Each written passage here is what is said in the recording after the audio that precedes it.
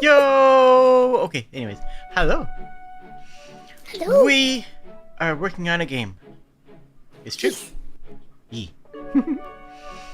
So, we had another video last week where we went over sort of a blue skies planning stage of the conceptual idea of what we wanted it to be, of what we wanted the video game to exist as, and kind of filled out a dream scenario using a game design document that I use for several of my projects as a baseline, and then editing it and tweaking it and adjusting it. I want to go over everything we did and just discuss all of that. Oh, and that video will be it'll be available on my channel for members probably in a week or so. I need to get around to that, but it's already available on Sprigg's channel. You have it listed as a highlight VOD, right? Yes. Yes, so it's available. So this is it. Yes, this is a sequel to that stream. Ooh, that's getting weird. Why is that getting weird? Does that look good? Cool. Okay, cool. Hi. Sprigg, why don't you open us up? Why don't you tell us what started the idea of wanting this project to begin with? So pretty much the thing that struck the I think both of us kind of the same way was playing in the Dark and Darker playtest and being like, I love this game, but like the one thing I don't love is the people that play the game. It's a brutal way of phrasing it, but... And then I was saying, I kind of hope that eventually someone just rips the game and we can play it in a private server kind of thing. And then you mentioned, it's really not that big of a game. We could probably just, knock it out in a month or so. No, obviously that's incredibly ambitious, but... That was an exaggeration, just for the record, but yeah. I will cite that the reason for this for Dark and Darker is that Dark and Darker, it's not the player base's fault. The player base is very much playing the game the way the developers intended it to be. They're working on their game exactly how the developers encourage the players to act, and we want to encourage a teamwork idea as opposed to encouraging a PvP aggressive idea. And I do feel like that's a very important distinction, because, yeah, I'm not gonna say the players are bad. They are, but I'm not gonna say it, because that'd be rude. Sorry. Not sorry, but sorry. The way that they've made the game is so that, if you are not aggressive, you will be punished. Yes. You are incentivized to be aggressive.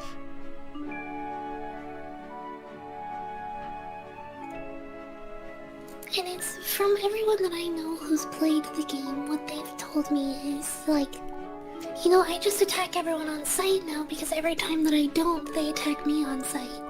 Exactly. Because the baseline game is designed in such a way that attacking somebody on sight is just the best way to play. It's just objectively the best way to ensure your own safety is to go straight to combat, to skip any sort of communications or discussions. Which is really weird, because it's why would you put the monsters in the dungeon in the first place if you don't want people to loot the dungeon? Well, I think there is value in having monsters in a PvP arena in the same way there's, creeps in Dota and League, in the same way that PvP-based MMOs still have monsters. Sometimes they can throw in a mix or an unexpected event, or... There's a lot of different variations, but I think the baseline is that we don't care... we want to encourage the cooperative aspects. So... let's go down the list here. Let's just go straight down the entire GDD, and discuss everything that we have right now, and then discuss whether we think. I'm going to adjust this slightly so that. Nah, that's fine. There we go. Oh yeah. So we're going to discuss what we have now, if we think it's viable, if we think we keep it, if we think we adjust it.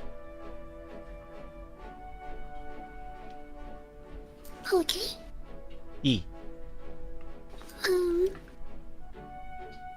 in the project overview, we've got our executive summary, or the elevator pitch. The first-person dungeon crawler with dark, intense environments, emulating the experience of early editions of tabletop RPGs.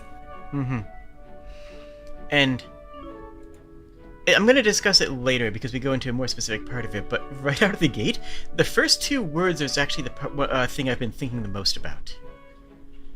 We'll discuss it because we have more specific sections later on. In fact, there's an entire section dedicated towards cameras and player viewpoints. But the more I think about this, I think that I don't know if first person is going to be the best way of handling this. We can discuss why later. But out of the gate, the core idea, I think, is still very good. The core idea of like Dark and Darker, but we've seen the high concept. Like Dark and Darker, but with a PvE focus. Cooperative multiplayer, battle royale, extraction shooters, and frankly MMOs. I mean, honestly, we might even want to mention that because there's some other MMO elements that I think that we can draw from, especially because we've already gotten 90% of the way towards them in our earlier discussion. Not like... I think I'm actually going to remove the battle royale from this. Yeah, battle royale seems like it's an obvious thing, but yeah, I agree. I think Dark and Darker is taking more of a battle royale style. We're not really pulling anything from battle royale, while like Dark and Darker did. We're not. We're aiming just for extraction shooter. Because we're using Dark and Darker as a baseline conceptualization, we had that in there because we were pulling from something that pulled from that, right?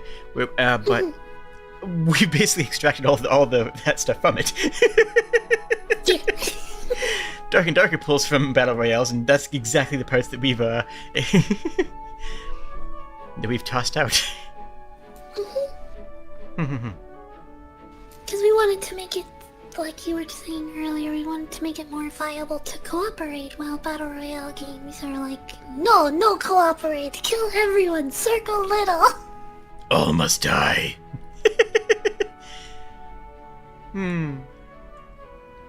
But yes, in the core gameplay... Action with multiplayer dungeon delving RPG. And we'll talk about the first person later. We're going to wait to talk about it all the way at the bottom because of things that I'm going to be pointing out along the way. I got like I've been thinking about this game a lot. This might surprise you. It shouldn't. I've been thinking about it too, but I guess we'll say the starry-eyed newbie, and I just... I like wake up, I have dreams about this game, basically. Aww. I love that. I think genre we can change to co-op RPG at this point. I mean, extraction shooter is still something we're going to be drawing heavily from. I'll put co-op in brackets in front of it, because it's not necessarily 100% going to be co-op, because we've got the mechanics that we talked about, but... Yeah, absolutely. Yeah, target audience. Mature. Realistically, male 13 to 35 is going to be the target audience. Realistically, that's who we're going after. People who play Dark and Darker, Elder Scrolls, Final Fantasy TTRPGs, Diablo, and I would say MMOs and MOBAs I would actually put in there as well. Because of all the stuff we discussed about the town.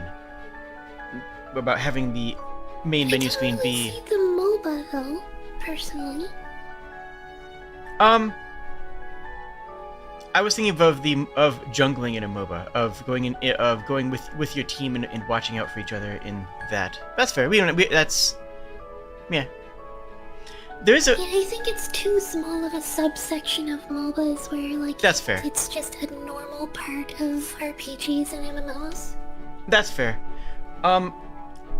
My thoughts on MOBAs is from okay. Well, I was there when MOBAs started as a genre. And a lot of the early MOBAs pulled players from dying at PvP MMOs. A lot of players who were playing the PvP MMOs took to MOBAs because they offered a MMO PvP experience condensed into a 40-minute block as opposed to a 6-hour play session. So there's actually more crossover between MMOs and MOBAs than a lot of people think. But that's... do we want to announce our team? Because we actually have, like, a team and stuff now. Yeah, we could. Sure. We have the eternally delightful Luna is going to be our lead programmer.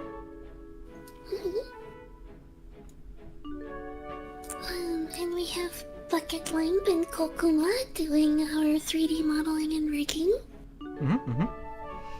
I will be here as a project manager and, well, leadership roles, effectively. Because organizational roles, I guess, would be a better way for it. Administrative, I guess. Yeah, project leader and administrative. I'm the goober that's, I think I'm doing level design. I think we're probably going to put you on level design because, yeah. Because as somebody without as much direct programming experience, I think level design is something that is A, time-consuming, there's plenty of it to do, B, extraordinarily important, but fairly easy to pick up and something that I think you have a pretty good understanding of already. But we can, yeah, I'll sort you out with that. I've designed dungeons and stuff for Yeah. TTRPGs and stuff for a long time, which is not, wildly dissimilar. It isn't. It really isn't. Yeah. And when I say it's not hard, I mean it's not hard on the technical side. Obviously, it's extremely skill-based, but it's not technically hard to start. Yeah. Once you have the tile sets, which we already have several of, then it's basically like building fancy Legos. I like Legos. Yay! I've never owned any, but they're fun. True. Now let's talk art style. Oh, yes. You know, actually fill that out. Yes. Jade T. Kobold. I don't know, actually. I don't, off the top of my head, I don't remember Luna's, actually screen name fully. It's Lunabold. With a capital B, but yeah. Occasionally there's a space, occasionally there's not.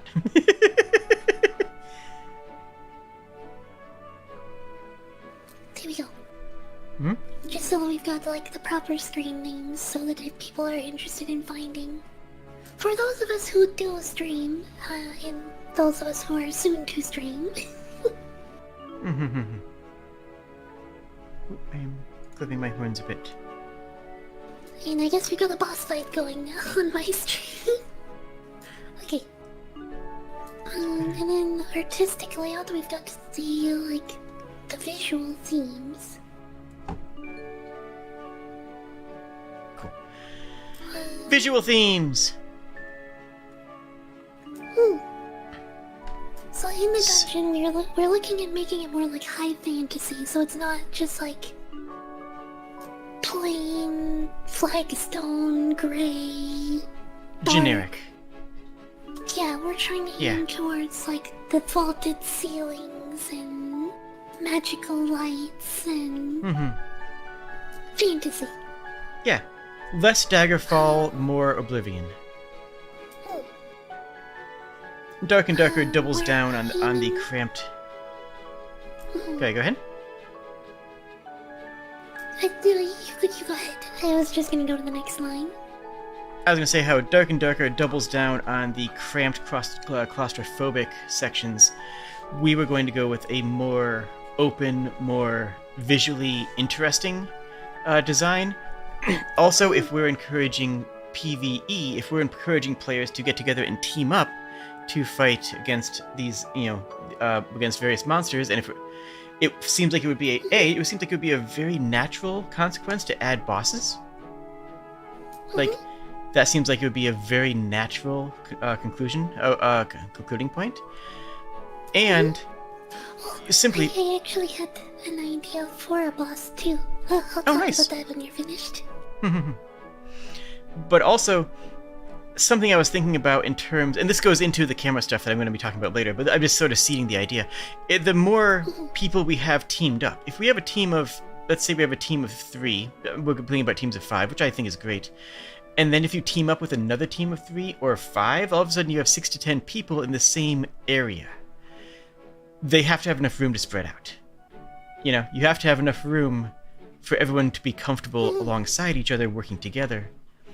And in a cramped corridor, you don't have that.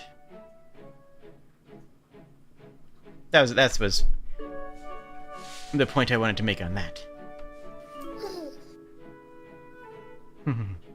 So go ahead, yes? So the boss idea that came to my mind was I was thinking about remember I linked a picture in the enemy's reference? I was talking about like the 3rd floor, the deepest level where things are like flooded and kind of more deserted rather than decrepit. One of the things that I linked was this like brass elephant statue. Oh, I got the like a brass elephant statue with a big clock on its back. Okay. And I thought, how cool would it be for like a really big section of the dungeon at the bottom level to basically be this big room where the elephant patrols around, like it patrols on pathways through the city, and you can hear it like bong, bong, bong, bong. The clock ringing with every second. I like that idea. I'm just putting it on screen for everybody right now. I like that. The clockwork boss that telegraphs where it is in a way that simultaneously can help lead the party members to it and strike fear into them if they're not ready. I like that idea a lot. It also means that players are not likely to bumble into it by mistake. You're not going to get a whole lot of whoopsie doodles if it's telegraphing its threat. Yeah. I like that a lot, actually. But the idea is like rather than being broken up into separated rooms like the other floors, it's more like city streets on the lowest level. So this was where the and ancient it can civilization wander was through living. the streets, and you can find it anywhere in the bottom level. Okay. Okay. I see where you're going with this.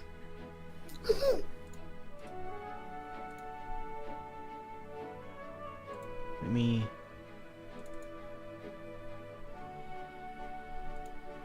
pull up another one on here. I just thought that was a cool idea. Well, you were right. It's cool and mechanically sound. There's another example that you put in.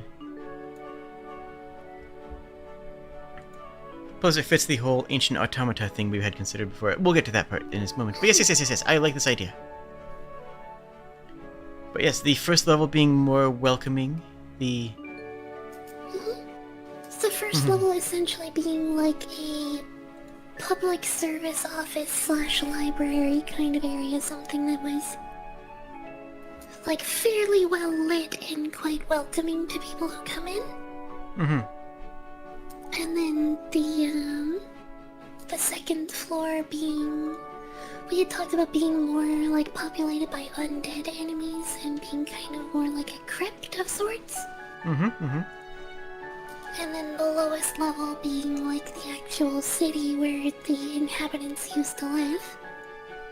Though I kind of feel like a crypt might not be as good of an idea. I think the undead is still good.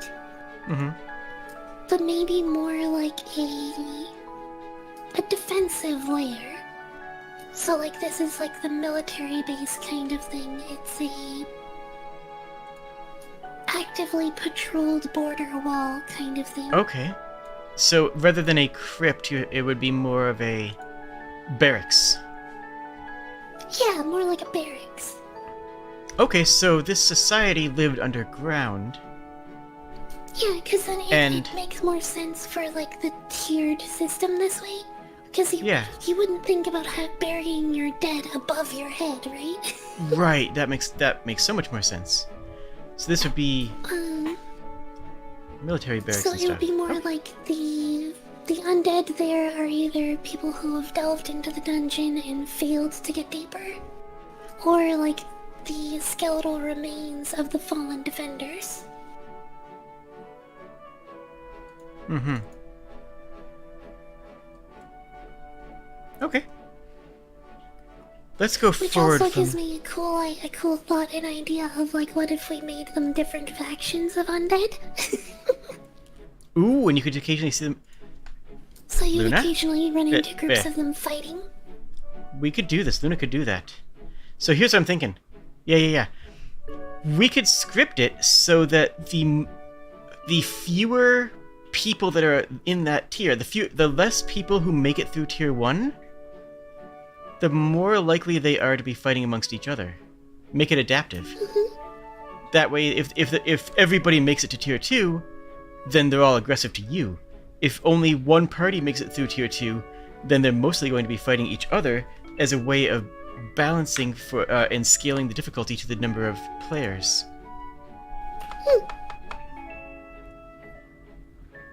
Let's file that idea in the back of our head until we get to that section, because I think that's a thing. I think we came up with a thing. I think there's a thing there. And I liked the idea too we talked about before, and I think would be really, really neat and like a nice way to help you find the stairs down. Is if you know how we talked about on the first floor there being rifts in the walls, so like big holes up to the surface that the monsters come through? Mm-hmm. What if that's where the most dense enemy groups are, primarily, because that's where they enter the dungeon. But then, like, where that is, there's water that leaks in from outside and makes, like, a pool in the camp that they get their drinking water from, and you can refill your own drinking water or something like that. Okay, we're getting and more then into the... it trickles downhill to the stairs. So you can follow a stream of water to the stairs going down. It was fairly common in many ancient cities to have channels alongside the walking paths. Little water channels that, like, as well, yes, we just tossed your waste and whatnot.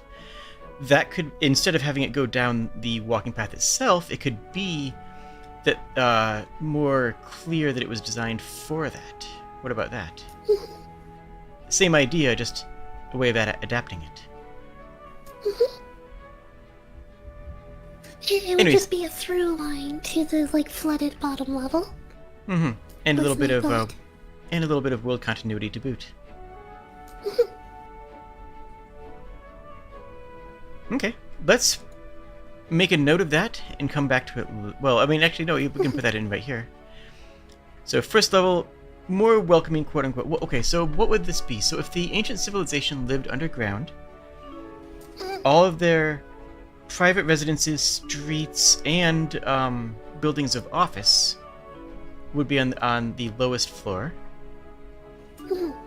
The intermediary floor would be a barracks. Would be some sort of probably more heavily focused on traps and having more of these undead soldiers. I like that, but it would be probably the least. Oddly, the second floor would be the least hospitable, and I kind of think that's a good thing. If the second floor is the least hospitable, then when you get to the third floor, you have it's almost a relief, while still knowing that the enemies in here are going to be brutally harder than everything else.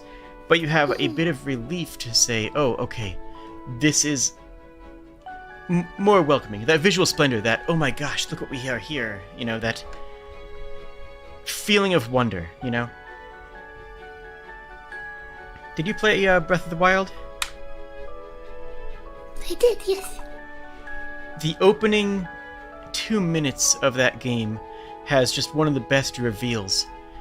If the game opened up outside, it wouldn't have felt as special. But just spending that 45 seconds or whatever it is in the dungeon area, in that little opening dungeon, when you walk outside and the camera opens up and you see the world, it's just, your heart soars, right? it captures the feeling that they were going for with the first Legend of Zelda, where like it's dangerous to go alone. Take this. Yeah, it's dangerous, but And you go from this closed-in dark room to big sprawling forest with paths to travel in any direction. So if the second level is more a little bit tighter and more designed around these, this barrack style, this heavy defended fortifications, then the bottom level would go back to vaulted ceilings and more spectacular landscapes to catch that interest, to go, oh my gosh, we made it to here. Look at this. Okay.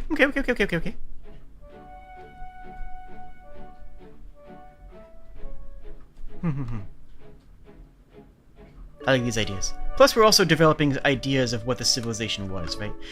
We're doing that whole iceberg design thing. We're not going to tell the players this, but they should. But some pieces they're going to understand through gameplay. Then the question is, what is in between the two? What is the first floor? And I have an idea. What if for the ancient civilization, not now, now it's just, goblins and bandits, but what if for the ancient civilization, the top floor was a marketplace where they would invite other people and races and people? Yeah. I actually put that in too. I wrote it down as trade centers. Nice. Like a big entry hall / trade center kind of place. And then that would also explain why they had the second floor be defensive and not the top floor, because you'd think that the top floor of the dungeon would be the most defended. Well, no, that's supposed to be welcoming.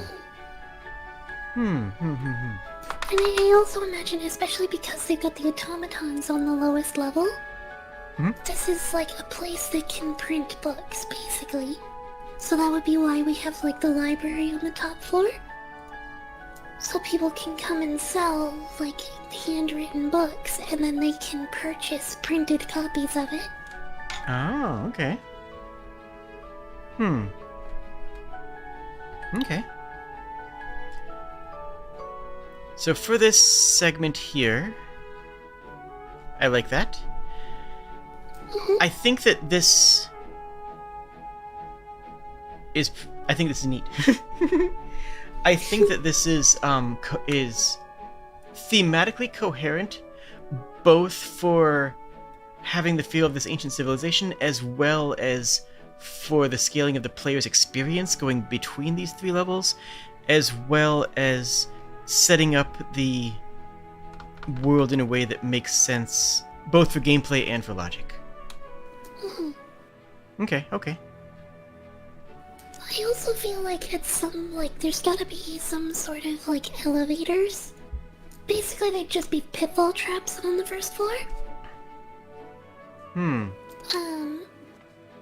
But it would just be, a thing that would explain how they got stuff from the third floor to the first.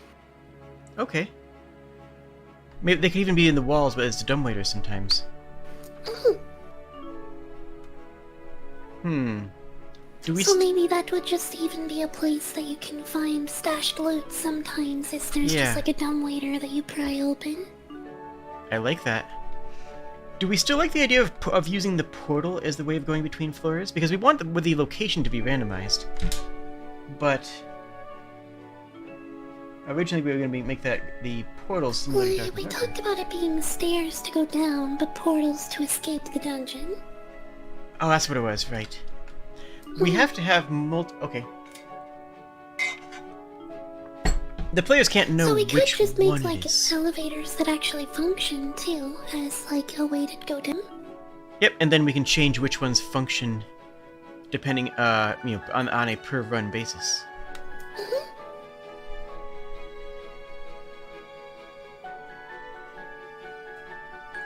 And then since we're doing random generation, it can just be whatever, it just generates a number of staircases or elevators or whatever it is to travel down floors.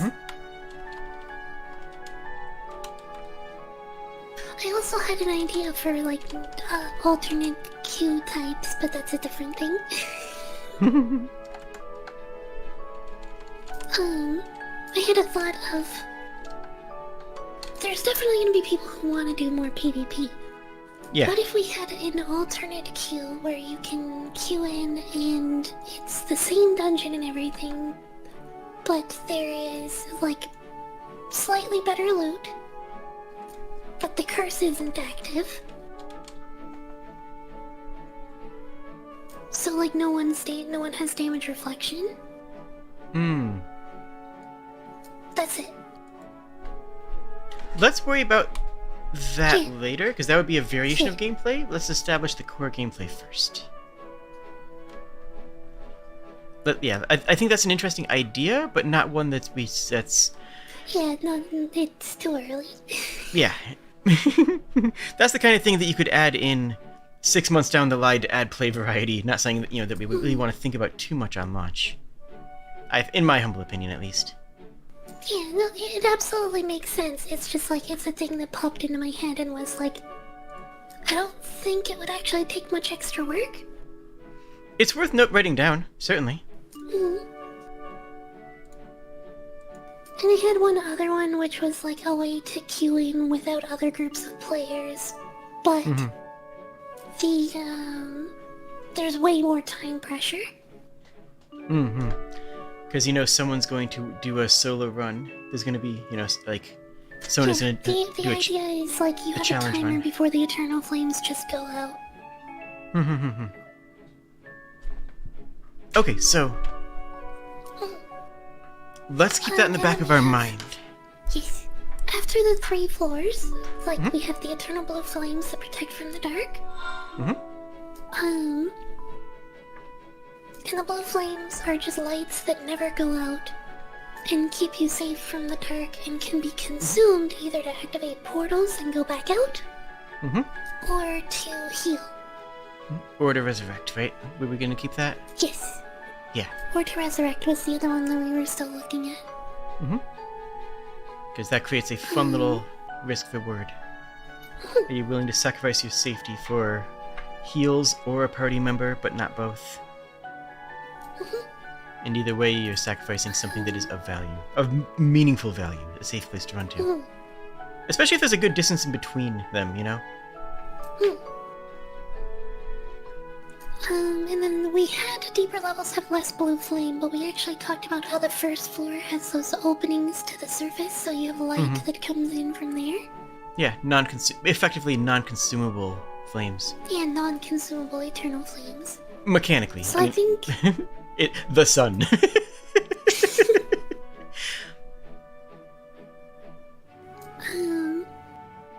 I'll leave it there for now, but I think I'm gonna strike it.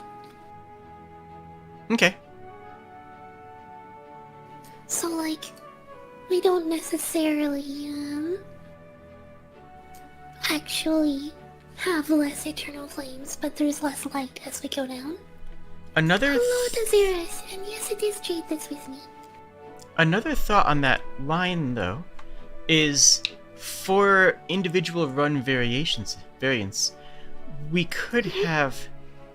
Wait, did I have you... We could have we could have only a certain number or percentage of the Eternal Flames active on an individual run, and the player doesn't know which one it is. If let's say we have 20 Eternal Flames on the map, and then only 7 of them are active on a particular run, and you don't know which one it is. That way, you don't know where to run to. We were talking about making a procedurally generated map, though, right? My brain's going back and forth on that. But yeah, that was another idea. This is a way of adding procedural elements. This and the idea of having the stairs, having multiple stairs, but not knowing which of them is going to have the rubble cleared, which one of them you can actually use, would be 2 ways of adding procedural elements without having to do a full procedural map design.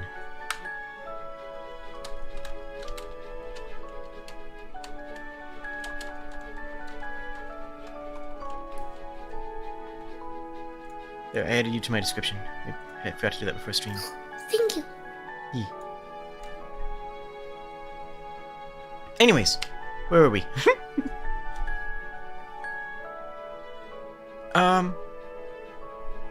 Yeah, I like the idea of mixing the red and the blue light in the top floor.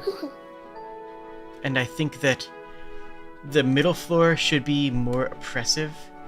And then I kind of like the idea, like that with the clockwork enemies and sort of going with a ancient high-tech sort of idea, we could go with a silver and brass. Silver and brass contrast very nicely together, and both fit. I don't want to say steampunk, but I want to, but something that has a bit of that color aesthetic at least. Yeah. And being clockwork also is really neat for like the audio. You'll be able to hear the tick tick tick before you actually see them. Which I think is really good for, because we talked about how the monsters on the bottom level should be like super strong but not very numerous. Yeah. And if all the enemies are these clockwork automata, then I guess we didn't really decide what a full win looks like. What is the actual objective that the players are going for? Every time that they delve, their win is just getting loot and getting out. Right, but what does it look like? So, at the final level, it's just kill as much as you can and leave? Or is there some final chest to claim or something like that?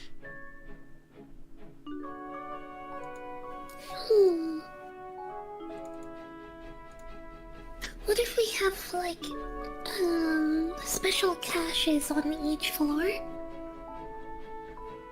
So, like, it's kind of like how in Dark and Darker there's the gold room. It's like a room with just a mountain of loot that you can pull from infinitely as long as you've got time. Why don't we have something kind of similar to that? It's just a, like, really, really, really good loot cache. But it's like, it has to have a special condition met to open it. So hear me out. At the bottom floor, there's a bunch of these larger automata that you want to have a full party, if not multiple parties, to defeat. Some of them can be, effectively bosses, raid boss style things. And one of them is guarding the royal treasury. Beat that, it drops no loot, but then the players can go into the treasury and get their big loot reward. You couldn't do this on most runs because you have to have enough people and the right people who make it to the end, but that thing would be staring you in the face. Maybe even make it non-aggressive, just make it so that the door doesn't open until it dies and it just stares there completely passive. Maybe that's the first thing you see when you enter. Ooh, that's kind of cool. What if that's the elephant? What if that's the elephant? It's just kind of standing there. The elephant carries the key. The elephant carries the key. Or if we take the design that you had put before, that I had on screen earlier, maybe the treasure is on the elephant. It is on the elephant's back. Oh yeah. So you defeat the elephant, it falls over, and now you can jump up and walk into its treasury.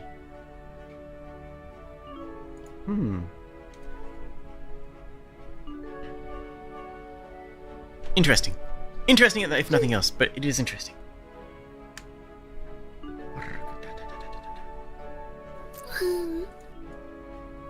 Then in our players stuff, we were talking about we wanted it to be like early Renaissance and like inspired heavily by the style of Landsknecht and Hussars.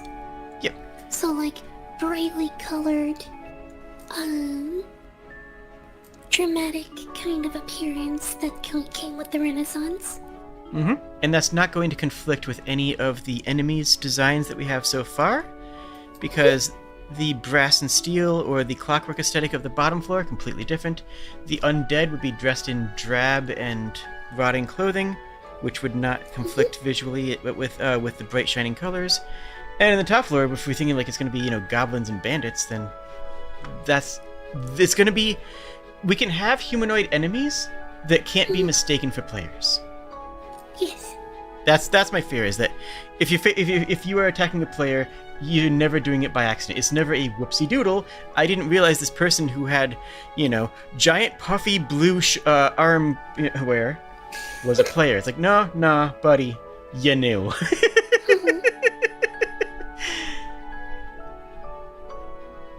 And also, it's also underrepresented. There's not a lot of this kind of aesthetic, and it's beautiful. It's just cool design. There's like Assassin's Creed 2, kind of. I think. Yeah. And what is it? Mordhau? I think somebody mentioned the other day. Yeah, I mentioned that Mordhau also has a few outfits that are similar too.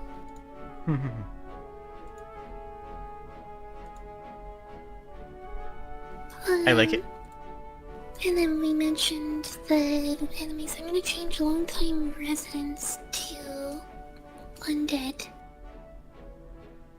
Undead soldiers or undead guards. I guess guards. Yeah. And the top floor is squatters, which is the idea is going to be like goblins, maybe bandits, that kind of thing. We haven't fully decided on how darkness is dangerous yet. I like the idea of using the geists that I made for like my D&D thing, but there's also... We could also just make it like a damage over time effect for being in the dark if we wanted something simple. Yeah. I like the idea of having enemies that are untargetable and invincible in the darkness. There's invincible enemies that you cannot be attacked unless they're in the light. That way, if you don't have light, then there's, instead of being a DOT, you have this threat. You have instead of having an expected DOT, like, oh, I'll walk through the darkness, I'll take 5 damage going from here to there, it's, I'll walk through the darkness, I hope I'm okay. Yeah. I think that's more basically the compelling. geists that I talked about, and I also made them afraid of the light, so they run away from you if you have lights. And then, ooh. If they're that hard, if they run away from the light, you would be very difficult to corner them. But if you cornered them, maybe then you could... Players who wanted to could fight them as a high-risk, high-reward. Oh, that's an idea. That could be an interesting secondary objective for players who are already comfortable and have played the game for a while, who want to do like, okay, this is going to be a run. We're not necessarily going to go to the bottom. We're going to try and pin down a couple of geists in the first and second floors as a way of farming. That's a cool idea. Ooh. I also think it's more compelling to initiate this fear of the unknown rather than an expected DOT. Yeah. Which is, yeah. It's a lot more cool. It's just like it's going to be more work, probably. Yeah. I can do some AI coding. I've done some before. I'm not great at it, but I mean. And then we head to the top floor camps that have openings to the surface for light. Yee. And then story themes. We got enemies have defaced the upper levels. Fortifications and traps built by outsiders. Darkmoon, the geists are bad to look at? Question mark. And squatters also have supplies for torches and stuff. I think I do like that still. Adding in a shader. Maybe it would just be a shader. Adding in a shader on the...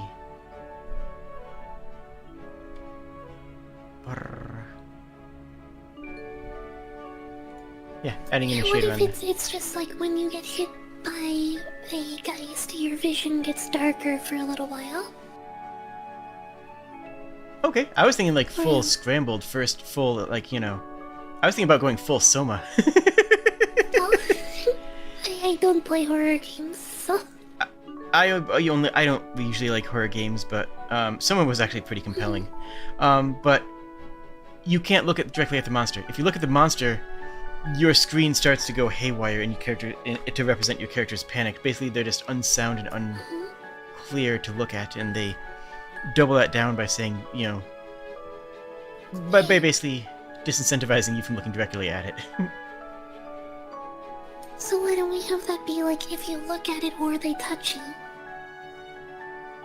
Yeah, Causes when they're that in, effect? when in darkness. Yes, yes, yes. Hmm.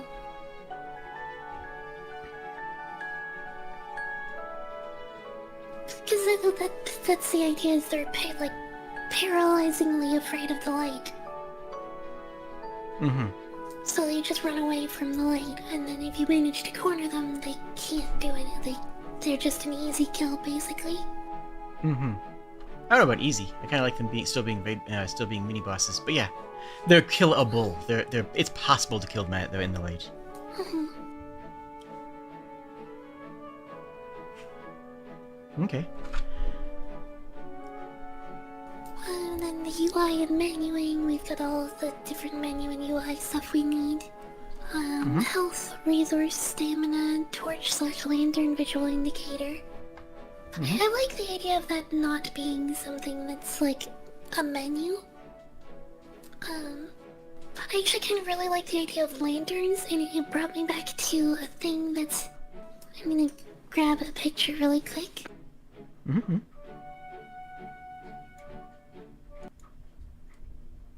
It is a real thing, but it is like one of the most obnoxiously ridiculous things that you would never believe is real if you haven't seen it. Linky Link? Hang on, I'm getting it open so that I can get it on my chat too. Okay, so now I can actually open this for my chat to see.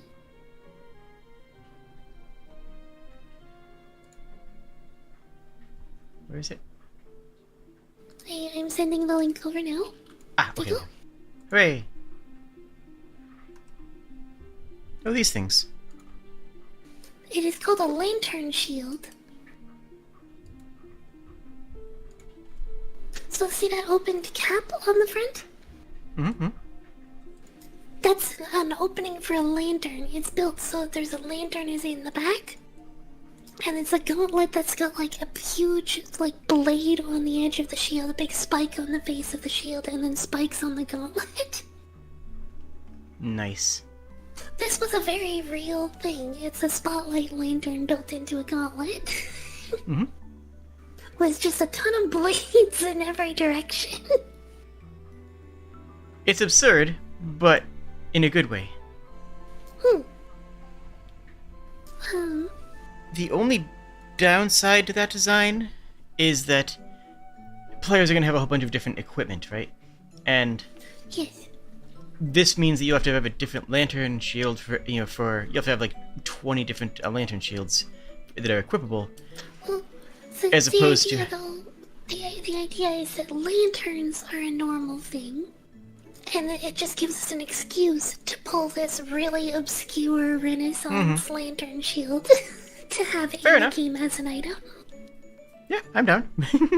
Like, we could just make this a super rare drop. We could make this item one of the like big treasure things. Mm-hmm. Something you Because can show off in it's a town. shield, but it's also a lantern and a weapon. Oh, we should have the town under the section above for visual themes, because that's... Oh, Because we added that idea later on.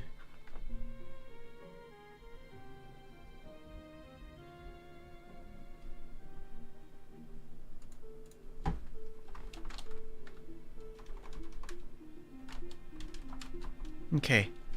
So for the town, we want the town to have a different aesthetic than any of the dungeon pieces, because the dungeons were by an ancient civilization. The closest thing to modern would be the top floor, which is because of the squatters and the stuff that the goblins brought in for their own civilization.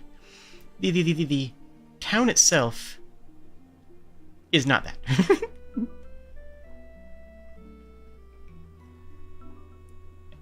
I kind of imagine like a cramped sort of like medieval town where things are leaning up against one another. Yeah, a late medieval town.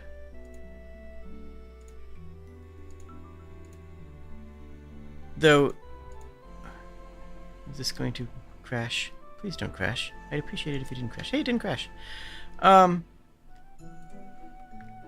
me put a picture in places. Why is this saving as a WebP?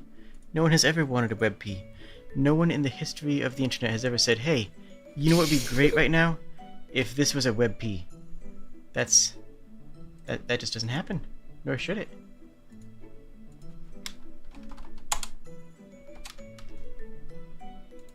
Alright, got it in the right place.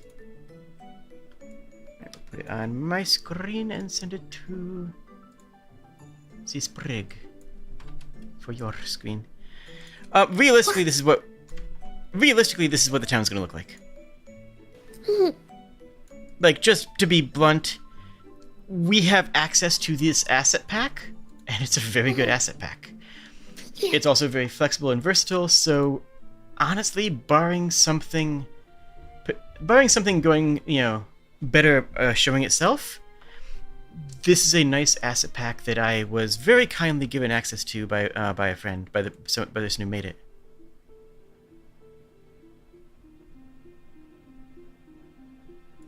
So this is realistically what we're going to use for the town, and I think it works. I think it works with our vision, and it works with practicality, frankly. Because, like, at the end of the day, we got to work with what we have. We can't make everything, and this is a resource that I have the license to use in a video game project. So we can make the town out of this, and then add a little bit of a countryside as well. I also have countryside assets that should be visually consistent with this.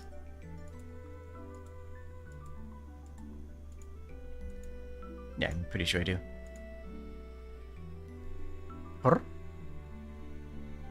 Ah. So like a late medieval town, we want it to be kind of cramped. I honestly think that the town should be very MMO-esque. It should be like an MMO style town, because that's kind of what it's going to be. When players log in to the game, they log into town. They don't log into a menu. This is something that I've thought a lot about, and I think is going to be one of the stronger parts of the game.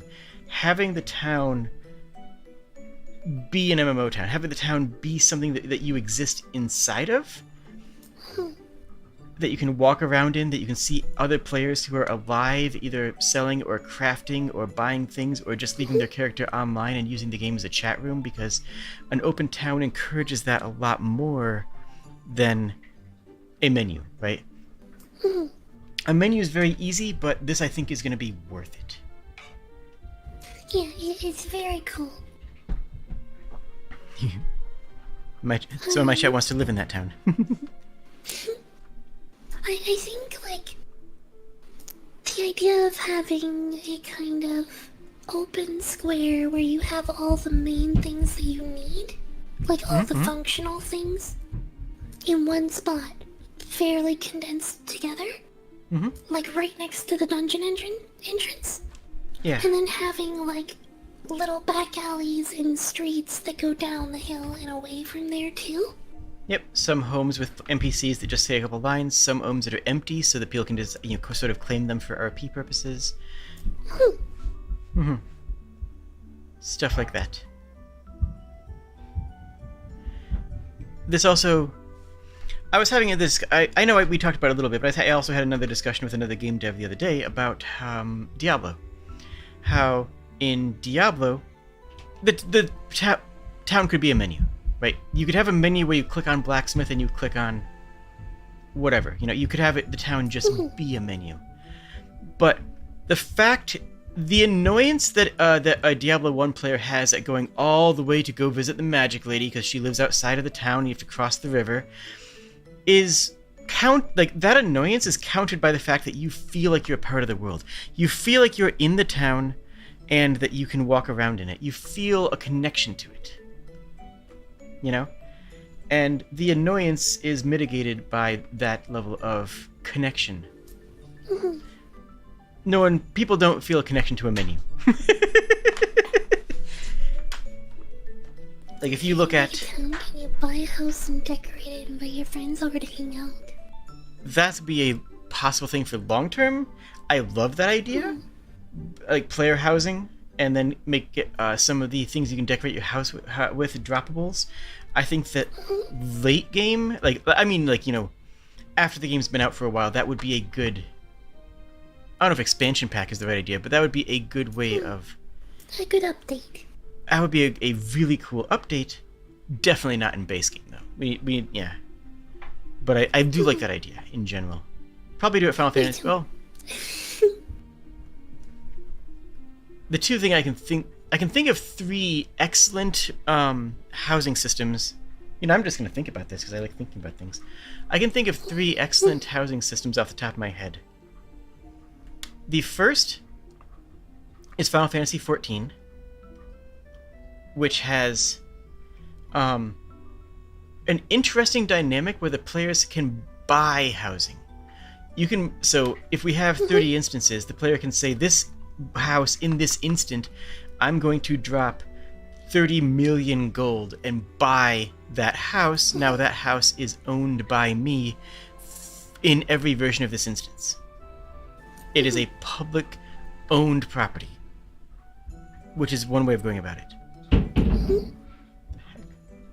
Another way of going about it would be Final Fantasy XI, where there's one apartment area and everybody can walk into there and go to their own private instance. That is not public. Everybody can just walk into this one area and then you get teleported to your own home that you can decorate with your own stuff. That's sort of, I think, how a couple of games have done that, but 11's the one I'm most familiar with. And then the third way would be WildStar, which turns player housing into its own game. Give you full access to put things down, resize them wildly, add walls, break down walls, put things at any possible angle. You effectively have a full level editor inside Engine. And it's not impossible, but it's definitely not something we could do at the beginning. At the beginning, we will almost certainly struggle even with a Final Fantasy XI style of instanced one. So right at the beginning, we're not going to have any player housing, guaranteed. But I do like that idea, and the idea of going into dungeons to get more cosmetics is a very compelling thing. End game of every game is cosmetics, right? The end game of every game is fashion, Yes. Fashion Souls, Fashion Monster Hunter. At the end, in every MMO, it's how cool can you look in town while still wearing endgame gear. That ends up being the real final thing. Pride in yourself and showing off. So, summary. Cool. Ooh, that's actually ooh, Sprigg. Dies. Oh yeah? Dies as colored dyes as loot drops.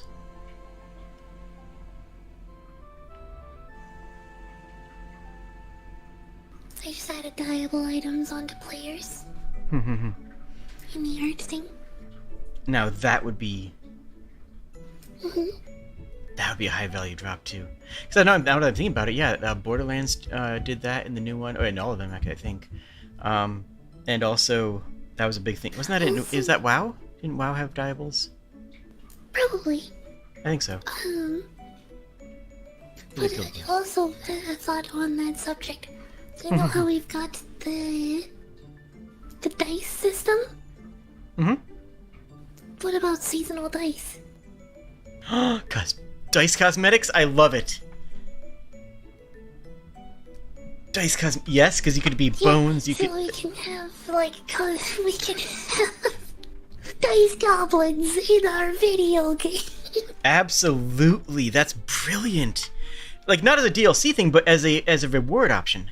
There will be people who will say, "I want the dice. You can have the actual gear. I want the dice." Ooh, I love that idea. But then if we have updates and stuff down the line, if we just make sure you can keep any dice from older updates, then it's also a status symbol of saying, look, I've been in the game this long. Absolutely. Absolutely. I have an idea. You raised a thought there, because the one way that a lot of games do that, most notably Blizzard and Riot games, is a battle pass. Yeah. Battle passes don't have to be unethical. No, look at the Deep Rock Battle Pass. Yeah, Deep Rock or Bloons has not a battle pass per se, but they do occasionally have events where you gain points by playing. And frankly, we should think about monetization at some point, and having a $10 battle pass that only gives cosmetics or increases the drop rate of cosmetics or something like that. We can think about that later, but I think that would be a good idea. We haven't really talked monetization yet, because that's not a thing you talk about in Blue Sky. But I personally don't really like Battle Pass as far as a purchasables thing. I would rather just sell the skins. If we have cosmetics, I'd rather just sell the cosmetic directly.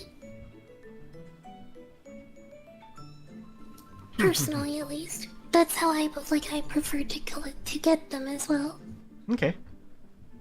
I think that's something we can work on later, because having cosmetics be rare drops encourages replayability, you know.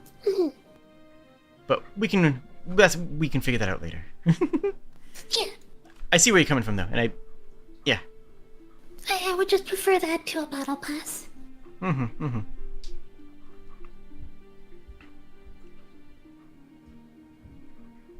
We'll have to have some equivalency of dailies, though, because that gets players to log in every day, and that's just super valuable. Should we prioritize luck or strategy? Have the Lands of Fate decide everything, or being very strategic on every move you make? I mean, strategy good. Teamwork... If anything, anytime you're encouraging teamwork, you're encouraging strategy, right? If you have to work together. If everything's luck-based, then why do you have a team? And that's what we have the dice for, settling disputes and that kind of thing. Yeah, there's an element. I would say that combat is strategy-based. Drops are luck-based, because they're drops. Yeah.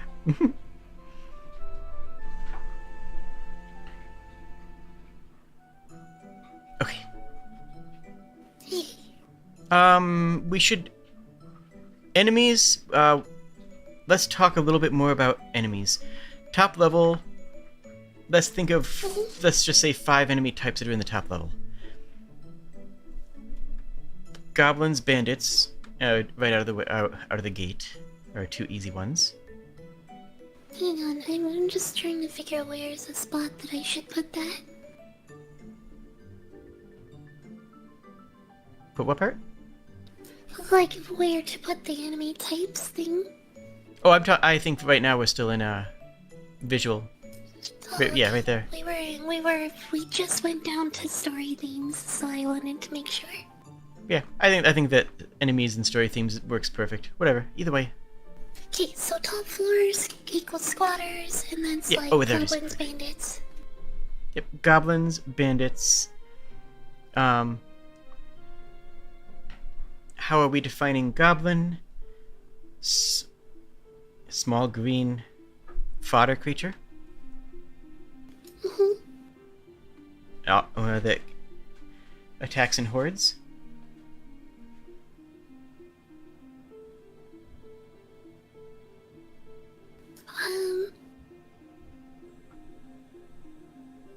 I feel like goblins would make a lot of sense to be more like they kind of hide out where their defenses are built and throw rocks at you and that kind of thing. Oh, so they're more territorial than aggressive? Yeah, they're more territorial than they are aggressive. Whereas the bandits would be more aggressive. Right? Yeah. So Okay. bandits are people that snuck into the dungeon through an alternate entrance and are hunting down anything of value, which includes the players.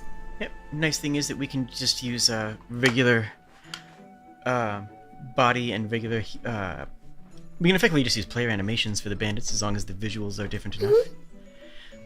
Goblins... It'd be nice if we could just... if we just could put a human skeleton on it. to reuse animations, but we'll probably have to do custom animations for them.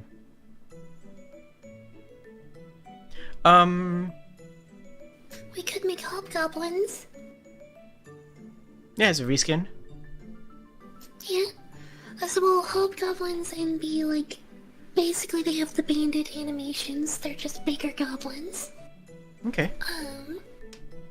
But hobgoblins are like they direct goblins. So like goblins are more aggressive when a hobgoblin is commanding them. Okay. Let me real quick see what Tara knocked over. Feel free to add in a couple more thoughts here, and I'll be back in just a moment. Something I heard fall.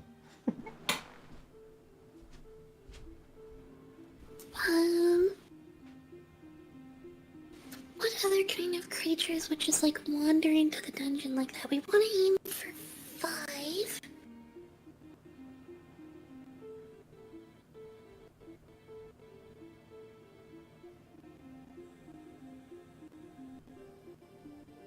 Will the player be human or will there be different races? That is something I think we're gonna have to get to a little bit later.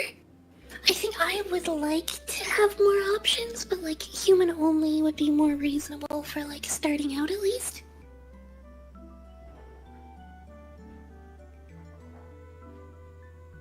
And it's primarily probably just gonna be a reskin, like it probably won't make much mechanical difference.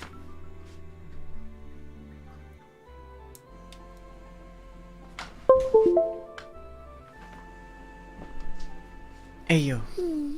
Hello. We could have some other natural creature. I mean, I know wolves are overdone, but something along that line of natural predator that wandered in here. Cave bear. And we don't want to do giant spiders, probably. It's such a good enemy, though. It is, but like it's also arachnophobia. It's gonna be a thing too. A cave bear could be a good ground level boss. Yeah. And that's also some. Even if we add some flourishes to the design, that we could still take the skeleton and use some publicly available or purchasable animation sets to cut down workload.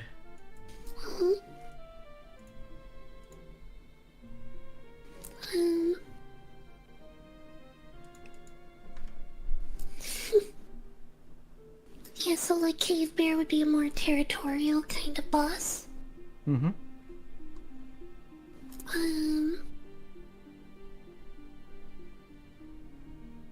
think I like the idea of also having like a Goblin King kind of thing. Yeah. So like Goblin sometimes it's a big cave bear in the dungeon, sometimes it's a Goblin King, and when it's a Goblin King, the dungeon is just like overflowing with goblins. Ooh, I like that. The more we talk about this kind of concept, the more I think that we don't want a procedural dungeon. We want to have procedural spawns and enemies and setups, but a single dungeon.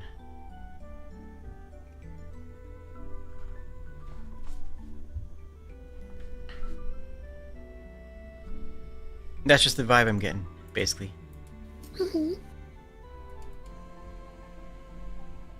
Technically, you have 2 animators in the dev group. We do have like a lot of different stuff to make like assets and everything too, though, right? So I don't know. There's a, yeah. Trust me, the burn list is going to scare you.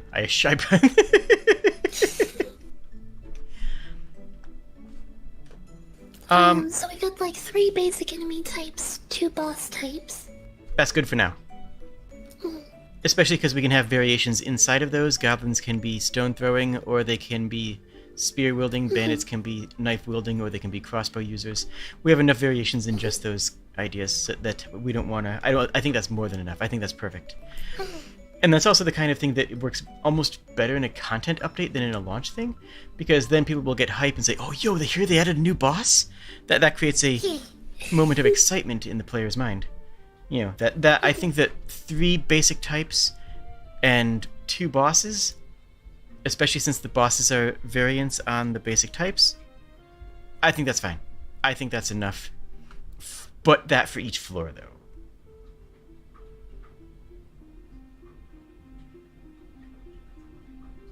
Goblin Bonanza.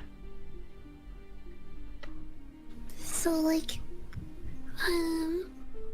basically the gist of the idea would be, like, goblins normally just hang out in one spot and just kind of, like, throw projectiles primarily at players that come close.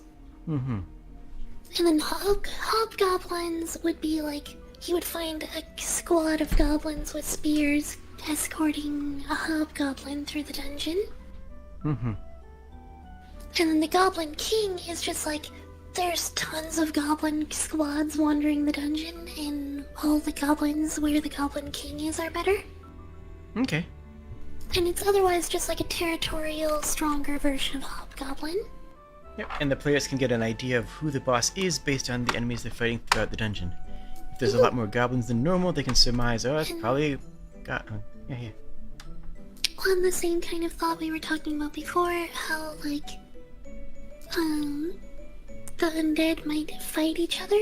We could have the goblins and bandits be aggressive to each other. Mm-hmm. Yeah. Alright, let's talk mid-floors. Let's get another 3 and 2.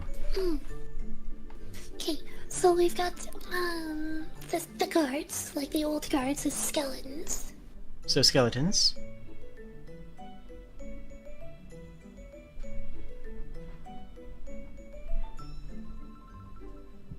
So...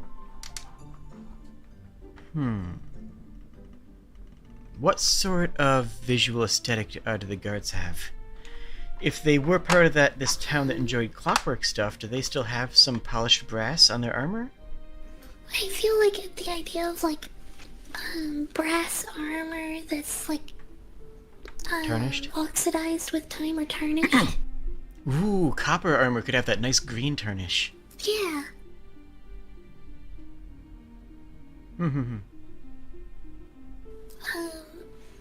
And then primarily they are territorial and they just kind of defend any way downwards. Yeah. Because that's their main job, so they have, like... That's their main thing, is protecting that region. Okay. And then you've got the zombified adventurers, maybe? Well, we don't want them to look like adventurers. We don't want there to be confusion between is this a player or an enemy, even at a glance. Yeah. But like the idea of, like, undead that still have their flesh to indicate that they are not the defenders. okay, so this is a zombie. Okay.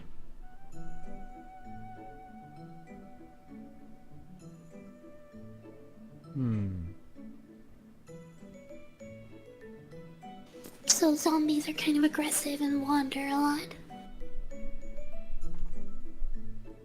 I feel like that's already using a lot of humans in this section, which is not inherently bad, but those are very... Let's be honest, skeletons and zombies are extraordinarily similar, right? And that's my only concern there. It's not even really a concern as a thought. We wanted whatever other thing is in here to be significantly different, though. Yeah, so now we want at least something that's significantly different on this floor. We want something that matches the idea of the barracks of the guardhouse aesthetic. Preferably that is non-human.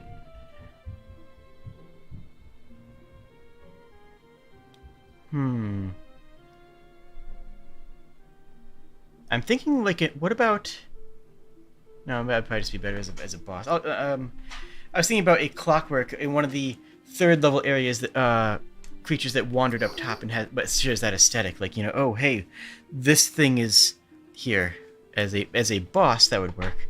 One of the smaller clockwork creatures from the bottom floor being on this floor, but much more tarnished and aged, that whereas the ones on the bottom floor seem more timeless. What about constructs? What about, like, on that idea, what if it's basically just like an alarm construct? Oh. So So basically, imagine it's like a tiny little, almost like a little metal ball, basically, robot. And when it notices players, it just starts chiming an alarm and rolls away as fast as it can, and it draws all of the zombies and guards, all the skeletons and zombies towards it. and possibly even spawns a couple new ones out of sight just to respond to the alarm. Okay. Oh, my tracking derped hard for a second there. Also, this floor would have much more traps, right? This floor would have old traps and in more abundance than the top floor.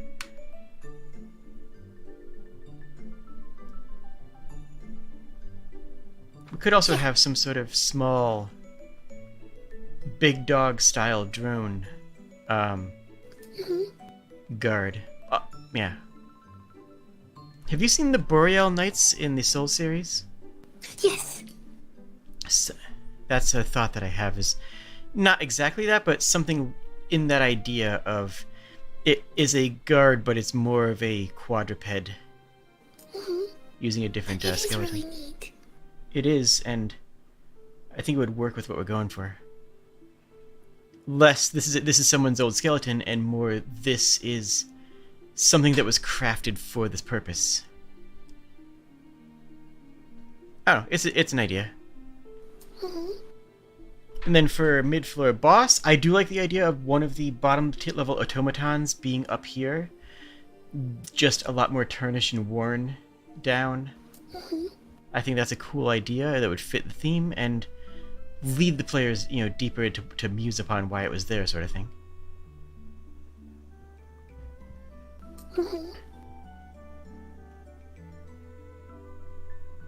And the other thought I had was something like a battering ram,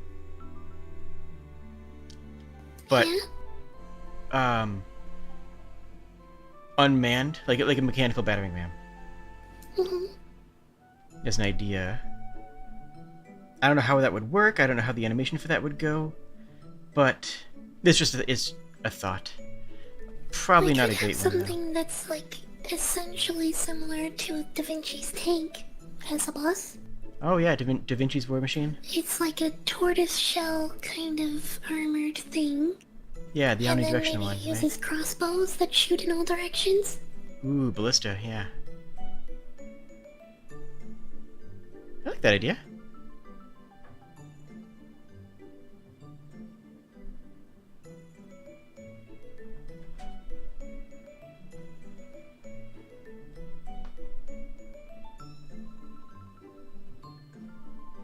And because of the way that the second floor is designed, the boss would be guarding the main way to the way down.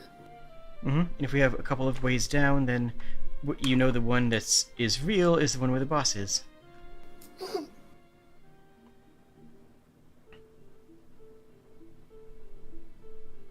Okay. And then... Hi. I like the idea of trying to have something be like the defender versus something be the aggressor for the bosses.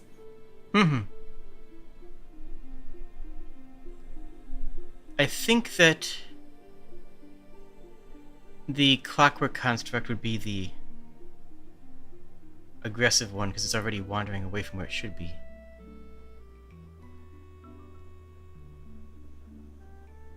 What do you think?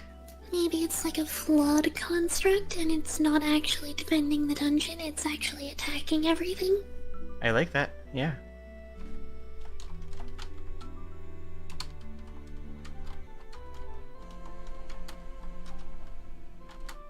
What would it look like visually, though?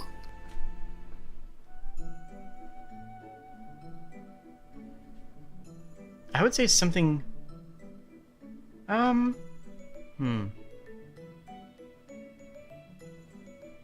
I don't know. I'm more in the mechanics mindset right now than the visual one.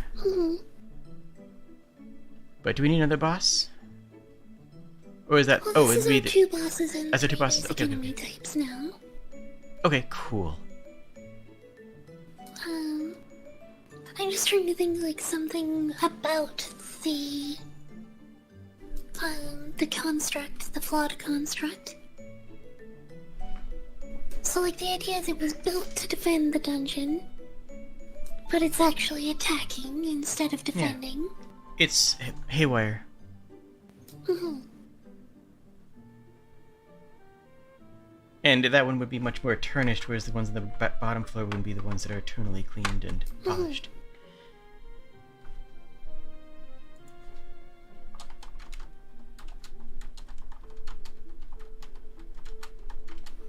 I'm mentally trying to draw and, like, tell the story in my head of this monster and what it is. Mm-hmm. Because it's good, I wanted to try to come up with, like, something that can make for an interesting encounter, too.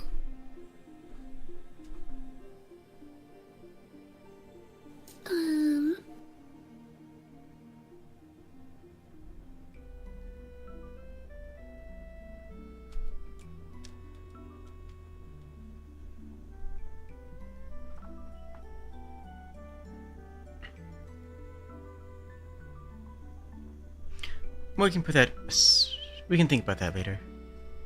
I had an idea for a thing. Arr? I have a thing that I have. I made a monster using its artwork in my D&D campaign a little while ago. Let me see if I can find the art still. Okay.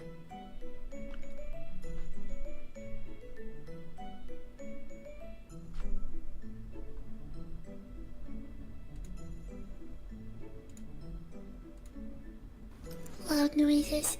No, it doesn't look like I can find the actual thing anymore. Okay. Well, let's sound out at the bottom floor then, for now. Yeah. So on the bottom floor, I feel like every enemy on the bottom floor is a boss. Every enemy down there is a trial to defeat. And every enemy has big rewards. So it makes it so you're building up to something, you know? The first two levels are where you gear up. The bottom level is where you need to have the gear. It's the payoff for gearing up. Oh.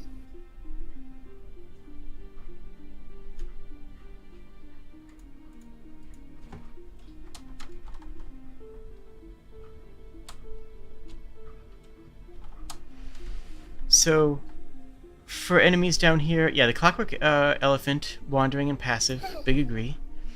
I think that one just has a human body, like is human form, but huge, you know, giant walking humanoid construct, sort of like a Colossus of Rhodes style.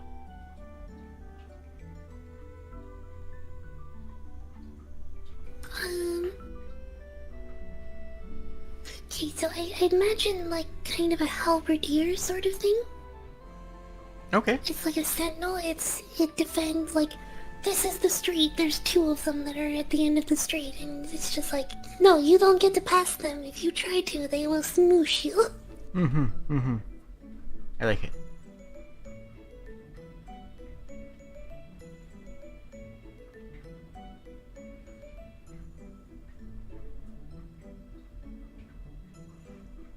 And then you also put down a chariot.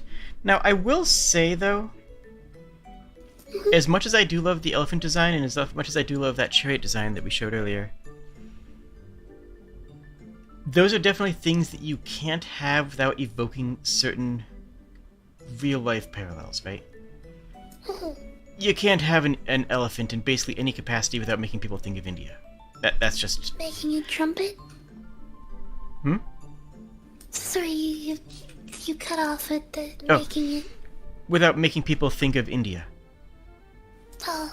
It's just culturally tied there, you know? You can't have a chariot without having people evoking the idea of Egypt, right? By using those models, by using those visual descriptors, you are kind of inexorably tying that bottom floor to a very specific locale, an idea. And I don't know if that's I was just looking for real world, like, automata that were built.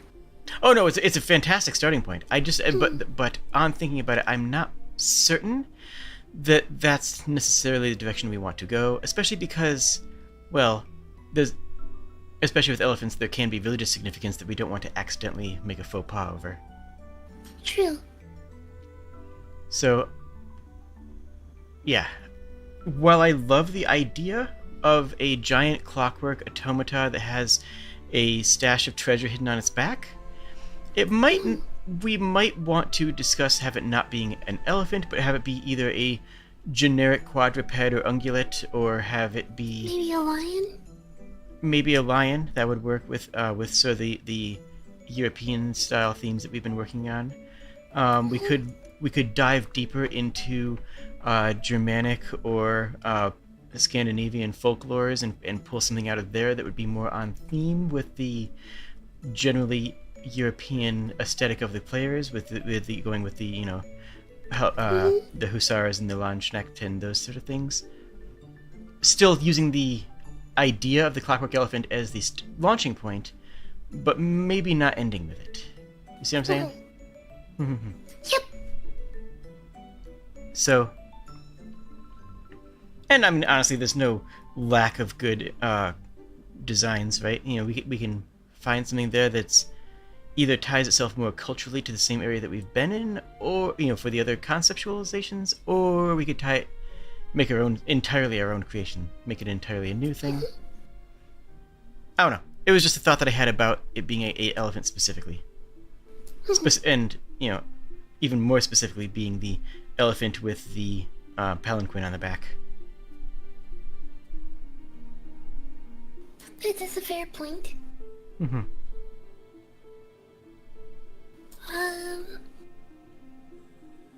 So what's a third kind of creature? I think, going off of the idea of the chariot. Now, chariots were used in a lot of cultures, but again, it ties it to Egypt because that's what everyone thinks of. So, but I like the idea of something mounted, whether it's a mounted cavalry or some sort of... We could even have it more like a mechanical centaur, essentially. Ooh, I like that. Actually, that would be nice because we could just split the animations of a horse animation and a human animation for for the different sections and have them. Yeah, I think that would be pretty good. I think it would be cooler to not actually have like it be a real centaur like walking on horse's legs.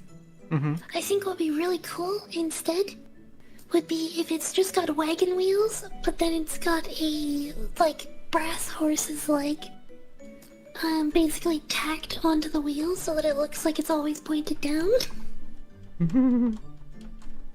So you hear the wagon wheels on stone instead, and it can move less like a real animal and more like a mechanical thing. Okay.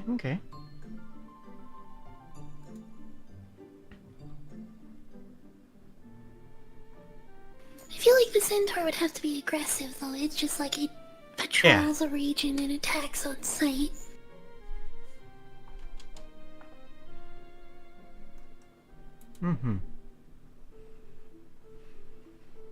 But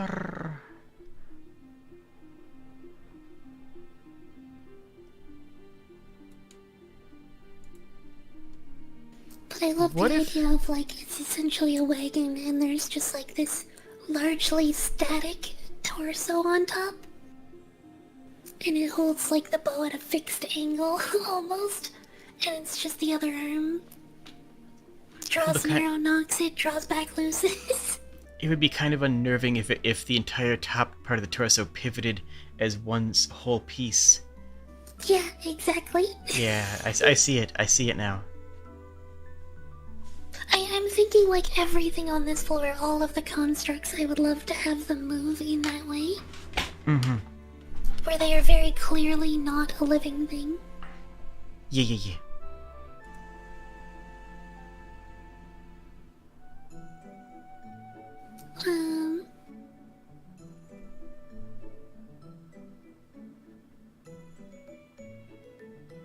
Okay. So, awesome. I think that's pretty much everything we need for this now.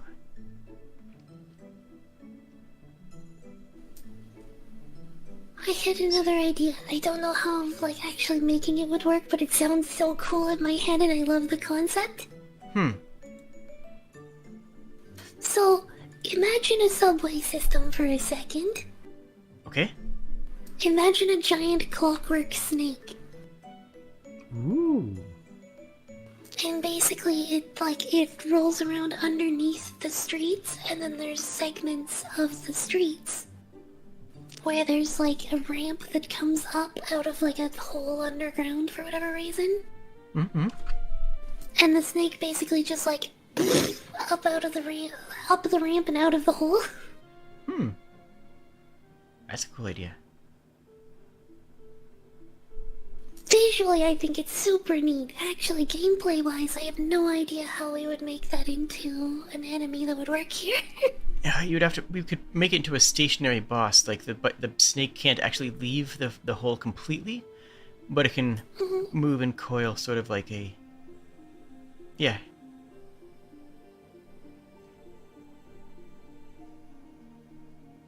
Yeah, That's it could be interesting. like a switching yard, basically. Kind of like a subway station-y kind of area. Yeah, and then So it can pop up from different sections of the room. along the snake's body, you can see doors and windows. Ooh, that's a cool design. Oh, I like that inspiration. I like it.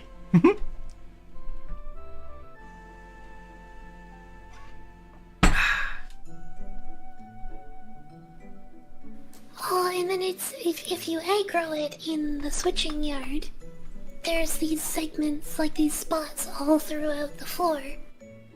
And it'll just continue to pursue you and pop up whenever you come close to one of those.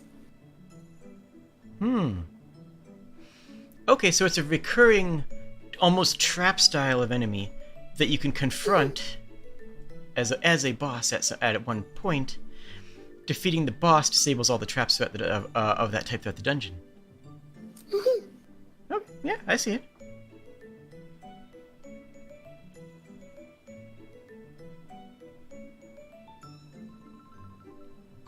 Also, having these bosses be You know what'd be really cool for this, like its attacking style?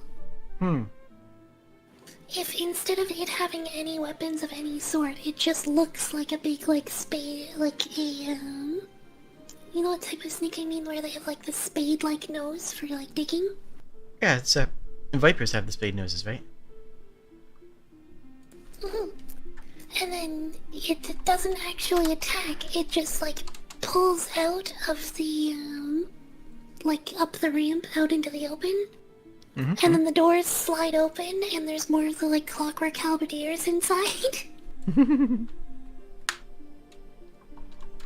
either they swing at you, or they have, like, crossbow kind of weapons and shoot at you from inside, and then it retreats back into the hole.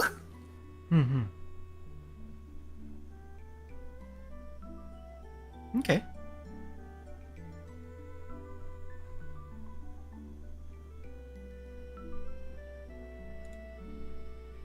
Alright. And do we have one more to, like, equal out the 5 enemy types? Because there's not going to be chaff enemies, I don't think we really need that right now. At least, Okay. because each of these are going to be, bosses, right? So we don't need to have... Unless one of these is going to spawn something, which could be a... I think the halberdiers is, like, not as much a boss as much as just, like, a regional trap. Oh, I was thinking Because about they just having... can hang out in one spot and, like, block one pathway, and then only attack if you come near them.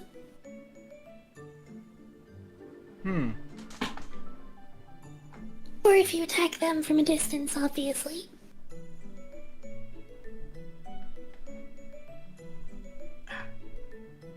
Okay.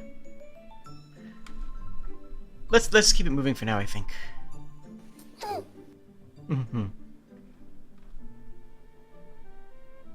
Town, late medieval MMO-esque, with a town square that has the NPCs and activities, empty houses and streets for RP purposes, scattered NPCs that wander through town. I think that's solid. I think that's going to be... Honestly, I think that's going to be the linchpin of the game. I think that's going to be the part that makes this more than just a dungeon diving game. The idea of having an instance town that everybody can go into and visit, and that the players can exist in outside of the runs, will make the entire world feel alive in a way that MMOs do, and games like Dark and Darker, or games like, well, you know, Valorant for don't, you know. I think the lobby town was just as a working name for it. You know, the lobby town is going to be really core to the experience, and is a really inspired idea, because that's also what's going to draw in the other players that we want, frankly.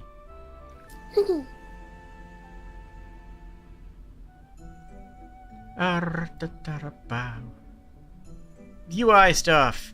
Health resource, stamina, torch, an inventory screen, a character's equipment screen. We should make a note of that.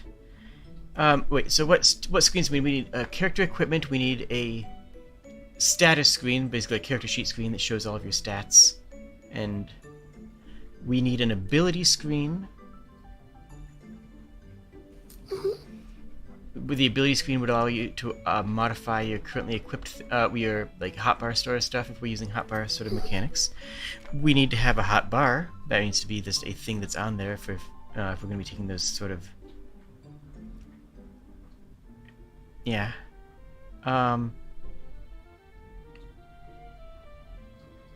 We need to have a chat UI. Right. We need to have... tying to that, we need to have a functioning friends list screen. Yeah, social menu, yep, perfect. In town, we will need crafting UIs. Multiple. We will need UIs for... Let's not think about... we also need a sales UI. Not a barter, but just a... What's it called? Shopping? Yeah, shopping. Shop, UI. I think at this... Yeah. So the shopping UI, which can be used in both dungeon and town. We need the ability to check players. So you can look at someone else's gear and their shopping in the same menu. So a player check option. We can incorporate that into... it would just be like an option to look at their equipment / stats, right? Yes, but it's... Yeah, exactly. It would be a function of... It would just be effectively pulling up their character screen. But... But it would also be pulling up their shop with the option of purchasing as opposed to putting things in there, so... It has to be its own jazz.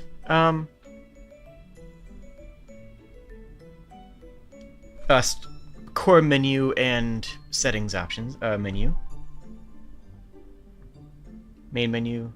Settings menu. Server menu. Character creation is going to be a thing. It's going to be limited, but it's going to be a thing.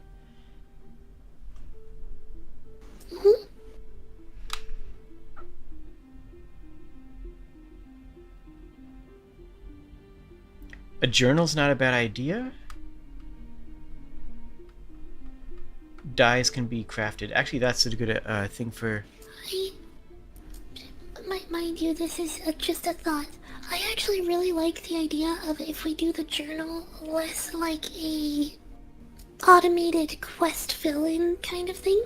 And more along the lines of like Minecraft published book kind of thing, like book and pen. Where it's actually just a journal that you can type in. Okay. So it'd be a note journal. I like it. Yeah. This makes sense to me. Because then we can have that be something that players can hold on to and write down, like, what they plan to do next time they play, or... Yeah. like, crafting recipes that they've learned, or... like, write down stuff based on their character backstory for role players.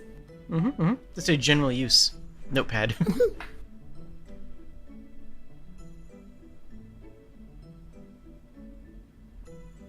So naturally it'll need, like, dividers, essentially. Yep, yeah. Player notes would need bookmarks, basically, yeah. Okay, that's not terribly complicated. And it can be all, that can all be stored client side anyway, so that's fine. Okay, cool. And it wouldn't be something that would be, like, it wouldn't share it to anyone else anyway. So it could just be stored client side, probably. Role menu. So the loot menu. So interactable object menu for looting things, plus the rolling menu for which would be integrated into this that same one. So yeah, loot and roll menu.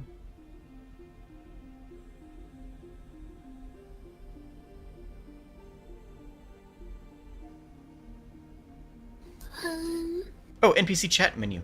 Like just talking to NPCs, having them say words. That could probably be done in bubbles above players' heads. That could be an interesting way of... It could be an easier way of doing it. You could also have that in the dungeon too, where if you type in, it pops up over people's head. You know, it'll appear in the general log, but also you can quickly glance and see what someone said just by looking at their character.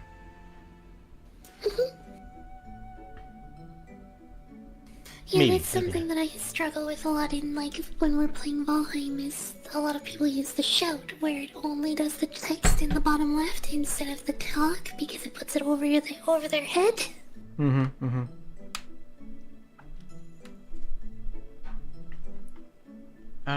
Enemy health. Do we want that? Do we want to see the players to see the enemy health? I think no. I'd prefer think not no? to be able to see it. Yeah, go more of a Monster Hunter style, where you can only tell the enemy's health based on how long the fight's been going and how the patterns have been. Yeah. Okay. I would actually note that. I actually would note, in this section, not having a enemy health bar. Like that's the kind of thing that I think it's valuable to make a note that we have discussed that and declined it, rather than just leaving it blank. Especially because we have other people who are going to be involved in the project. Yeah. You know?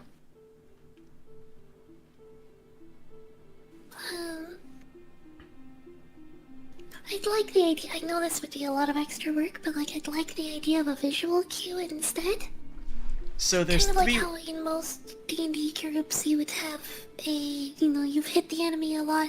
Oh, it's bloodied now. Oh, we know it's on its last half of HP. So there's 3 ways of doing that, 2 of which are incredibly annoying. First way of doing that is literally changing the animations. We don't have that. Having them do limp animations. Okay, yeah. Having them do a limp animation, having them do a, change their attacks to be fatigued, that's outside of our scope. Second way of doing that would be changing the model, having pieces break off, having, armors dent and deform. Not as the player hits it, but when it hits certain damage thresholds. Also very difficult. Also very difficult, but at least you're not redoing the entire animations, right? I think the one that we would do is just have a separate texture and weight map. A separate texture and weight map for the enemies, so that you can just see scuff marks and scrapes and scratches on their bodies when they're at lower health, and you can just that can just be done in Substance Painter instead of having to actually create a new animation set or create a new model. You could just go into Substance Painter and paint on a couple of scratches and some dents, in the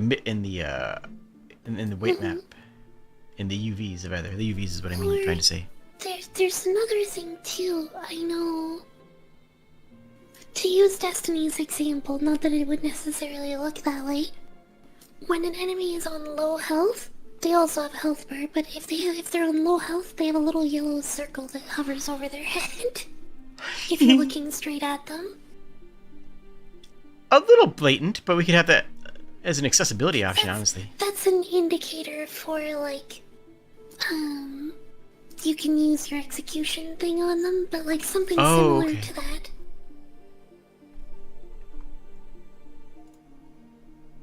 Okay.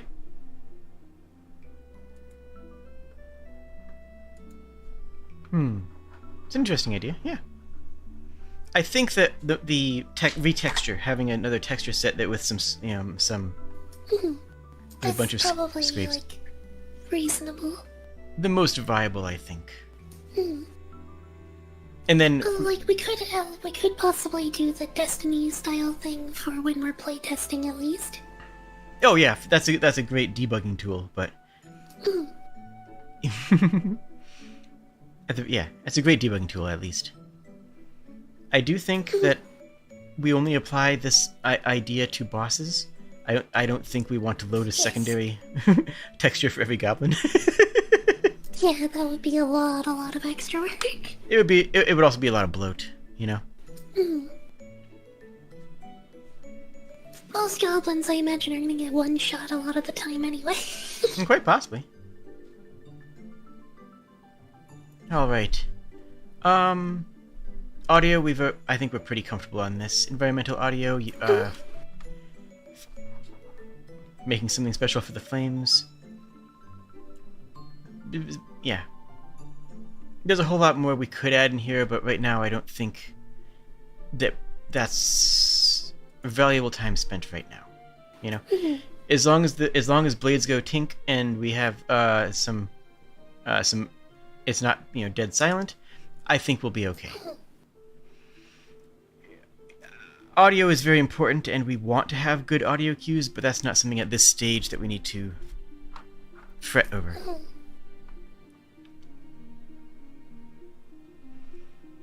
The game, people listing keystones to make portals to help them escape the surface. Only one portal can be open in the lobby. Only one portal can be opened in the lobby. Yeah, Remind me so what that means? I guess I'll say for instead of lobby, say dungeon. Yeah. Or floor.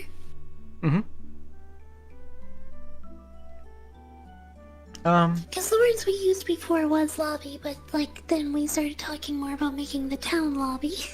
Yeah. Players encouraged to cooperate despite limited resources. We can add in a billion lines to the story later, but right now it's not. We already have a lot of ideas for the story. We don't need to have it fleshed out right now. We want it fleshed out before we start making models, but characters, players, and members of a Delver Guild that's exploring the dungeon. Sure.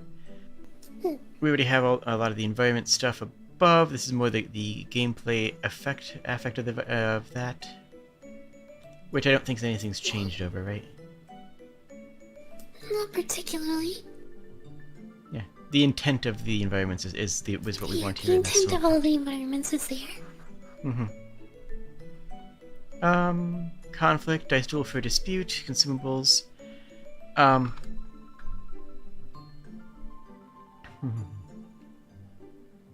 Eternal flames can be consumed for healing and revival. Backpack dropping. Yeah, okay.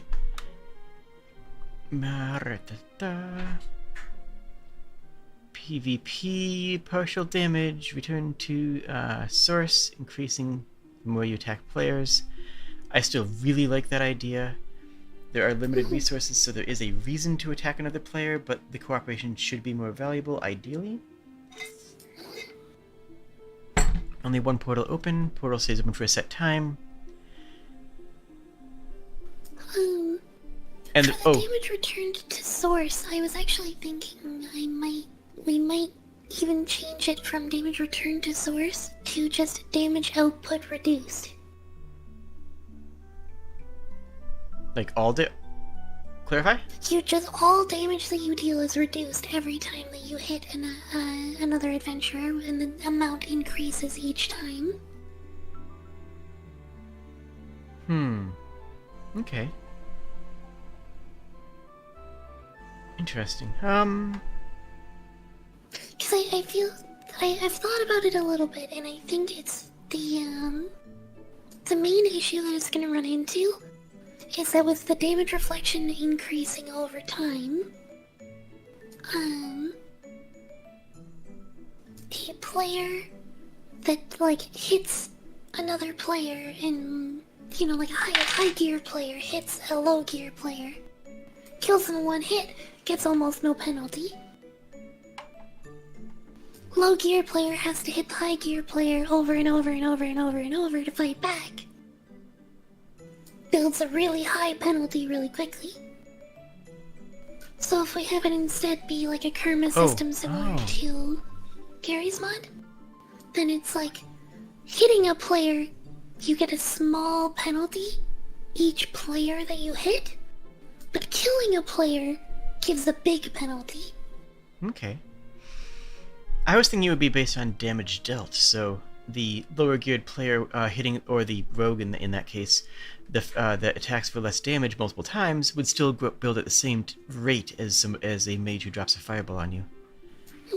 If you do half their health, you get half. That it would be percentage based, not the number of attacks. So rather than increasing the more you attack players, but the more damage you do to players. Because that also fixes the problem that you were bringing up, right? Yeah, that works. And just making it like damaging a player gives less penalty than killing a player does. Agreed.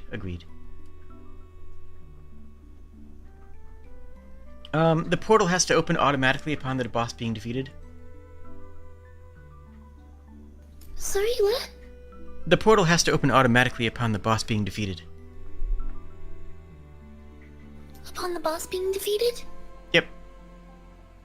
When the boss drops, the portal has to open automatically. Oh yeah, okay. Otherwise, you could just sit on the key and wait for everybody to get there, which would defeat kind of the purpose of that pressure situation.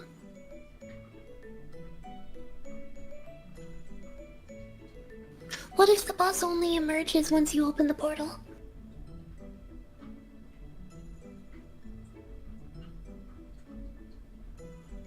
Go on.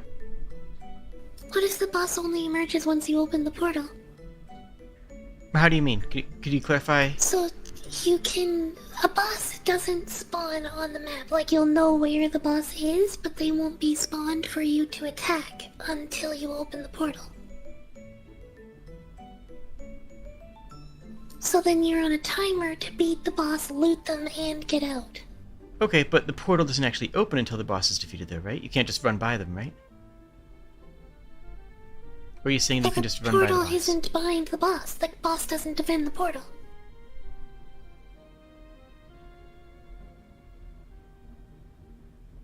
I'm lost. The boss doesn't defend portals. Okay. Portals are the exit. The boss the boss defends on the second floor, it defends the way down. The first floor, it's just off to the side in a separate place. The third floor, it's also separate too. So like the third floor, we could make it open the portal as soon as it dies and it would make sense. Yeah. Wait, this is the town portal. This is the way back, not the way down. Yes. Gotcha. So I was conflating portal as in going down because of Dark and Darker. Disregard. I was in the wrong brain set. Okay.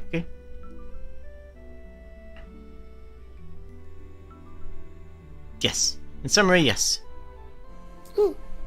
Okay.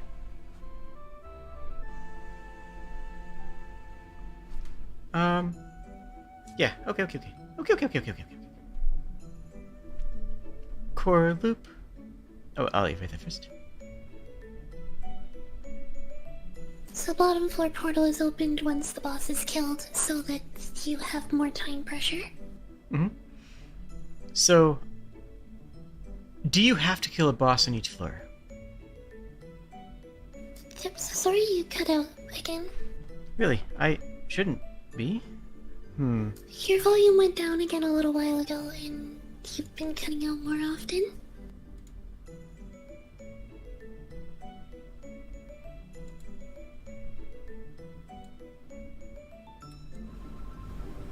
You might be Discord being a bot and like noise suppressing you. I think, yeah, it probably is. I don't have the crisp thing enabled.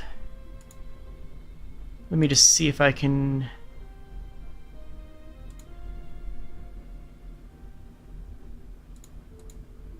Wah! Bah!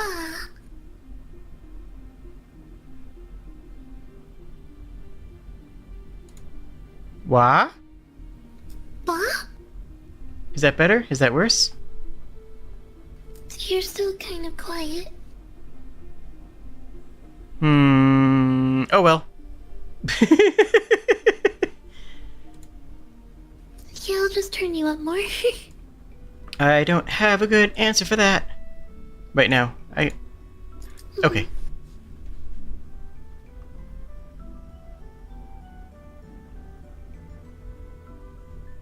And then we've got our core loop. The player Yep. logs on into a town instance. They meet players, talk to NPCs, prepare equipment and items for their quests. They participate in an active town. When they're ready to play, they approach the gate to queue for the next dungeon. I think that's really core to this entire experience, is the town working.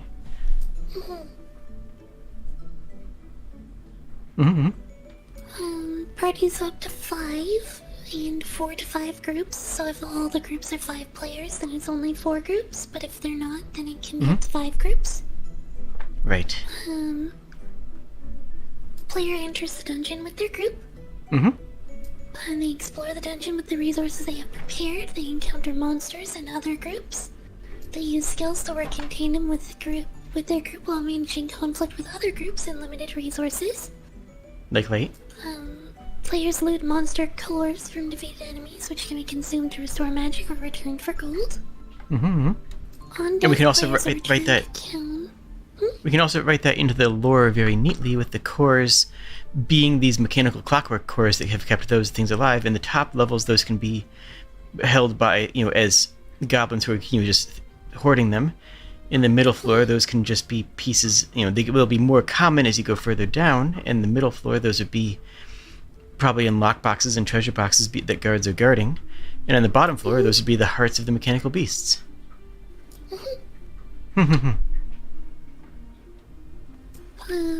On death, players are returned to town. On success, all members are allowed to proceed/escape. I'm gonna add, in here, true death, because you can be revived by your party.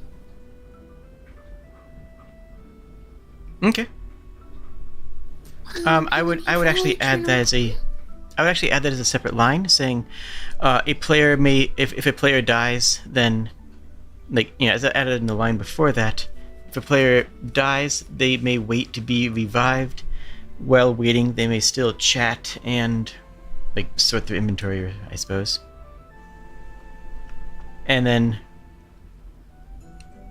on a wipe, I would say, instead of in the next one, I'd say on wipe, players are returned to town. Because there's no way to have a true death unless your party dies, right?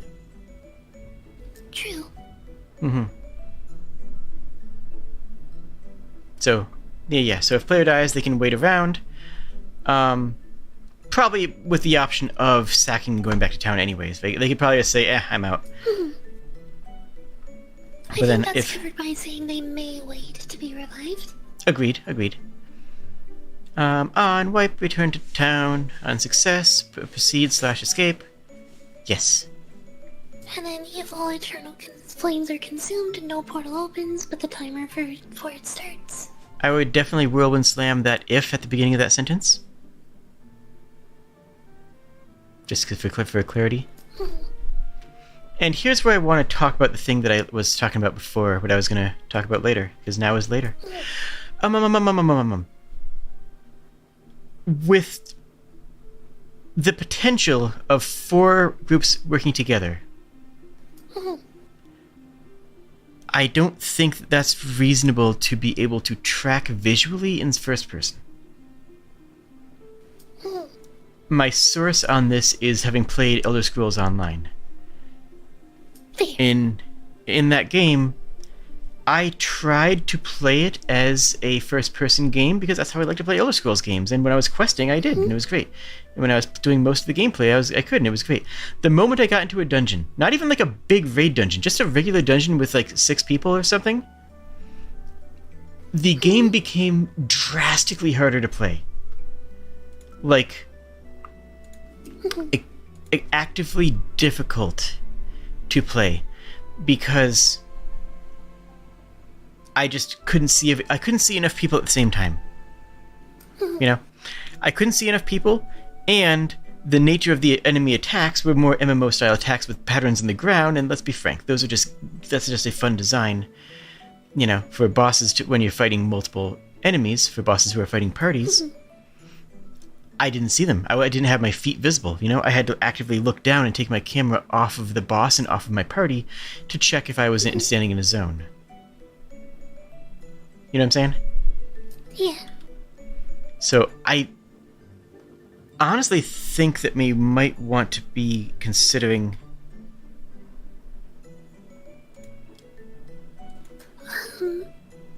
On that note...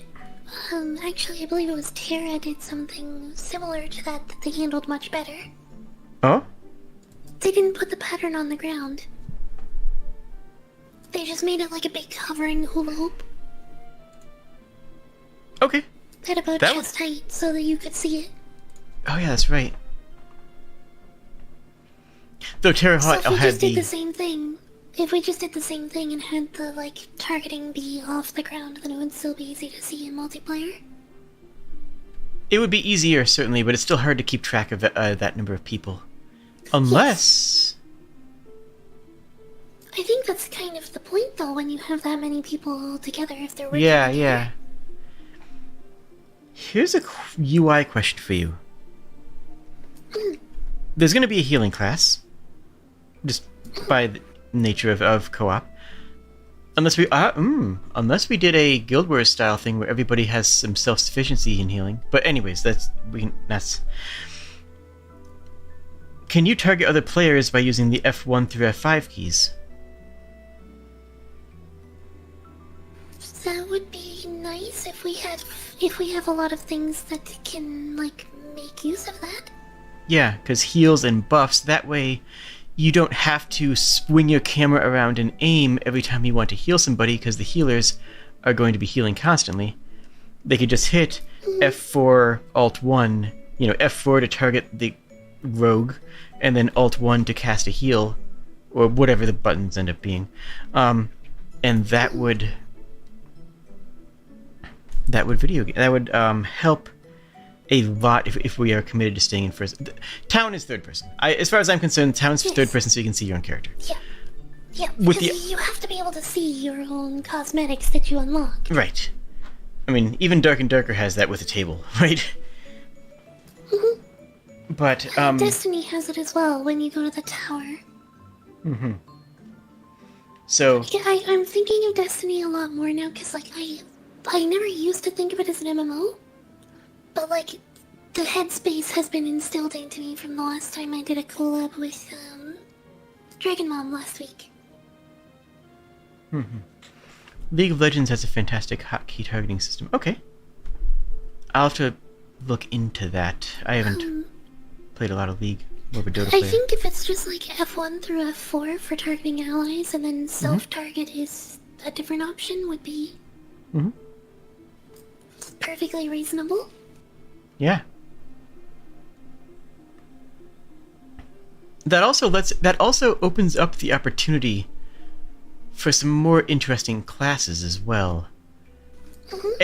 The support class will be targeting allies, can target specific allies. Maybe the support class can also drop buffing zones for a bard. Anyone who is in a certain range can hear it. But what you say there made me remember a class from Vanguard, I think it was. But there was a blood mage. It was a healer that you could you used targeting on your ally, and then you attacked the enemy, and your ally gained a percentage of the damage that you did to the enemy. And that was from what I've heard, that was an extraordinarily fun mechanic that a lot of players enjoyed, that a lot of games haven't reproduced. As cool as that idea is, I worry about it making healing too easy for this game.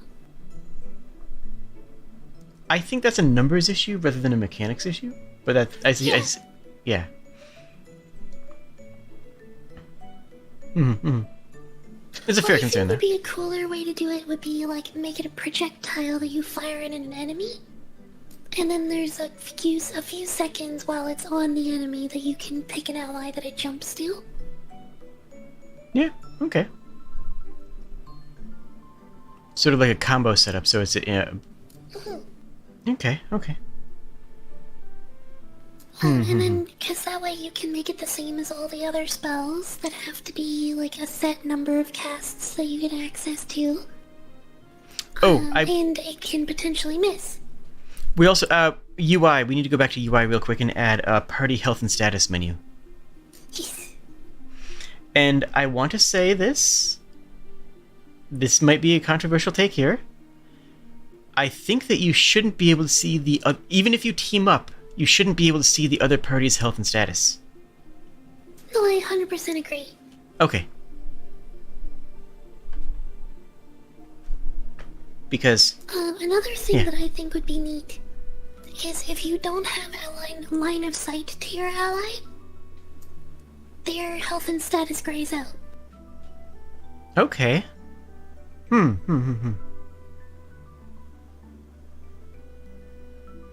So, like, you can't use your buff spells on an ally that you can't see.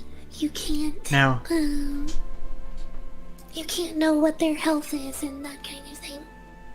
What if that is... I like that idea, but I want to alter it. I like that idea, but I want to hear what you think about a thing. So, sure. What if that... Except that's calculated from line of sight of the player, not their current vision cone. Yes, agreed. Okay, cool. That's what I was thinking too. Okay, good. I think that works a lot. Line of sight, as in like, yeah, not on the other side of a wall or in the dark, a long way away or something like that. There needs to be a bit of leeway if they're within 10 meters. And just around a corner, there should be a timer that plays off of when they are untargetable. Ooh, that's an interesting question. Would proximity comms be affected by line of sight? Also, we need to add proximity comms for the audio section.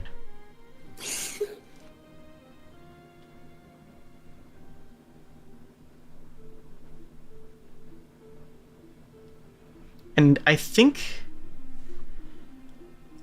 I'm going to say no, just because that's going to be a lot harder to code, right? Proximity comms going off of distance is, I think, good enough, frankly. I hate saying good enough because I was definitely, have this mindset of good enough never is. But I think that is... Well, what if we just tie them? Proximity comms turn off when the health bar turns off. That means that they are not currently with you. Ooh. But what if that... Ooh. Oh, Sprigg. What if that's an ability? Proximity comms turn off when you are out of line of sight and out of certain range within for a certain duration. But if you are playing a ranger or a rogue who's scouting ahead, you take the ability that says that your comms stay with your team at longer ranges. So that would be neat. That would be neat. That would be an interesting application of the same. Yeah. That would be a valuable ability, but not an essential one, right? The only downside of that is we want to encourage people to use proximity comms instead of being in a Discord call. We want them to stay in engine. Mm-hmm. And if proximity comms are too unreliable, frankly, if proximity comms are too unreliable, then people are just going to use Discord calls for their team and turn off local, like a lot of people do for Valorant. Mm-hmm. And then that ability is superannuated, right? Then that ability is just, haha, click this button if you don't use this spill ability point. Spend this limited ability resource if you don't have Discord. Yeah. Yeah, so there's the downside to that.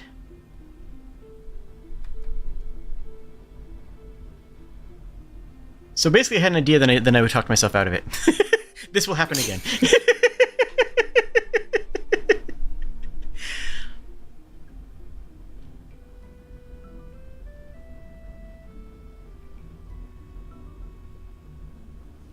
And we did the core loop. Mm-hmm. So we are on to the abilities and verbs.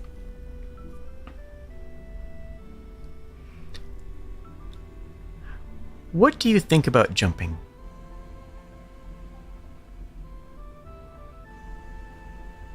I am not sure what you mean.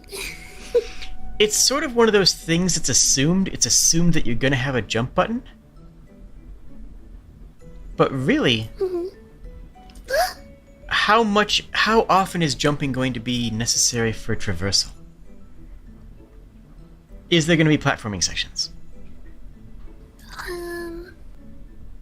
I don't feel like there'd be mandatory platforming, at least. Mm-hmm. Thank you for the bits, Cold Doors. I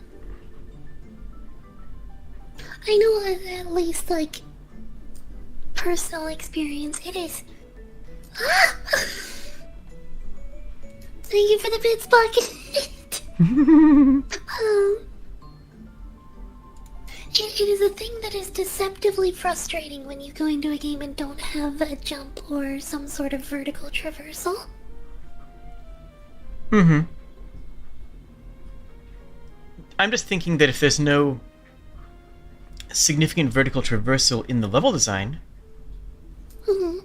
then jumping is just effectively just cosmetic. It's just a thought I had. It's not really...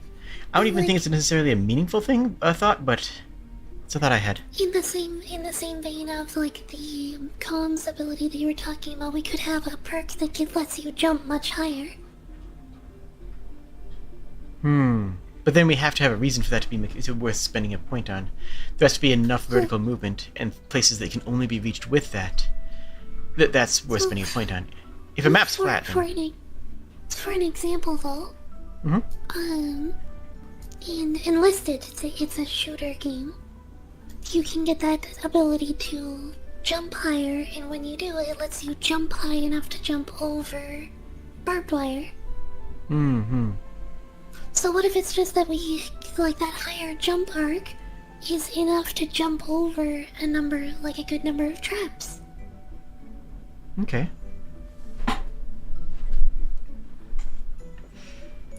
I'd honestly just rather have a trap removal mechanic, than tying it to jump, but I see where you're coming from now. It's another mobility option that, like Getty is saying in your chat, the player can use it to adjust their hitbox in the middle of a fight.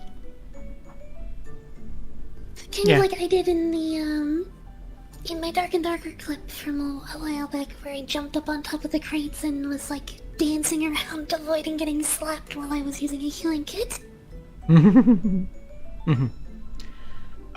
Okay, fair enough. It wasn't like a serious, let's cut jumping. It was just musing on, is that actually useful? Is that actually something that's necessary or even, frankly, even desirable, for it? But if nothing else, we may want people to jump with the player expression. People are going to jump. Oh yeah, so that's another thing. We need for UI, we need an emote menu, and abilities, we need an emote wheel.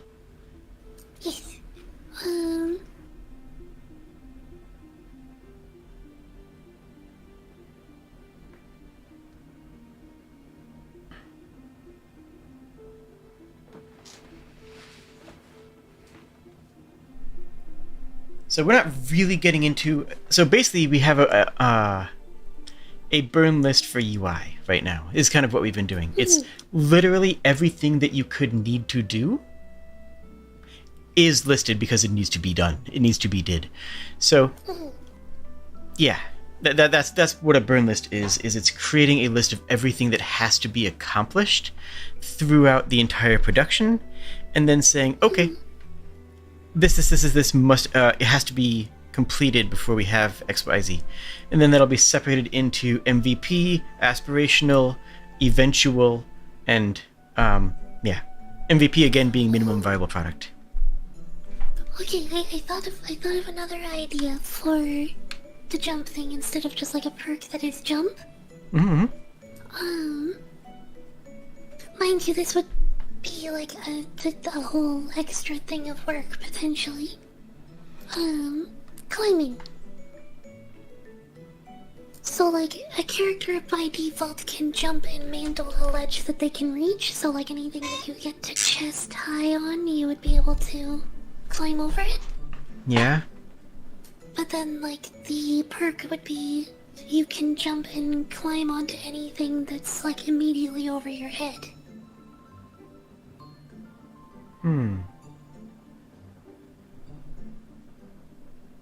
That's a lot of extra work. Or, yeah, it is a lot of extra work. It's gotta be an animation for a hands-on thing and pull yourself up. Has to be animation, has to be tutorialized. Every single level design has to account for that and account for not having that at the same time. It's not that it's a bad idea, it's that I don't know if that's... Reasonable. Yeah, now that we're outside of blue skies, I don't know if I want to throw that in here. You know what I'm saying? That said, I do think that having some verticality in the levels makes them more interesting, and jumping and then extra jumping that would basically be as time save, so that you don't have to go the long way to get to the around a thing. If you have the jump bonus, you just jump up faster. The scout, as somebody who wants to go ahead faster than the party so they can prepare and say, hey, I found a thing here, let's go this way, would take that. On that note, actually, something that would probably be easier to do is, so we already know about how, like, if we're gonna have the multiple backpacks, and, like, armor will have impact on your mobility. Yeah. If having lighter backpacks and lighter armor just gives you the ability to jump higher, jump further, and run faster. That becomes all about breakpoints. That becomes, what armor do I need to emulate the effect of this jump, of the ability point. It's not a bad thing, it's just something that has to be considered. You know, because that was the thought instead of the ability point. Yeah. Because, like, the difference of a jump of like, you know, 5 centimeters or 10 centimeters makes no difference whatsoever. It only makes a difference if it's, can I jump on this ledge or can I jump on that ledge, right? So, changing your gear and changing your backpack would be a pretty slight change, and you would have to find the breakpoint, which is also adding a layer of player skill expectation to have them research the breakpoints and know when they're useful. I don't know if that's fun, frankly. I don't know if that's something that would be engaging. That's just something that I've always thought of. Yeah. Because I go by gut feeling on that most of the time in games. I would say that's for speed. I like that idea, because that's a thing that is linearly scaled and is always, that linearity is always applicable, right? How fast you go can be buffed by an ability, but having that baseline be your backpack and armor, then picking up an item and losing a little bit of speed still makes a difference, whereas the jump height only makes a difference in specific circumstances. So I like that idea for speed. I don't like it for jump. I wasn't actually talking like, oh my goodness. Thank you for the sub, dog. I was thinking though, like, not even reducing speed or anything for picking up items, just for the backpack.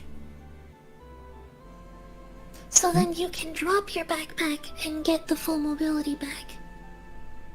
Okay, yeah. Yeah, same response. That's what I had. Yeah. I like it for speed, I don't like it for jumping.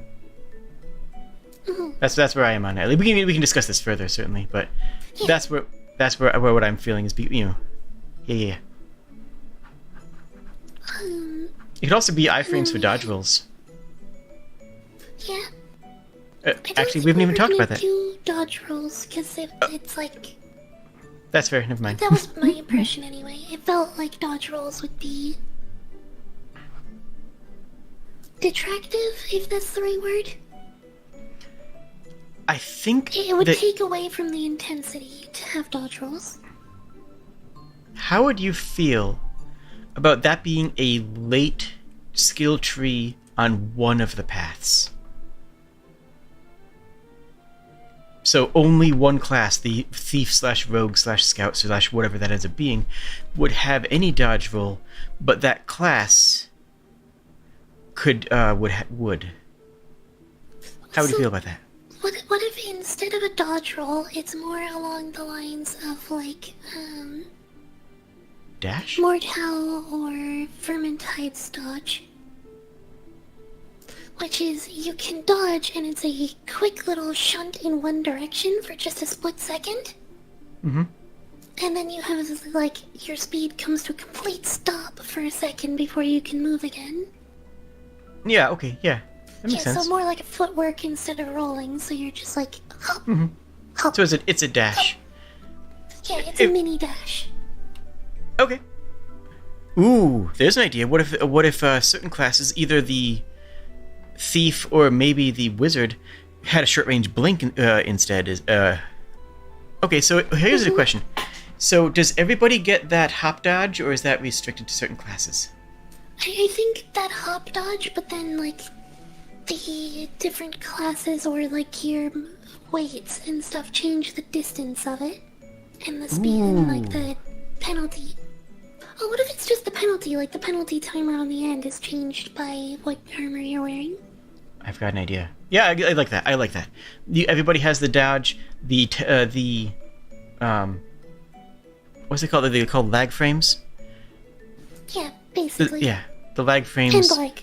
Recovery. Yeah, end lag. The The end lag scales based on your equipment. scales. I like that a lot. But here's an idea. Here's an idea that I like. Every class has a different dodge modifier. Mm-hmm. So maybe rogue gets a dodge roll, maybe wizard gets a dodge blink, maybe barbarian gets a instead of a dodge, they get a shoulder check where they just dodge forward and can damage or stun enemies with it. What if every class has some variance on the on this idea? Yeah, as a perk? As a perk, yeah, as a late game perk, not something that you can take, something that you couldn't take multiple of, you know, something that you could have to pick which one. I like that idea. I don't know about end game for it, but I like the idea. Okay, yeah. Mm-hmm. The only reason I say end game is because I don't think players should be able to stack them. That's all. Yes. You'd have to pick one. I think they should be mutually exclusive. If you pick one, you have that one, period. If you pick one, it refunds the point for the other one. That way you could change it in town. Yeah. Hold on one more tick if I could. Because the idea that you're mentioning, I remember in Vermintide, actually, 2 of the character classes have perks specifically related to their dodges as end-game ability upgrades. And they feel awful.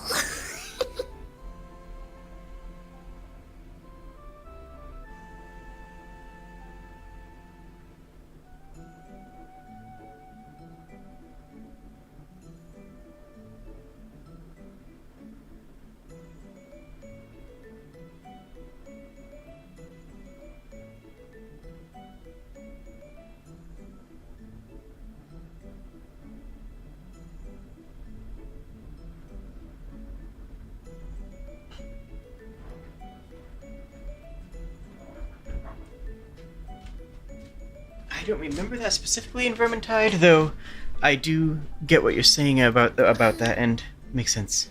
It was on the 2nd subclass on Carillion and the 3rd one on Barden. I mean, I believe you. I just didn't play. I didn't play enough Vermintide to remember what those words mean. Sorry, I played a lot.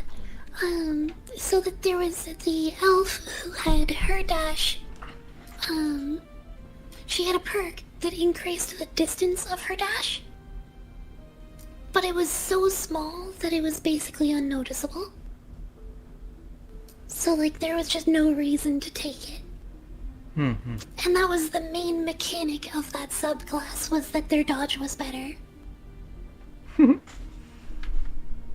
I like... And then there was a perk that you could get that would upgrade it further, that made it so that if you dashed through an enemy, they would get like a bleed proc. Yeah, sort of like what I was thinking for the barbarian modifier. But the bleed proc was basically pointless. Because it was faster just to turn and hit the person and kill them. Fair. I think it should be a stun, because that way we can be like interrupting things. That would be a very useful tool. That Stuns was are the one valuable. that Bardin had. Bardin on his Slayer, the like Berserker one. Mm-hmm. It shoved enemies if he dashed into them. Okay. Which is cool. Very cool. It just didn't work very well because it only shoved one person. Yeah. So you dash sideways and it's like, oh, it's a horde shooter. There's like 6 enemies there. I dash and stop immediately as if nothing happened. And then get hit by 5 people and one of them doesn't hit me. And This part of our goal is such a good that... upgrade compared to 50% increased power. And one of our goals is to be sometimes horde shooter, sometimes boss fighter, right? We are going to have both elements. And yeah, that's a shoulder check is more valuable in a boss area, whereas a dodge roll or a short range blink is more useful in a horde situation. So right out of the gate, oh no, there's an interesting idea. Oh, we have a lot of game balance stuff to do that we haven't even started with these skill trees. Maybe we'll do that tonight instead of doing the burn list stuff. Because that's going to be really, really important. I like the idea of the blink being like similar to the blink spell in D&D.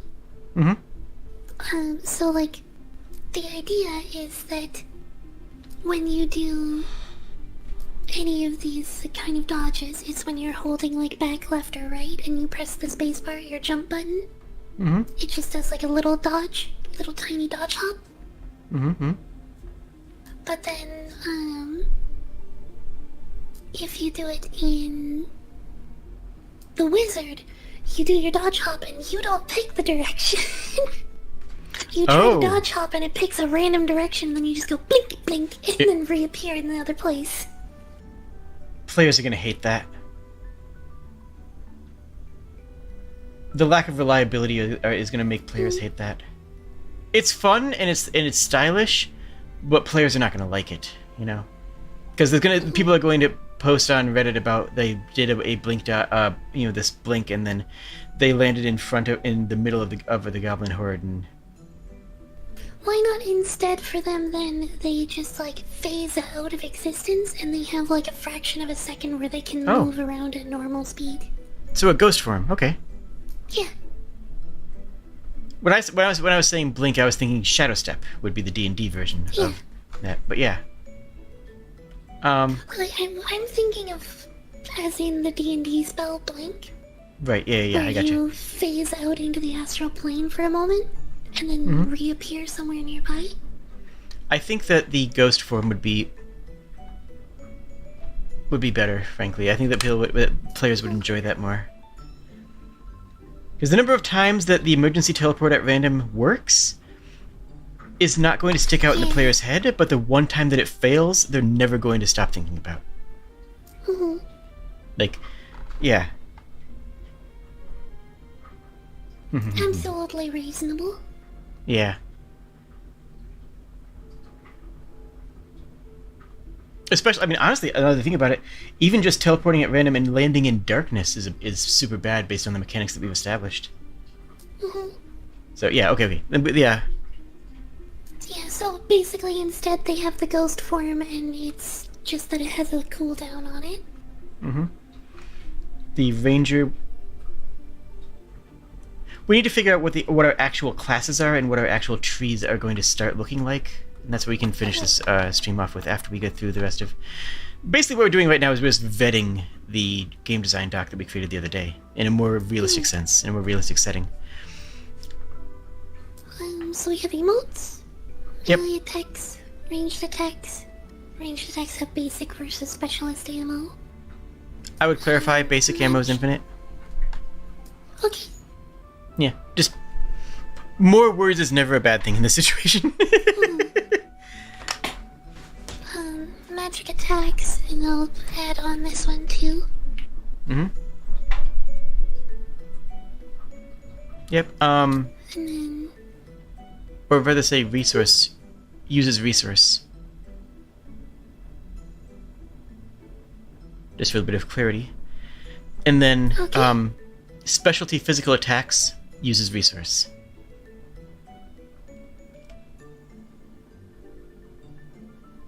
Because we have a melee attacks, we have a range attacks, we have a magic attacks, but the specialty physical attacks would be your, you know, your whirlwind, your power shot, your attacks that use, yeah, your Diablo 3 style attacks. Frankly, you know, to be blunt about it, it would be using, you know, some sort of resource to create a better effect that gives the player more to do than just hit the left mouse button. I think that's good even in the melee classes. Because that's also what the tree is going to include, right? Tree is going to include spells, but tree. Actually, do you think the spells are going to be on the tree? I think so. Okay, I had assumed that, but I realized we hadn't actually talked about that. Then I think that if the mages are getting spell off of the tree, I think that the melee should be getting either spell-like abilities or limited use abilities that use their resource.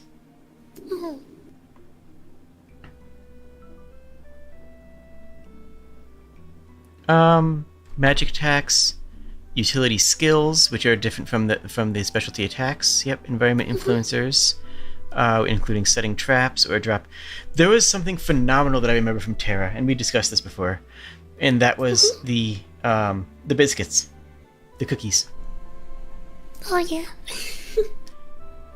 That was my favorite mechanic in the entire game, frankly. I think in all of Terra, that was one of my favorite things, was that idea as a way of iterating on the concept of of a healing class. It's of a new way of having a healing class that I think worked extremely well, frankly. And that's dropping healing orbs that anybody can pick up as they need.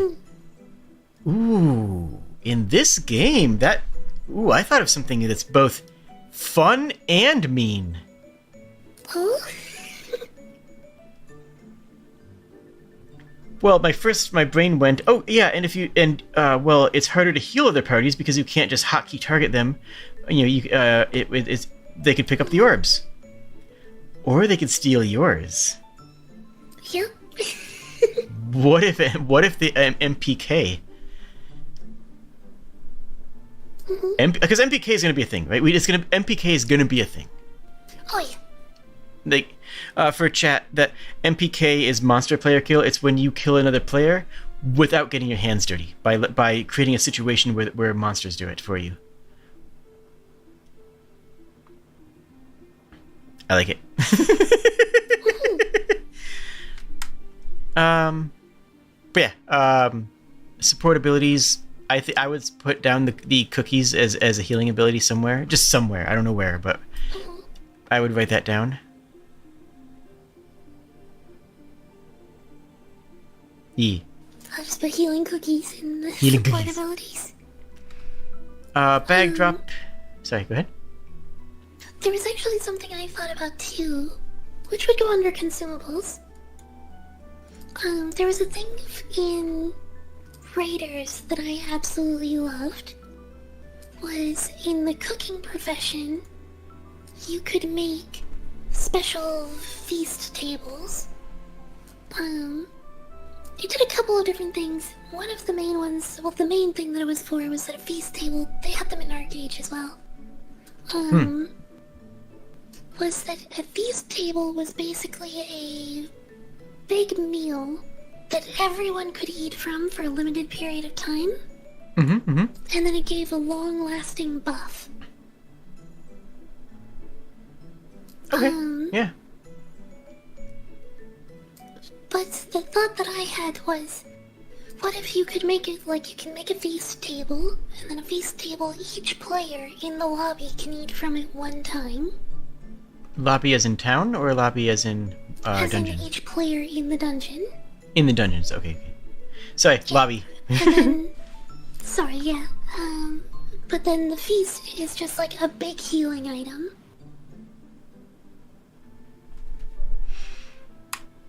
So it's like we heal everyone, but it's a huge item in your inventory that you have to lay out that takes a long time to set up.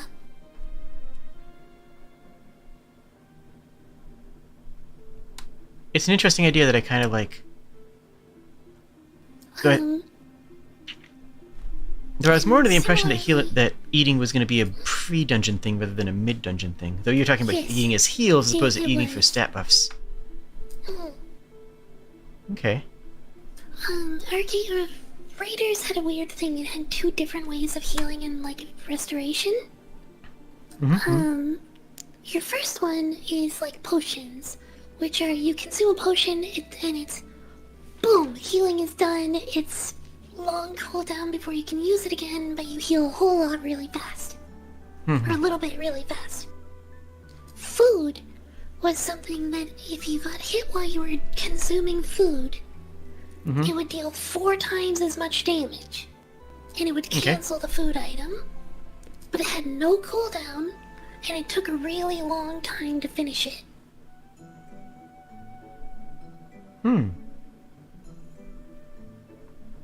Interesting.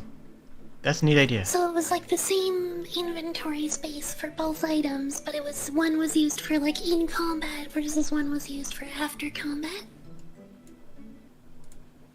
Yeah. Or sometimes if you were desperate and you were fighting a boss fight, you just had to eat a food item in the middle of the boss fight to refill mana.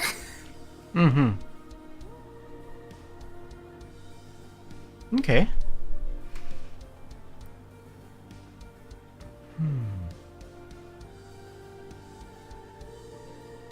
So it's basically like making camp. It's effectively making camp Basically, yeah. and taking a short rest, in a sense. With Pretty the much. risk. Yeah. Okay.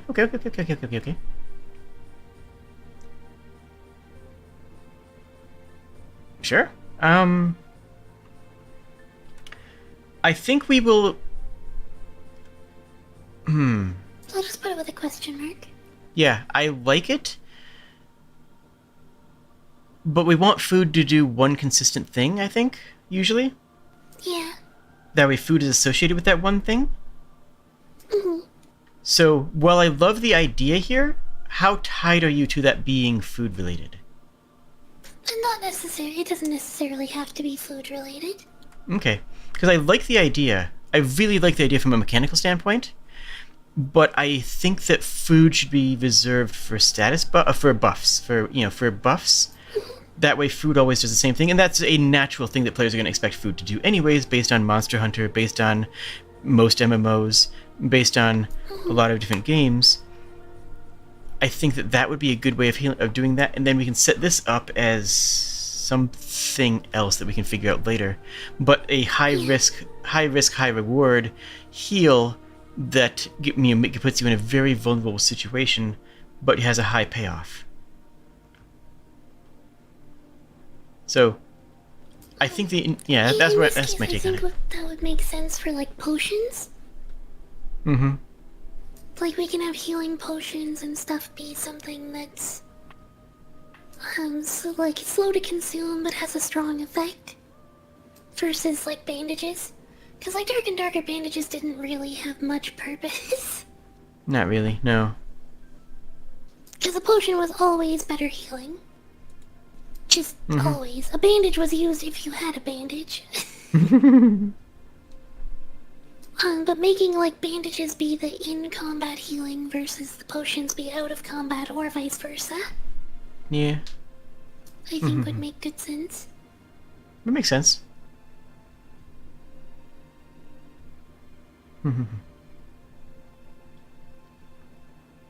And Getty points out many games already use certain foods to mean certain things.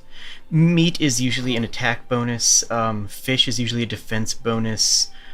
Sweets are usually magic or casting bonuses in some fashion. Mhm. Just going by a lot of, several different games use that sort of thing. Both in Final Fantasy and WoW. While it is not what you intended, Shiny Fighter, I think that gives me an idea is like, what if medical supplies healed a percentage of missing health versus potions healed a flat amount over time? Oh, okay. So that way medical supplies are more useful the lower you are, sort of a risk-reward. And different classes could have bonuses to different things. Mages might be better at drinking... It sounds dumb, but mages might be better at drinking potions, whereas rangers are better at using bandages.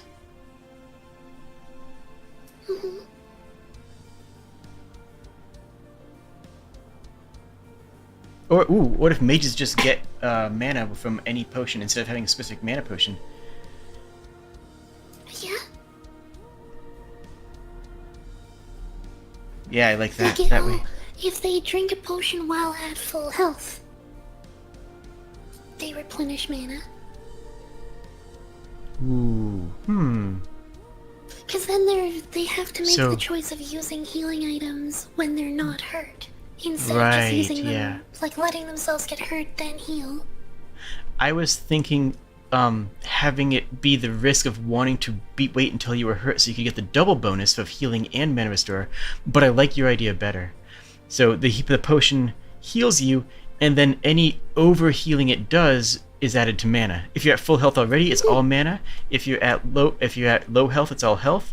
If you have some chip damage, it heals your physical health before it starts healing your mana. So is that what you're saying? Is that Yeah. kind of what you mean? Yeah, I like that idea.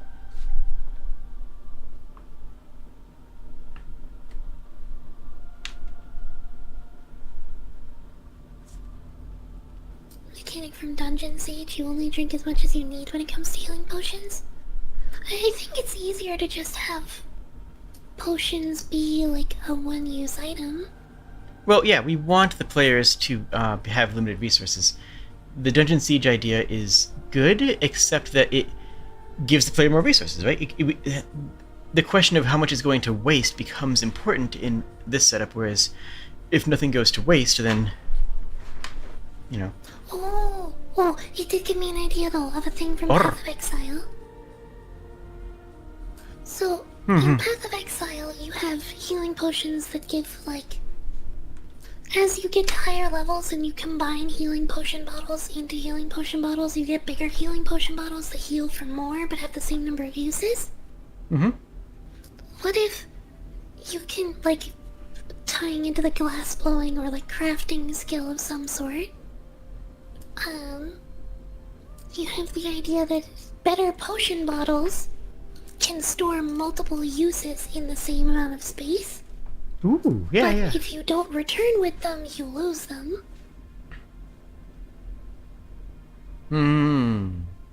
Okay. So, like, the top tier healing potion bottle can store 4 doses of healing potion and takes 2 spaces.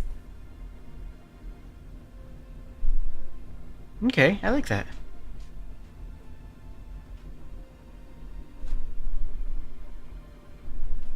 Okay. Light So management. that's, like, into Sorry. the crafting stuff more, though, so let's try to keep... Yeah, absolutely, yeah. Light management. We need to have a way to manage your, like, lanterns and all that sort of thing. Dice. We talked about how the dice have to be functional. Yep. Dice are going to be very useful. Not just for yes, in general. Yes. Ooh. The bandit enemies on the top floor could steal your dice. Have a chance of stealing your dice on hit.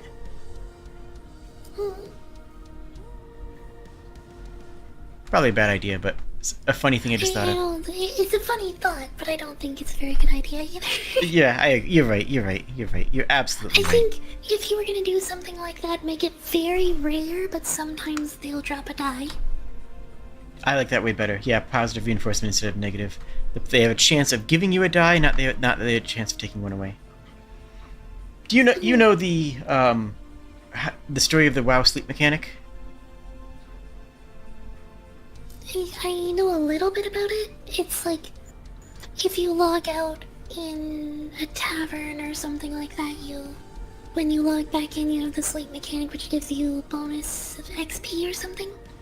When they first implemented it, it was a penalty, a fatigue mechanic for playing for too long without logging out. It was a penalty to the amount of XP that you gained based on how long you've been actively playing for outside of town or whatever. And players hated it. Then in an update, they replaced it with the sleep mechanic, or whatever you call it, I don't know the proper term, but you this rested mechanic, where if you log out, next time you log in, you get a bonus. Mathematically, it was identical. They rescaled all the XP. Mathematically, it was completely identical. But players loved the sleep mechanic because it was plus, and hated the fatigue mechanic because it was a minus, even though they did the exact same thing at the end of the day. So, sorry, that was just on your idea of, giving dice as a reward as opposed to taking one away. Yeah, it was just reminded me of that story, and I like that story. And sometimes I tell stories. I'm sorry, it'll happen again. It's okay. I understand. And we're trying to keep towards that side a lot. I know the PvP penalty is like a negative reinforcement, but I can't think of a way to do a positive. Other than like. I think that's an appropriate thing. Just completely removing PvP entirely. Yeah, and that's an appropriate use of it. Like, positive reinforcement is better, but there's absolutely reasons to have negative reinforcement. Like, that's a situation where, yeah, I think that's the correct answer. At the very least, it's correct. Because you want the players to feel bad for hurting people, right? You want that to be a negative reinforcement, honestly. So... set up personal shops. What are our light sources? I had originally thought about probably just doing lanterns and torches. And spell. Lantern, torch, spell? Okay. Different types of resources used. Mages, well, I guess like spell could be a low-level thing that anybody could take, huh? Yeah, basically. It would use resource, but resource means different things. Ooh. I think because we talked about having cantrips be an option, I feel like light should just be a cantrip. It's just that you can't attack while you're using the spell. You have to just, like, when you toggle on the light spell, it just, like, now my hand is locked. Just yeah, it uses your main hand. Yeah.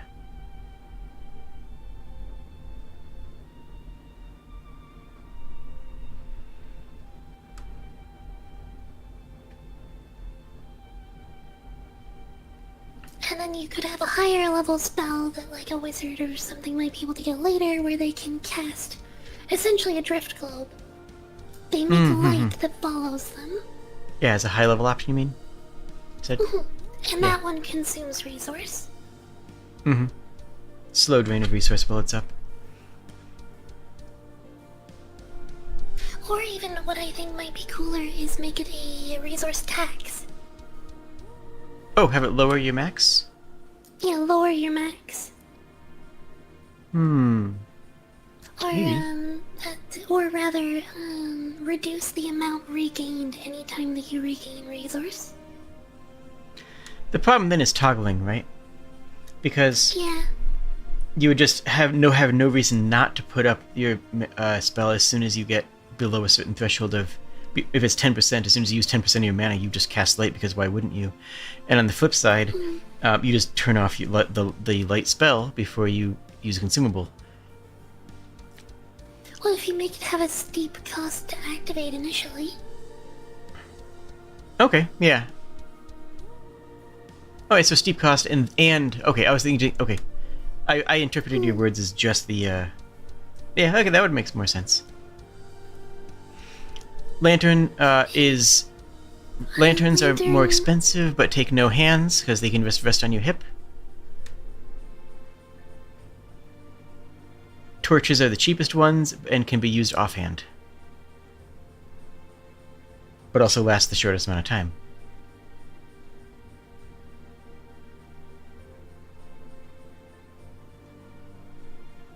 And if you're playing in front... my thought for the lantern is like basically having a fuel gauge on the back of the lantern. Okay. This is a way of... like, just so that you can see how much light is left to it, where a torch is like, just gradually begins to flicker and burn out and go dimmer. That makes sense to me.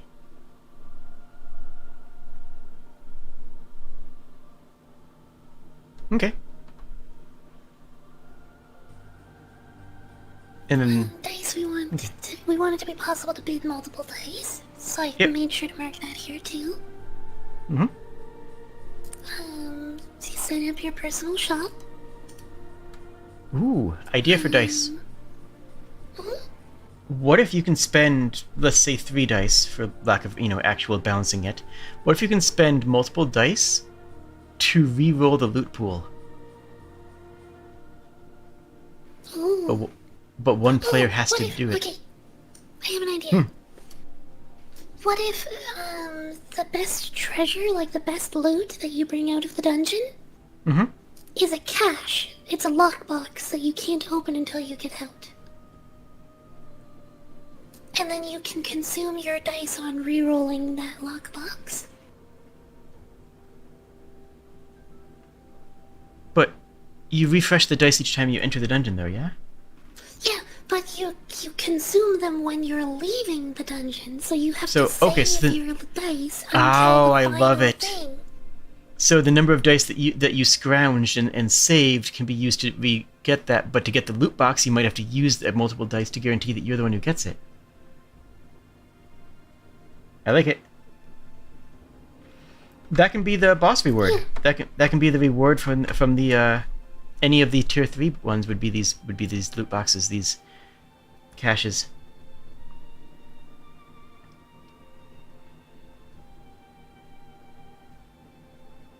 Yeah, so you don't want to consume all of your dice, you have to save them until you get to the end. And then you make the reroll cost an additional die each time, so your first reroll is 1, your second reroll is 2, your third reroll is 3. Right. And if you can only take 10 dice, or whatever it ends up being, into the dungeon...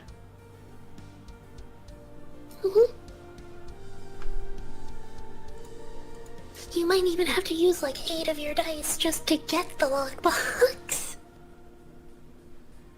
If you're going in with like a lot of players all at the same time. I am lagging a little.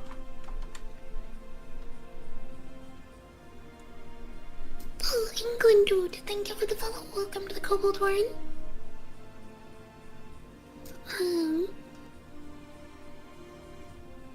So set up personal shop selling to other players. That's our like player merchant stuff. Yeah. And then we had sales slots from Bag where it was like a vending machine.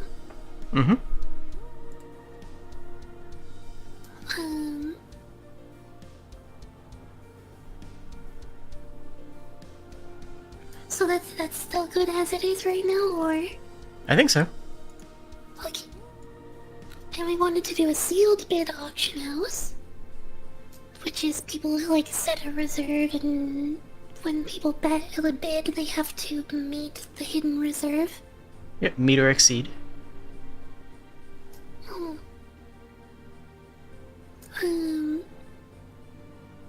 We had the crafting talk that we were talking about, NPC repairs that are a high static cost.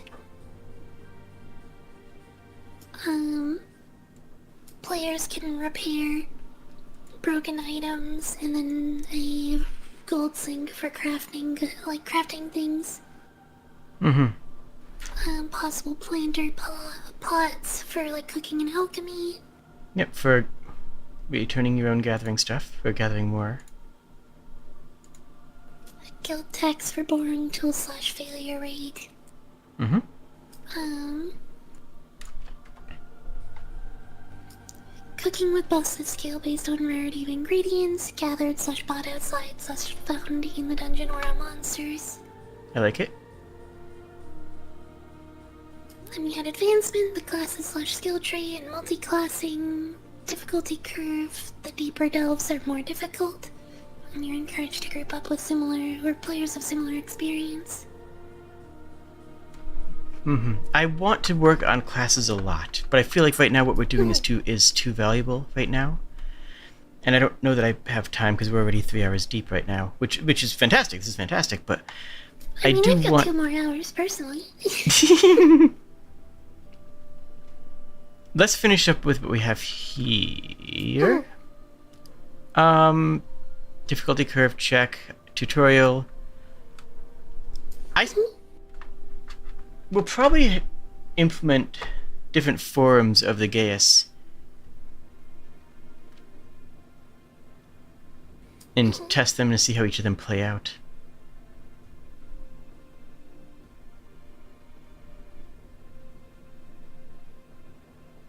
Then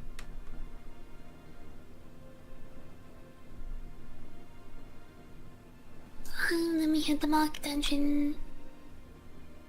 Yep, the tutorial The dungeon. wizard blowing themselves up.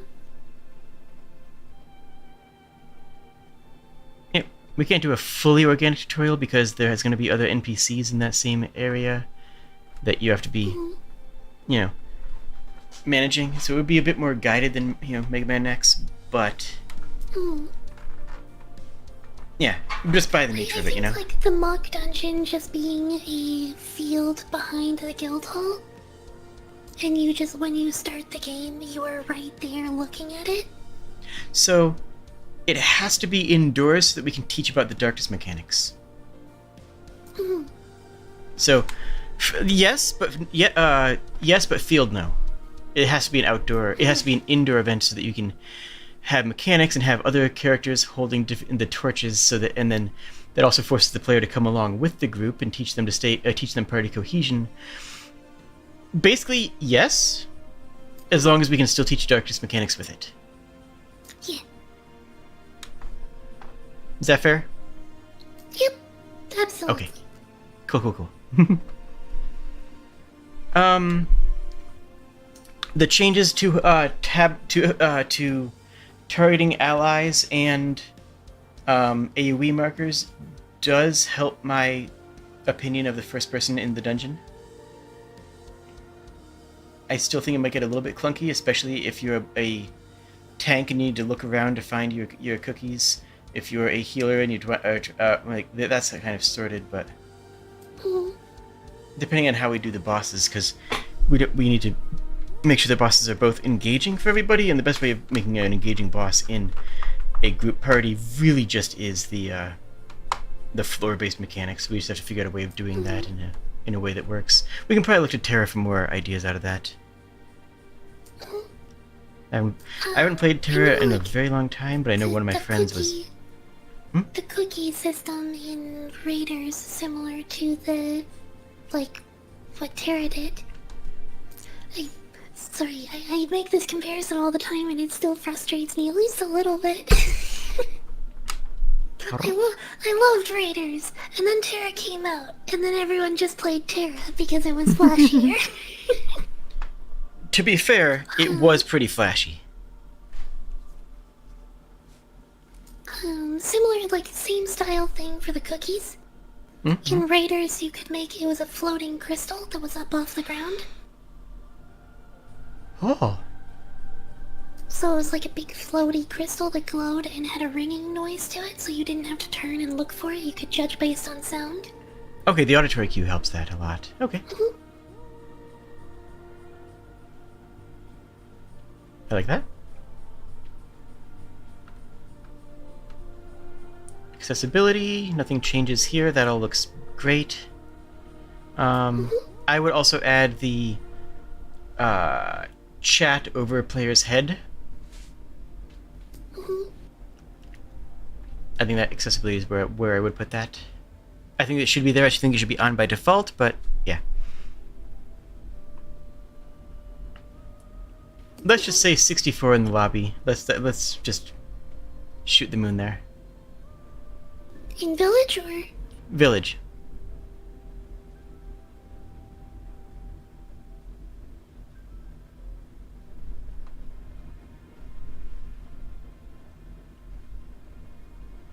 Alright, let's circle back to classes. I don't want to go into a billion things, but let's get some basics considered. Let's spend maybe an hour on classes before we call this. Okay, I scrolled right past it apparently. And there's there it is. Yeah, there's like 3 places it should be, so. And we will want to repeat some of the stuff in other places so that everything is everywhere all at once.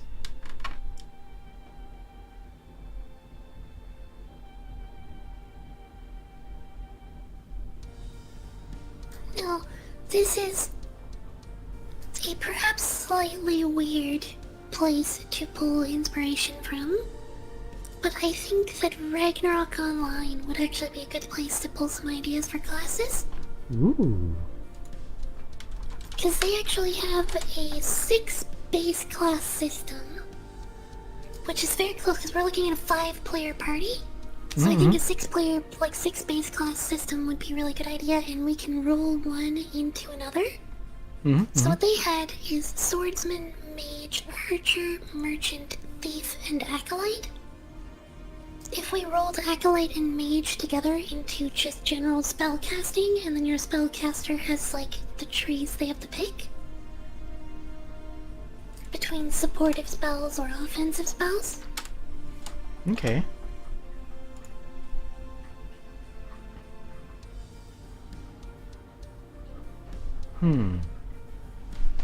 So let's use more general terms now to start out, though. So melee damage. So swordsman is melee defender.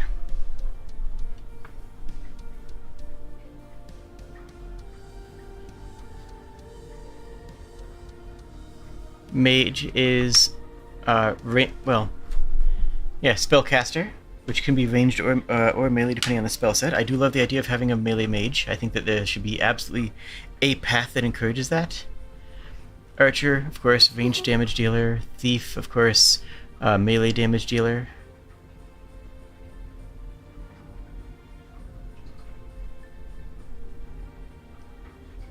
I honestly, let me offer a slightly different pivot. Yeah. What if instead of rolling acolyte and mage together, I think we roll merchant and thief together? Because that's a good idea. I think that flows a bit better, personally. And then there can be just a pure damaging pure damaging option for the swordsman, where it's where the barbarian would exist within the options you pick as swordsman.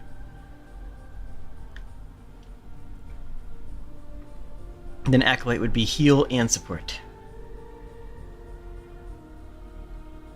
There. So then basically you could if you wanted to, you could mage and acolyte and pick up just all kinds of a broad variety of spells, but wouldn't get to the high tier ones. Right.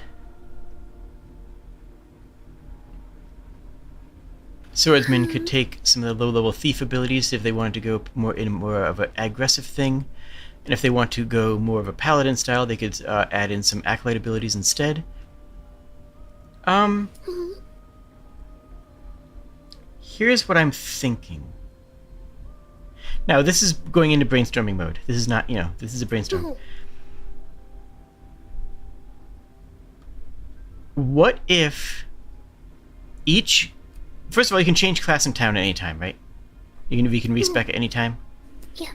I don't even think you should need to spend a resource of money to do so. I think you should just, as long as you're not in the dungeon, you can change your loadout. How's this sound? So you know in Diablo 2 at least, there's three skill trees for each class. What if you pick one class, swordsman, mage, archer, thief, or acolyte, and you get their three trees, and you can swap out one of their trees for one tree from any other class. I like that idea. Do you like that? Because that way, it's not completely freeform. You don't have a fully classless system, but you do have a ton of versatility.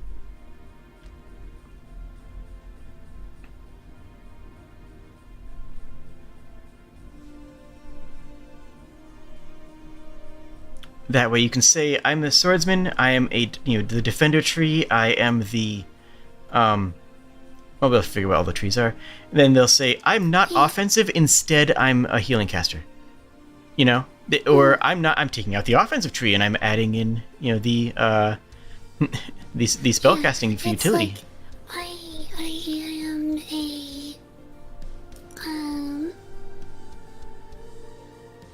say you went swordsman and I ditched the commander tree and I'm just running the bastion warrior trees, but I picked up the soothsayer tree from the acolyte.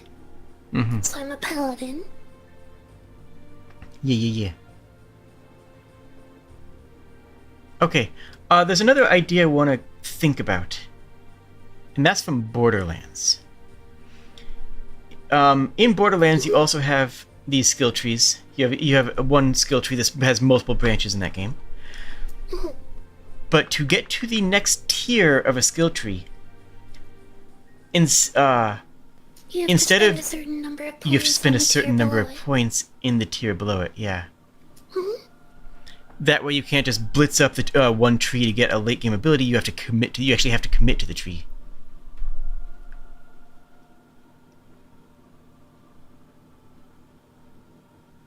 It's an idea. I don't know if it's a good one, but. Mm-hmm. So now. Why does my mouse keep doing this double click thing at me?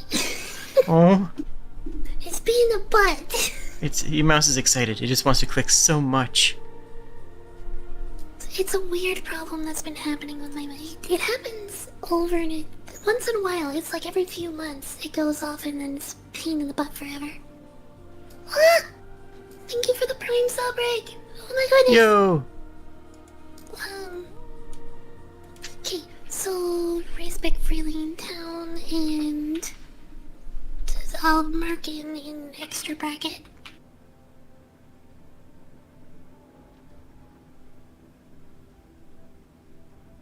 Borderlands 3 skill up requirements. Yeah. May I make a recommendation? Mm-hmm. If you're using multiple brackets inside brackets, use different brackets. Okay. Just because once you hit the third layer deep, you start to have people think you mean other things. Don't worry about it. Just yeah. There are some racist dog whistles that use triple brackets or triple parentheses, and it's just a good habit not to get into that. Sometimes I have double, and I've just always done an extra. Yeah. So, even with all the zippies, my throat is still being in pain. Aw.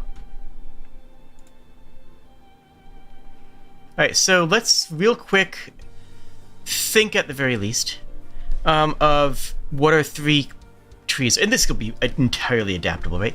What are the three things that the swordsman wants to do? Bastion, damage, and then some sort of support then? So tank, damage, and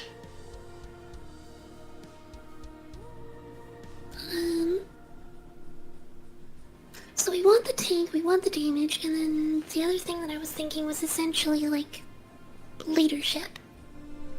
Oh, so they have a support tree. A different support tree than the magic caster, but they have.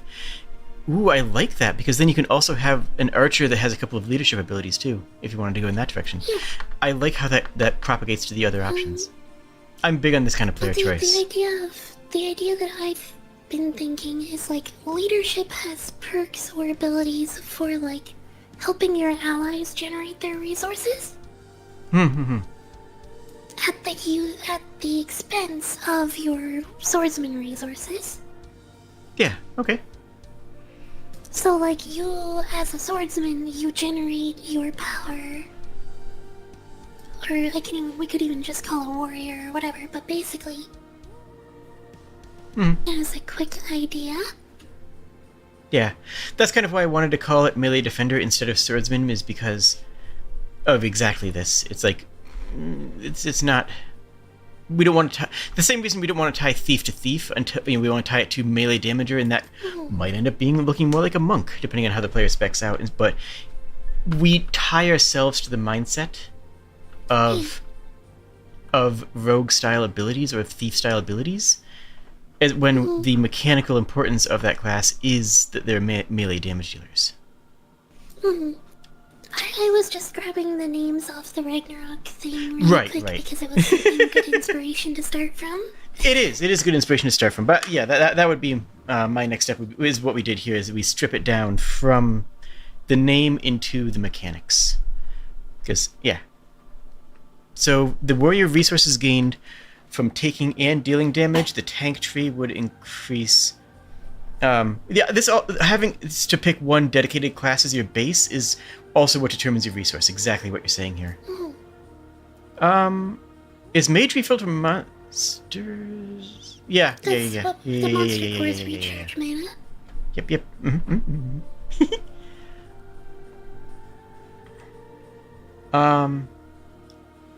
Okay. So Rogue builds it by attacking.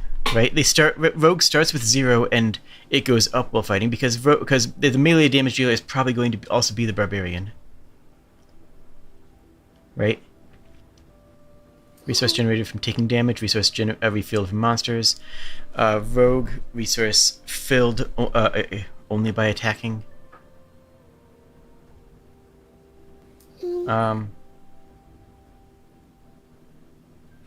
Acolyte resource filled from other players taking damage?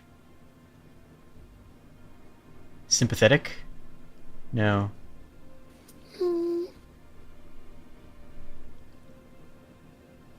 Oh, what if Archer... No, wait.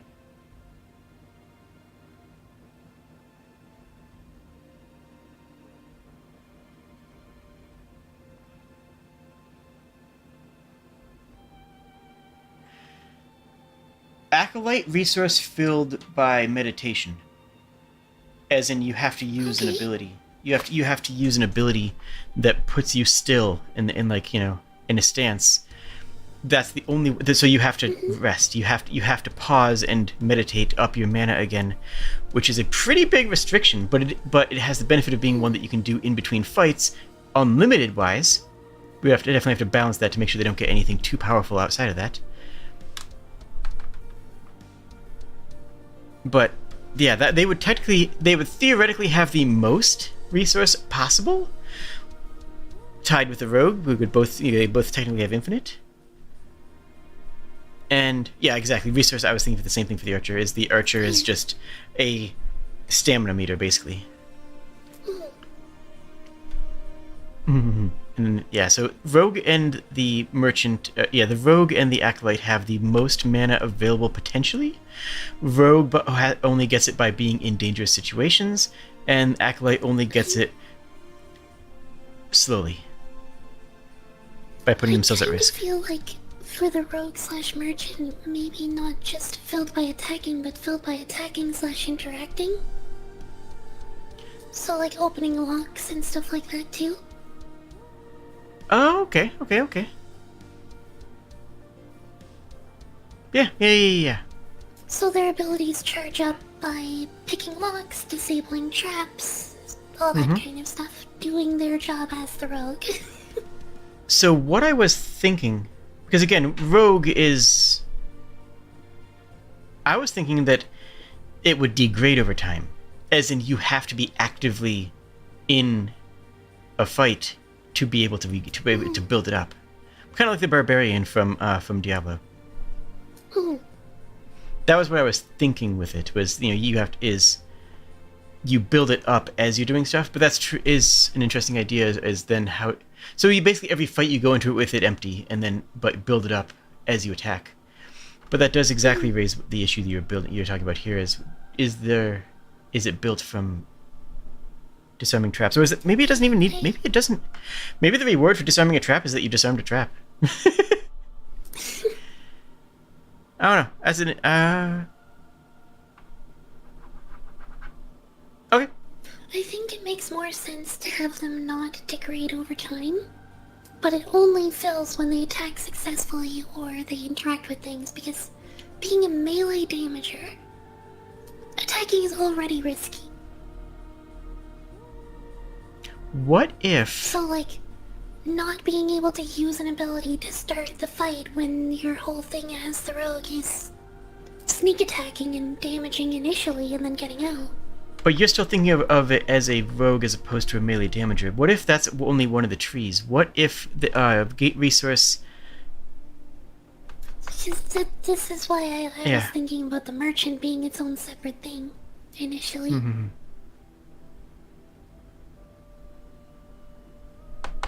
Let's shelf this for now and go back to the trees for all the classes, because once we figure out more about the trees, especially for the rogue merchant, then we'll have a better idea of what the resource system looks like, I think.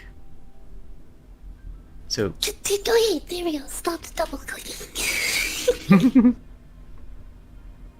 Okay, so mage we've got... I would say from drops instead of from monsters, just to clarify that. Sure. Just because, yeah.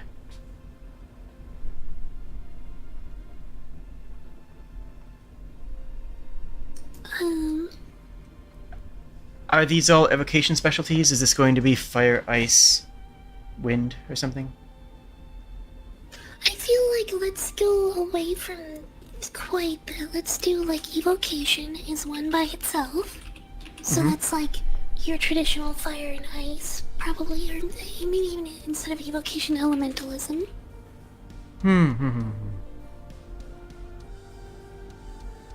And then runic magic, which is more like planted, and then it's more powerful, but it's stationary. So like you can plant short-range spells and then leave them there. And then they have a duration before they go off.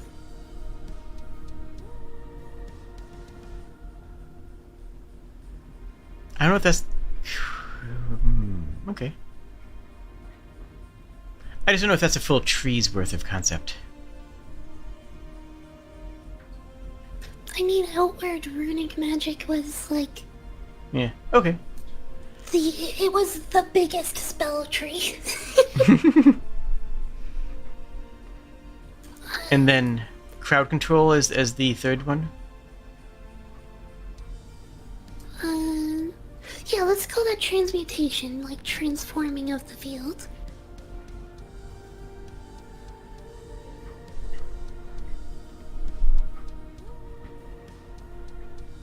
So you can have things like a grease spell, or like turn ground to mud, or stuns. slow down time.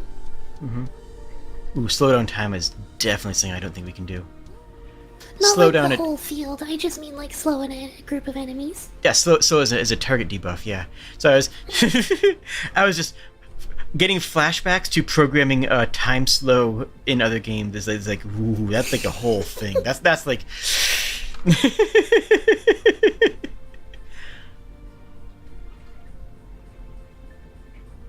Alright, so ranged DPS. I mean, yeah, I agree with this.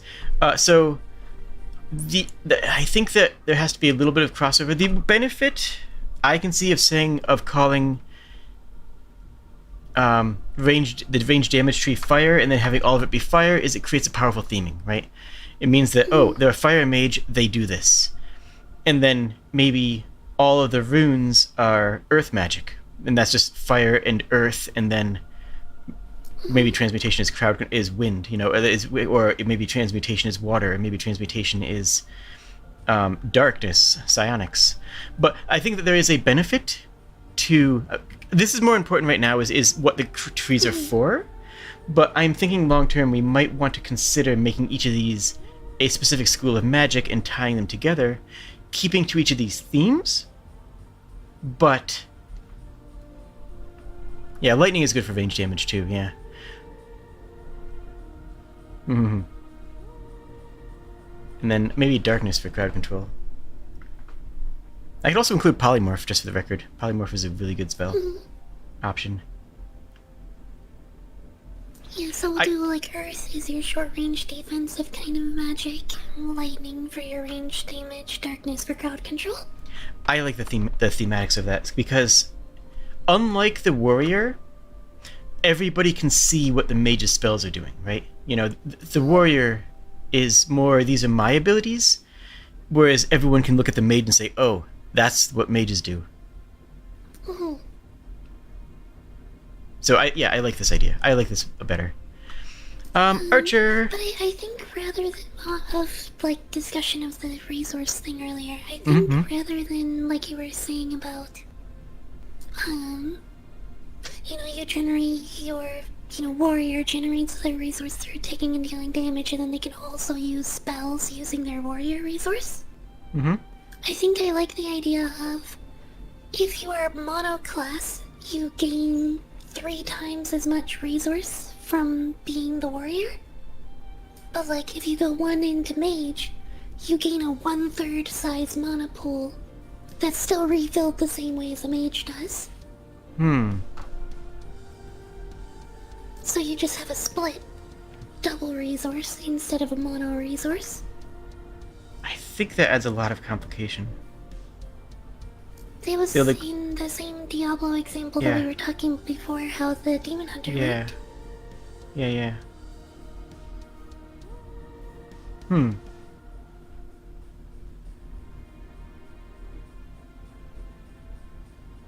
So definitely make a note of that. It's like multi-classing, I'll put it in the multi-classing down here. I was thinking that any class can regain whatever their resource is from the orbs, but mages get it's made for them though. Mages get double effect and etc. But that way, that way has a resource that decreases over time. They would get nothing out of it. They wouldn't get nothing. It would just be a lot less valuable. It would be a bad allocation of resources. But players are allowed to make mistakes, and that also gives you more options for parties that don't have mages. If a party doesn't have a mage, then all of the orbs are useless, right? Whereas if they sell for money though. That's true. But I'm thinking you can hand an orb to an acolyte so they have so that they can skip meditation once, or you can hand an orb to a rogue so that they can whatever faster. I don't know. It's an idea. It's just a thought I had. Not necessarily a good one, but a thought. This also means that mages are inherently more poor than other classes. But that's actually okay, because mages would be less gear dependent than other classes, so maybe it's okay for them to be poorer because they use the orbs instead of sell them. Yeah, fair enough. There's something interesting going on there. I like it. And I have been booped. Tragic. Oh, tragic. So, hi. So archer, we would do like sharpshooter.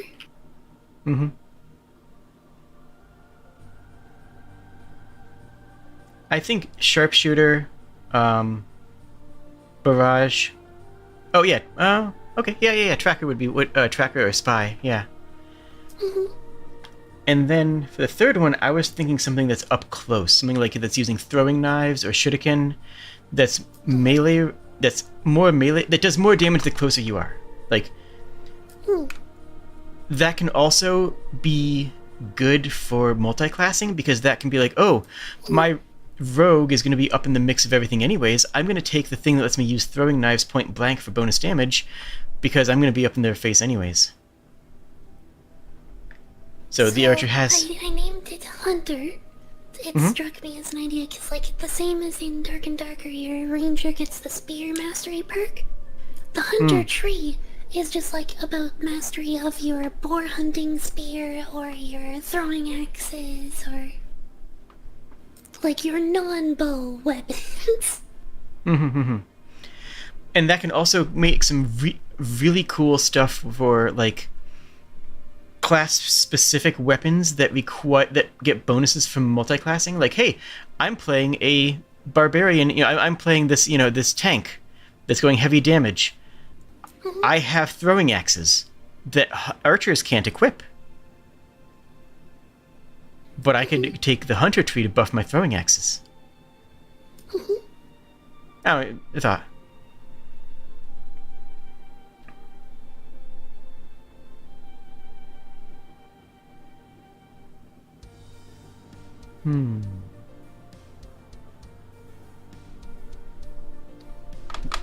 So what are the...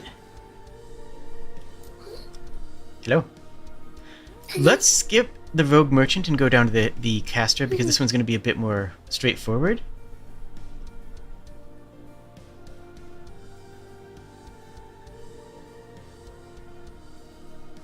So we got the healer, maybe Inquisitor? What does it do, though? I mean, this Inquisitor doesn't really tell us. That's like the damaging kind of tree. Okay, so it has an offensive tree. Okay. Yeah, just offensive spells. And then support. Then buffs. The buff tree, the buff class, or the buff version. Buff it, buff it, buff it, buff it, buff.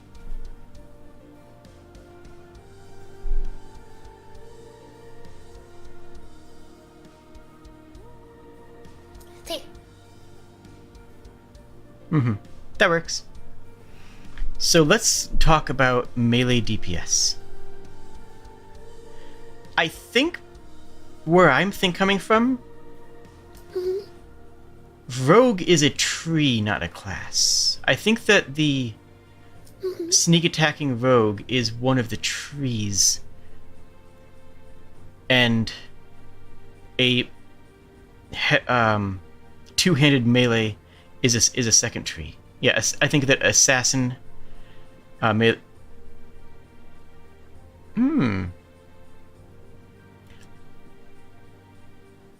Sorry. I was talking with Pack Tactics a little while back about the nature of thief and rogue, and all that. What if this? What if one tree is light weapons, and that's not the melee burst tree, that's actually the fast attacking sustained DPS tree.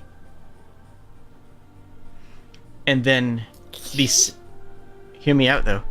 And then the second tree is the executioner tree, which has the burst damage. That's the burst damage tree. And that can be used with a two-handed weapon, or if you're just playing a rogue, if you're just playing the melee DPS class, whatever we end up calling it, then you take the light weapon tree and the burst damage tree, and those combined give you that sneak attack effect. But that also gives you the flexibility of using this class as the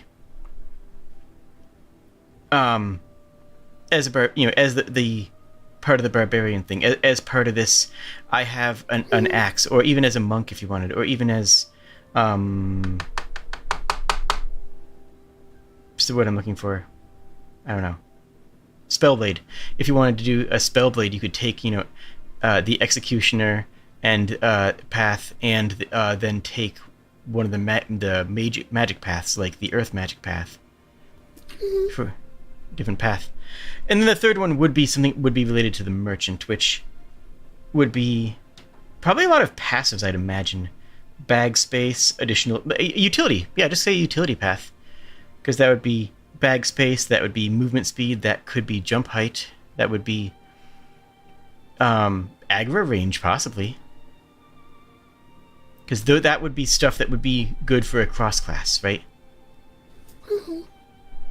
If you don't need your 3 classes and you think that these utility options are going to be more valuable, then that would be what you go in. And if you don't want that, then that's the tree that you toss away as the melee DPS. Mm-hmm.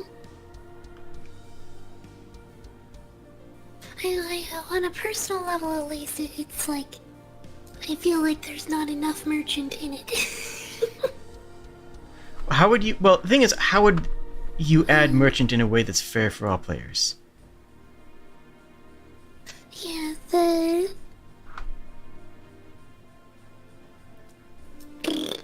So I'm not saying that merchant in Ragnarok, as the example, please, yeah, was like it was a melee damage class.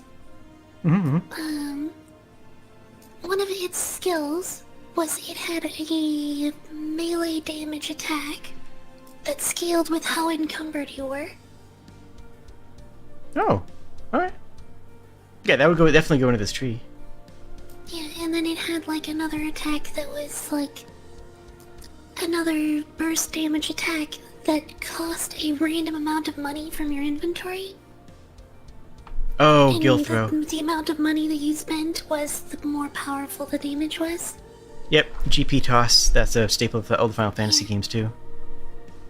And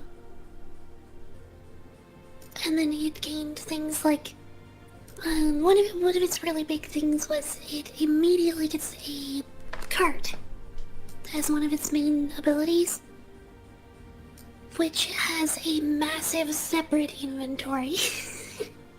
Oh. And then that's what a lot of their skills were revolving around, was their cart.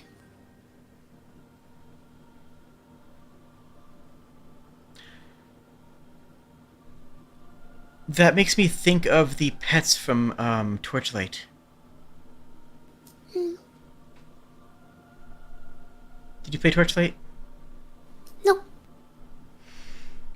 You had a pet that could give you a little bit of combat support, a little bit of of DPS. And you could choose. It could be like a cute little ferret, or it could be like a wolf or something. It was a delight. I loved having the pet. But you could also put your inventory on them, and you could because it was a Diablo style game, you could actually put your sellables on the pet and command them to go back to town and then come back. So kind of like the courier in Dota. Yeah, not unlike it. Not unlike a courier.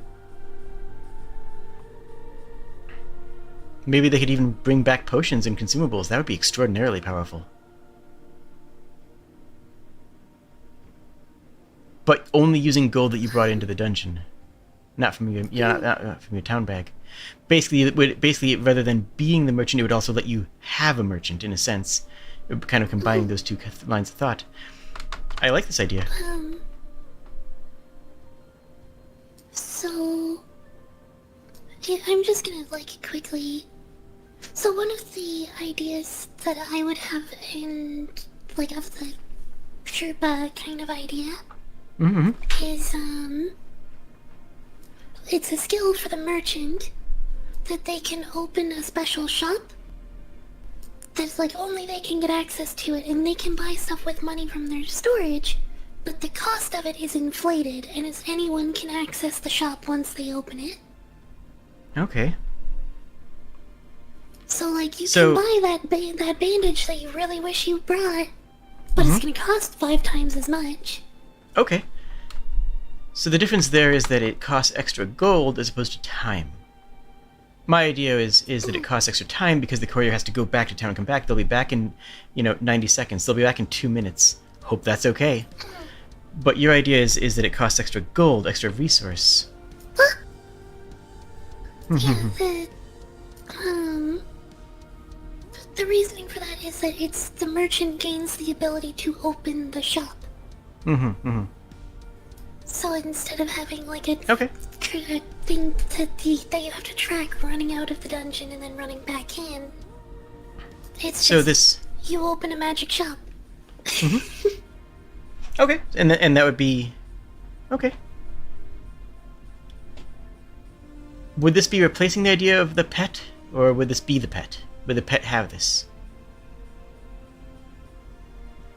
I will say that we don't have a pet class, a dedicated pet class that actually uses the pet to engage, and I think that's a good thing. I don't think that would be a good idea. Having a little pet that's running around as a cute thing would be a great cosmetic, and having a pet that has these shop mechanics would be good for this merchant option. But I think that having summons, having a pet tamer class would be a bad idea. So I'm just tossing that out there as a little bit as an aside. I think that would be unhealthy. Because there's so many characters already running around, right? But I like this idea. What I was thinking for the rogue/merchant is that you've basically got you've got one perk tree that is your melee damage kind of skills, one that's kind of like stealth and utility skills, and then one that's merchant skills.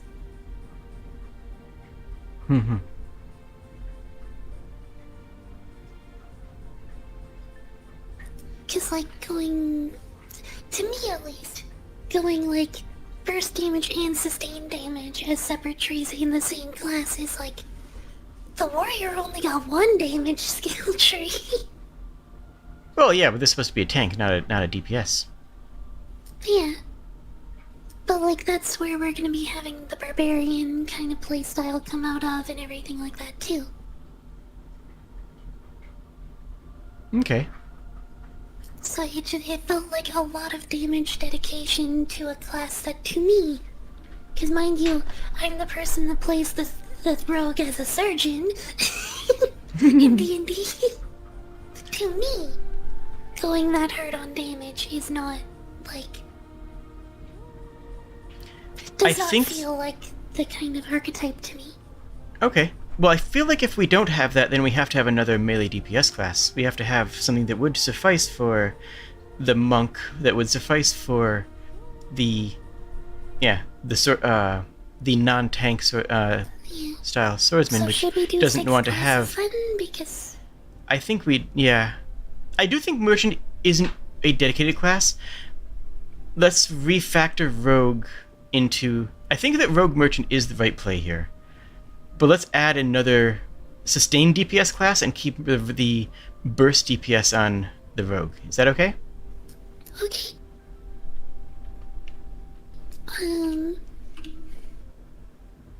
So then let's change the executioner tree to a stealth tree. Stealth and utility,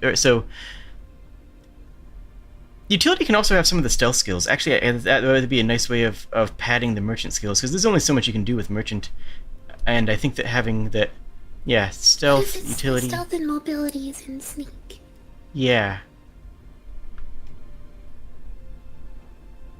And then utility can also have things related to, like, enmity or aggro range could also be fitting in utility.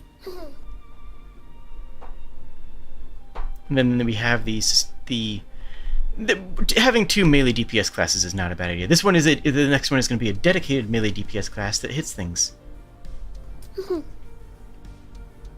So let's just call it fighter for now, I guess. Sure.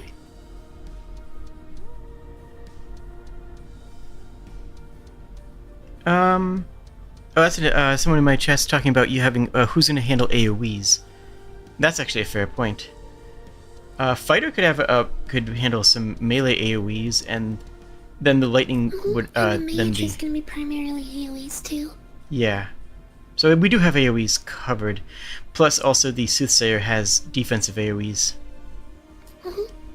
So I think we do have that spread out rather than having one dedicated, because not everything requires an AoE, right? You don't want to have someone who only does AoEs, because you get to the 3rd floor, it's like, cool, I guess I'll sit here and really fight that one boss, right?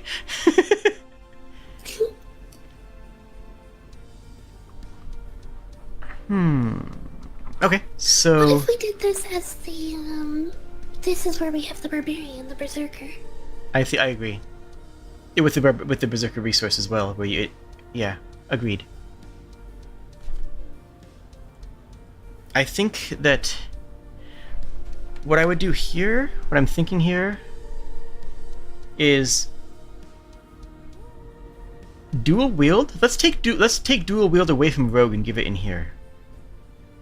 Yeah, we don't even have it on the rogue anyway. Mm-hmm. Oh, so change assassin to burst damage again, then. Actually, wait, that would be... So also, this would be positional. So rogue would be positional damager. Right? Okay. It would have to be, right? Because if sneak attack has to be from behind, you could also do the Final Fantasy XIV thing of having certain abilities that can only be used from the flank, from the side. That would end... Or you could do the... I think that's just adding, like, extra complication that we don't actually need. Maybe. But sometimes that kind of complication can be fun. It's just like having abilities that rely on you being beside or behind an enemy and then they back themselves into a corner somehow. And it's like, well, guess I'm useless. Well, that's when you yell at the tank.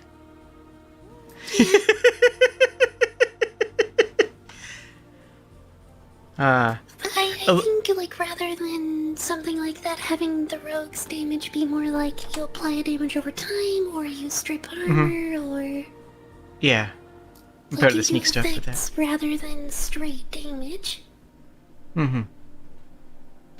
I do remember one... Can I tell you one cool mechanic, though?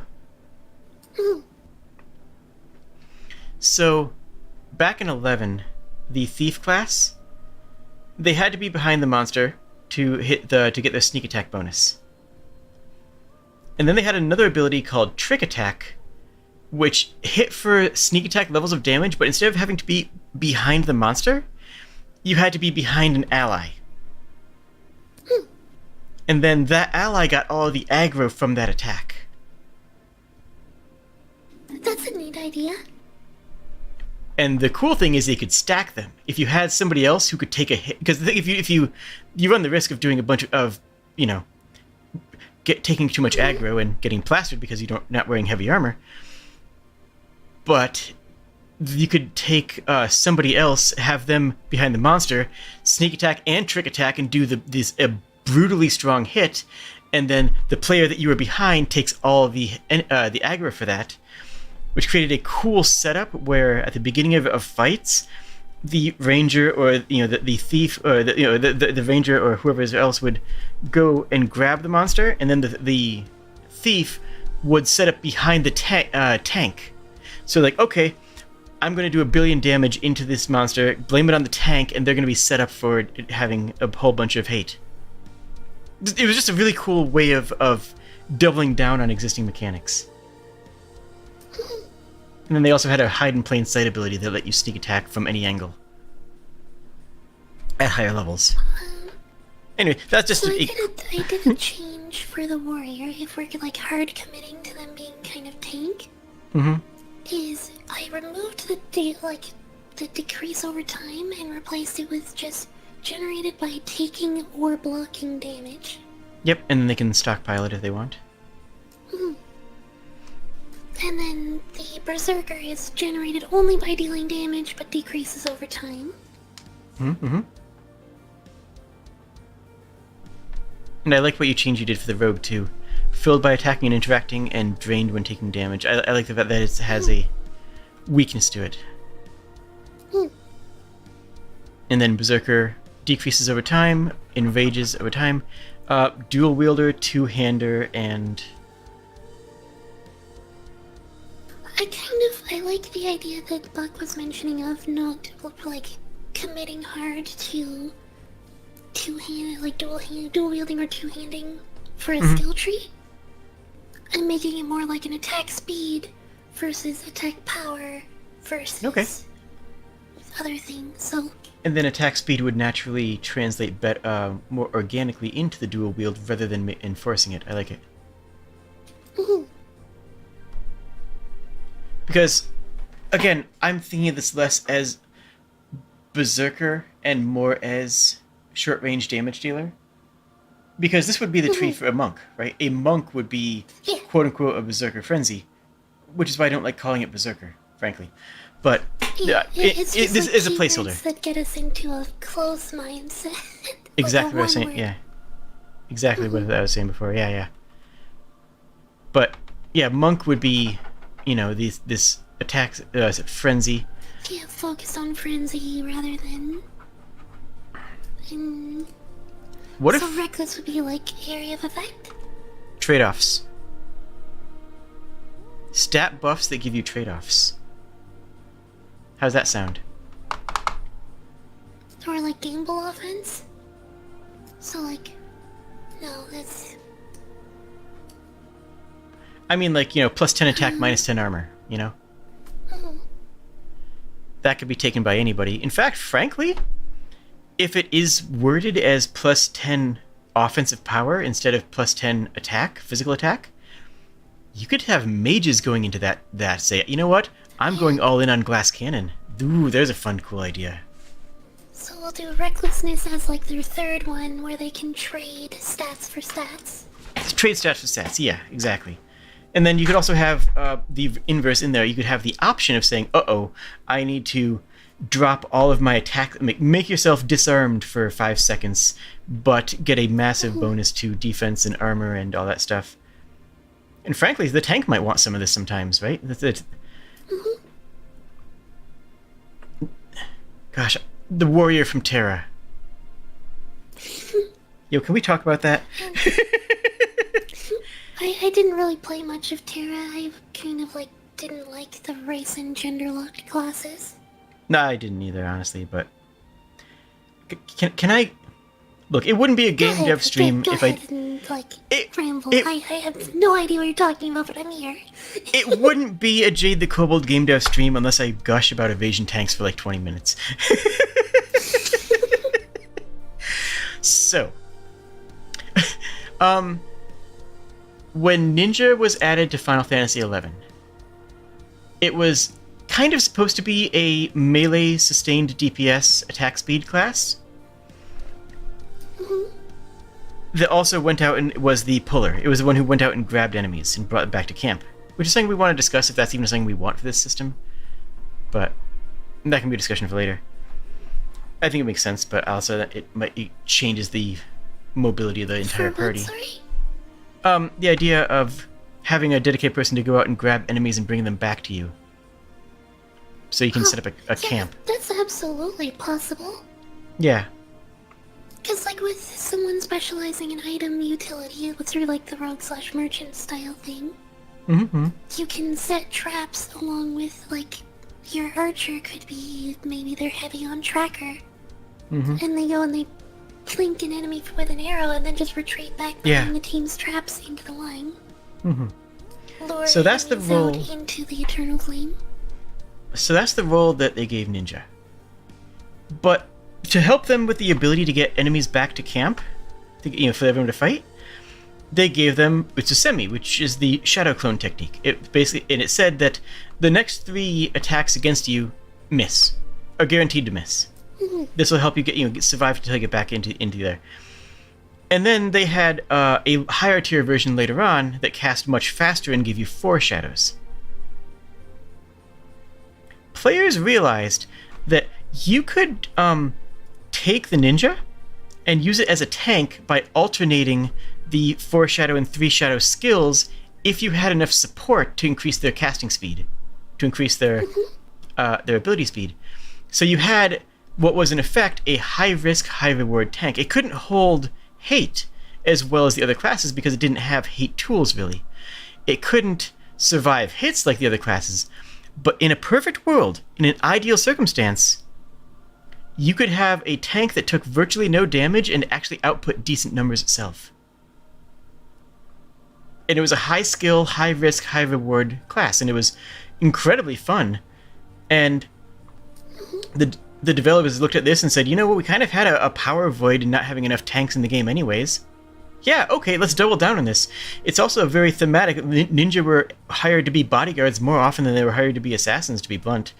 Anyways, and having a ninja as a defender is very much in code with actual ninjutsu.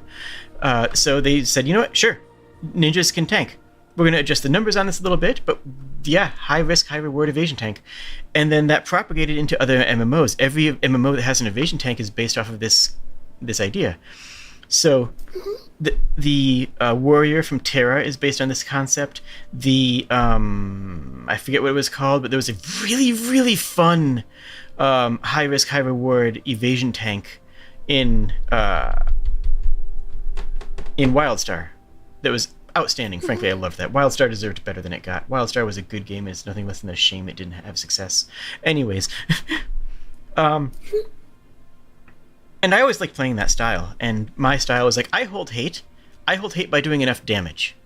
I would take the ninja. I dealt enough damage to hold hate, and used just skill and good support to evade damage. And it was a blast. And it was extraordinarily powerful in the hands of someone who was very skilled at it. Anyways, I just really like that story because it's fun. It's also a good example of player-developed options, because in that class you could take any job as a sub-job and get half their abilities, up to half your level. It's like, okay, yeah, you can take warrior, and now you have some of these tanking tools that you don't have. It's like, oh, cool. And other classes could say, hey, I'm going to take subclass of ninja, so I get the first tier of the shadow clone, so I can go all out as a monk. I can take a monk and just say, you know what? If I take a few hits, I'll have shadows up. I'm fine. And just, be super aggressive with it. Instead, taking limiters off. This sort of idea of allowing the player to make their own class by this, taking one tree from another one, I think is outstanding. I think that's going to be the cornerstone of what makes this an interesting game to think about when you're on the toilet. Because that's actually a metric I consider. That is genuinely theory craft over. Yeah, that is unironically a metric that I consider is how likely is the player going to be thinking about this when they're pooping.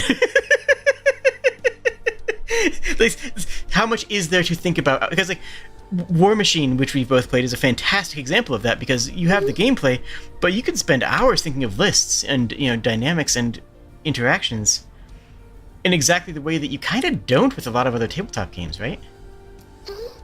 Yeah. Anyways, all this to say, gaming is good.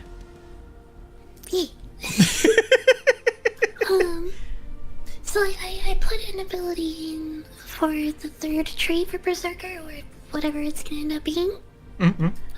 Is it displacements and power attacks tree. So my thought was a warrior, for example, might want to trade off their damage tree for displacement skills if they want to go really hard on the tanking. Yeah. Well, it gives them a lot of different options. They could take the Soothsayer, they could take the Might, they could take, they could even go more aggressive and take the Assassin as a way of building up a lot of hate at the beginning of a fight, and say, hey, I'm going to do one of the Assassin's burst abilities to open the fight and make the monster real mad at me. And then they would naturally have things that increase the amount of hatred that their attacks do, which would combo off that. They could take... Yeah, I like it.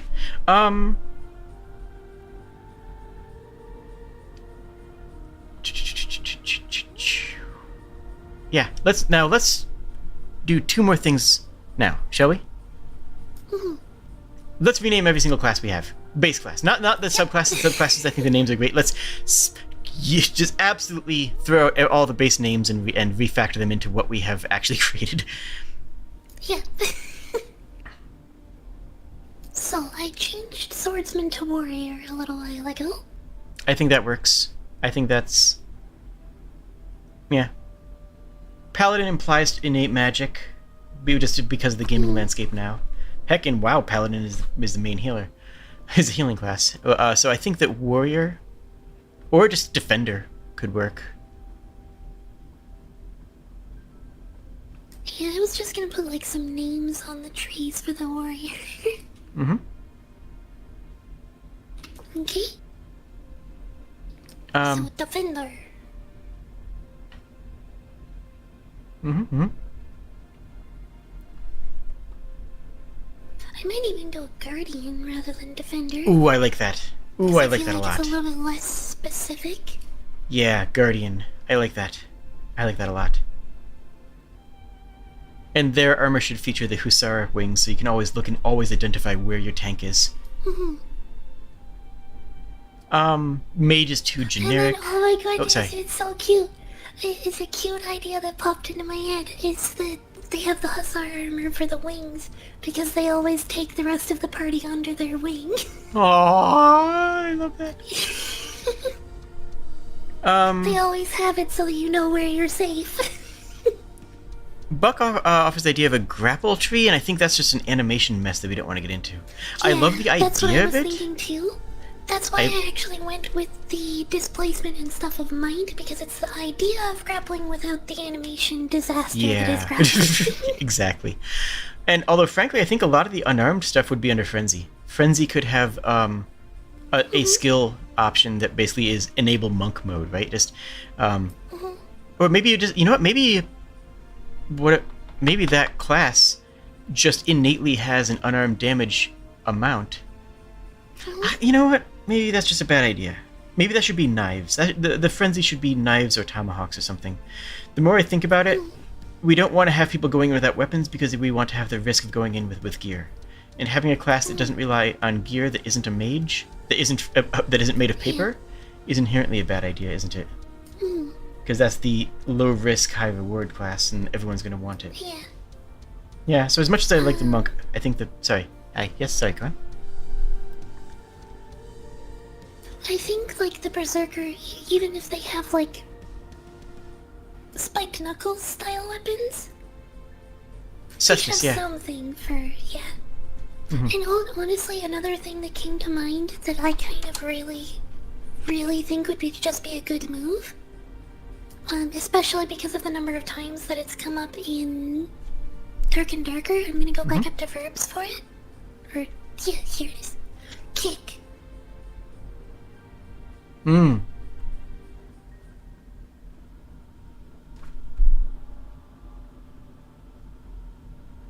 So just shove enemies or objects small amount. Or allies. And then, that can get into some fun territory. And then the idea is, like, the might tree for the Berserker could have a skill that's just like, your kicks are just way stronger. Yeah.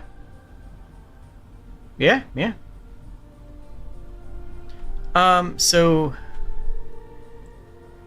mage is so basic.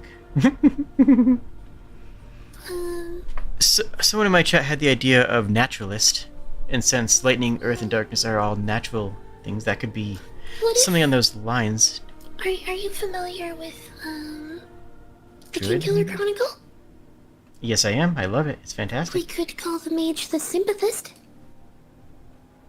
I think that's more of an acolyte thing.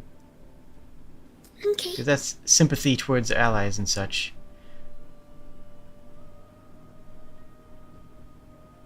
Double click, stop it!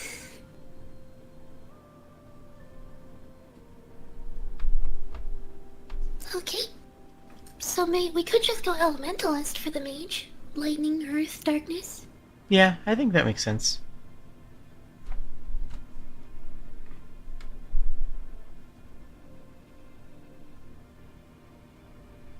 Berserker just started kicking the mage across the gap.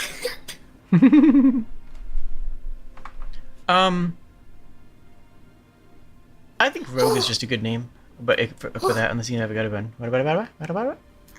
Another thought that sprang to mind, an ability, it's in Dragon's Dogma. It's a warrior skill in Dragon's Dogma, but I think it would be cool to have in might, is, being able to springboard your allies. Kind of like a fastball Basically, special? just like an activate an ability, and then an ally can come up to you, and they just have a super jump from wherever you're standing. Fastball special. Pretty much. In Dragon's Dogma, it's like, there's a flying enemy coming. Rogue, get over here. Yeet!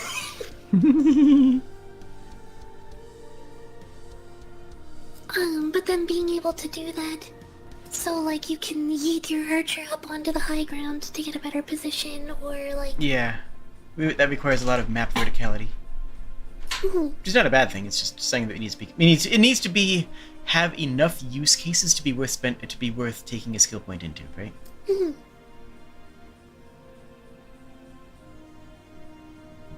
Oh, another thing I will say is that, just because we haven't actually said it yet, many of these things of the abilities in the trees could have multiple tiers. Yes. Just, it's one of those things that's simultaneously obvious and needs to be mentioned. Mhm.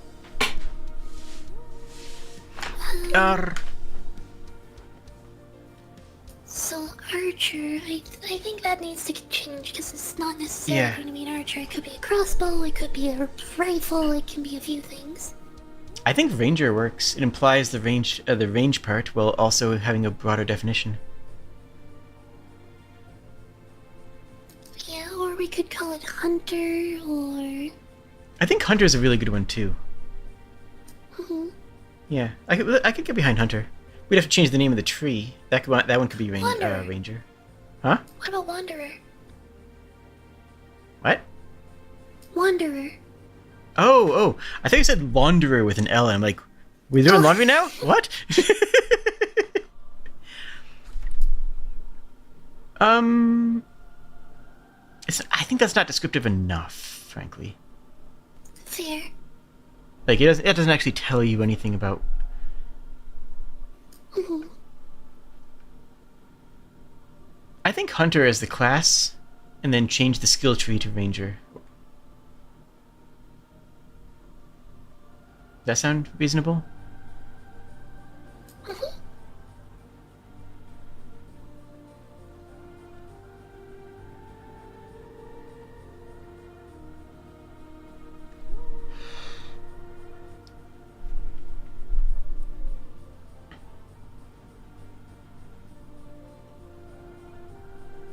Okay, and then our rogue / merchant, we can just call, like, rogue, or... What about scoundrel? Yeah, scoundrel works. Treasure hunter. That kind of works, doesn't it? Yeah? I'm not a thief, I'm a treasure hunter.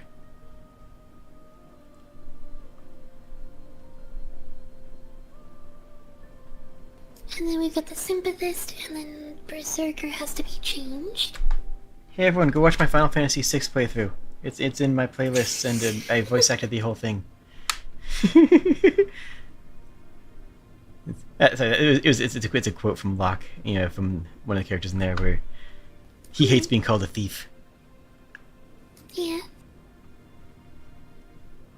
Which is fair. Yeah. A thief is a petty criminal. Mm-hmm. And he has class. Mhm. Berserker's definitely the wrong name for this. Yeah. This fighter it just works. I don't like it, but it's too generic, but it just works. Hmm.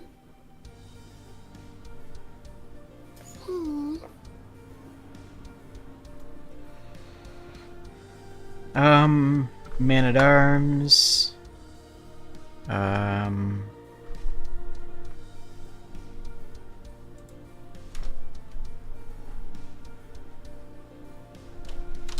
Oh, what was it?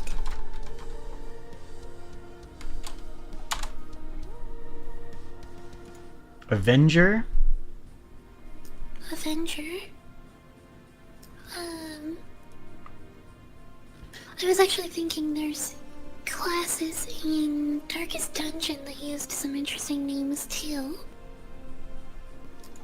What about Hellion? Oh, yeah, that could work. Or in that in a similar vein, Ravager. Yeah? Oh, Reaver!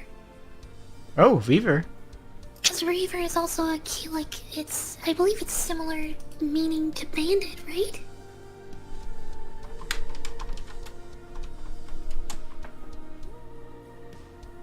Yeah. It's a border raider, a cattle thief as well. Yeah, I like it. Hmm. It implies being more aggressive, but yeah. I mean, that fits for the aggressive nature of the class that we're building. Yeah. I'm not a... I like Sympathist, but it does tie us way too much to one IP, right? That is undeniably a... I love that book, but... Books. I love that series, but... It's kind of too unique to justify using, isn't it? It works, though. It really does work. Yeah, I don't want to call it, like, priest, though, at the same time, which is, like, the really Same. easy one to go into.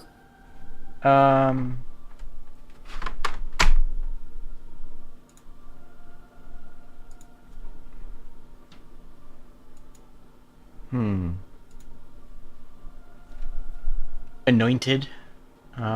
Chaplain is an interesting one.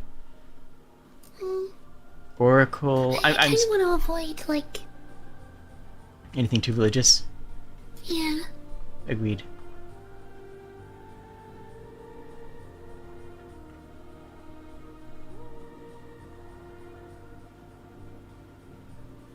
What if... this was our bard? I like it. So we just go minstrel, or performer, or poet, or bard. Yes. And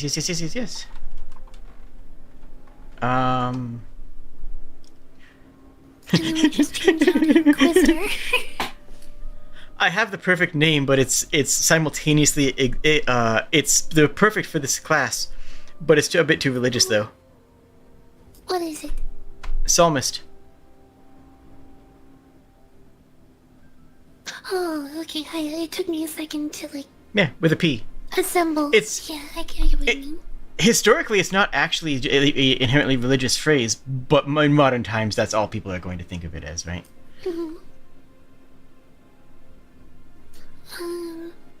So what Emissary? would we call the offensive screen then? Or offensive spells? Because we've got the healer and soothsayer. I think healer might even want to sing this fancier as well. But for offensive spells for these nerds,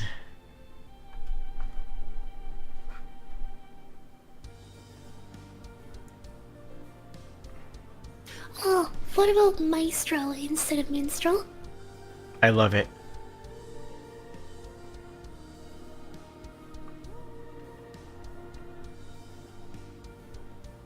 And then their meditation, like, to make them even more, Birdie like, is even more sitting and vulnerable playing. to the thing is they have to sit and perform and, like, retune. Yes. So then, like, when they go to meditate and refill their resource, you can just hear, like, bling, bling, bling, bling, bling, bling, nearby. I like this idea so much. This is brilliance.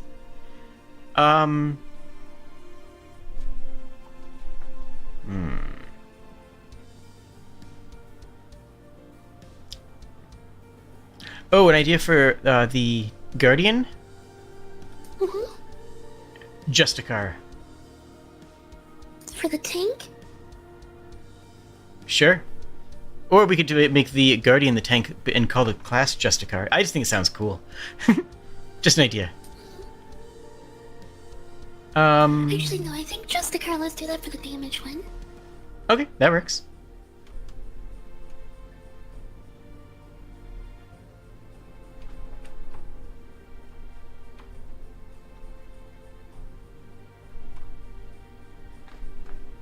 Oh, I got it. Scald. Scaldy. Okay. Yeah, Scaldy.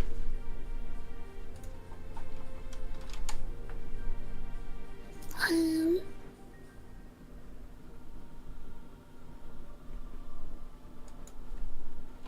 That's, actually, no, there's no I in it when it's used like this way. But yeah, it's a... That was my fault. I've said a Scaldy. But, yeah, Skald is a Norse type of poet, but it's also a really cool name and also implies more... What's the etymology of this? It's comes from the words of sound, voice, and shout. Oh. It's the same etymological root of the word scold. But... Oh, I think that would work.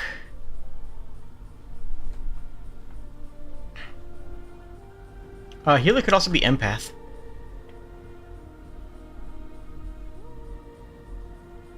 what if we just call it minstrel? That works for me. Then, do we want to refactor the support version then? I think soothsayer still fits pretty well. You think? Yeah, I think it does still fit pretty well.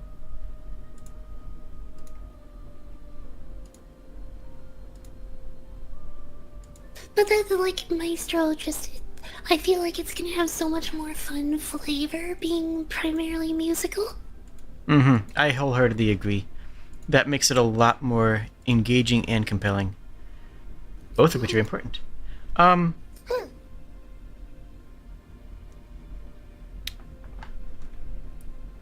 Let's just do a real quick... I think we're good for what we did today. We did a lot of work today. Let's do something dumb. Sure. Without specifically choosing which one we drop, let's actually go through and do at least a couple seconds think about each of the classes as it would be used in another class. They don't all have to be good, but let's at least run down the idea of saying, what would a guardian do with lightning? Ooh. That would give them a pulling option for long range. That would give them possibly a spike damage option for extra hate. Actually, there's an idea. There could be a lightning spell that has the counterbalance of having high hate. That is to say, enemies are more aggressive to you if you use it. That way it's a downside on a spellcaster, but an upside on a guardian. Yeah, make it like a lot of line-based AoEs. Mm-hmm. So you have to, like, step out to the side of your tank to be able to use them effectively? I'm saying as the tank. Yeah, but that's... Yeah. I'm just saying, like, for when it's designed Yeah. for the mage, you can't just spam your highest damage spells constantly because they generate a lot of hate, and you have to stand aside your tank rather than directly hiding behind them. So for a tank who has no one in front of them, it's like, I would love to leash this entire hallway. I like that idea. I like the way that you're playing with those mechanics. Guardian Earth is very obvious. That gives you more defensive tools. Like, that could probably have, like, a spikes backlash or a... what would be an emergency survival tool on Elementalist would become a bread and butter ability on Guardian. What I kind of love the idea of for one of the Earth spells is, so do you remember Sergeant Hammer's ability in, Heroes of the Storm, the knockback one? Yeah. She gets a talent that makes it create a rock wall in front of her as well. I'm imagining one of the Earth spells is like, it creates essentially like a V in front of yourself, where it cuts inwards. These two like rock pillars jut up and forwards. Yeah, I see where you're going with this. And then that structure has hit points, but if it hits a creature, it just knocks them backwards a good distance. I have an extrapolation on that idea.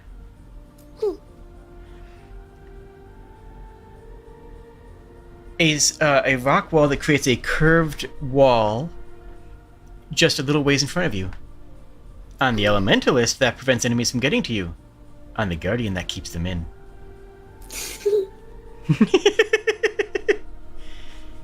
But it's also a thought for, like, portable high ground.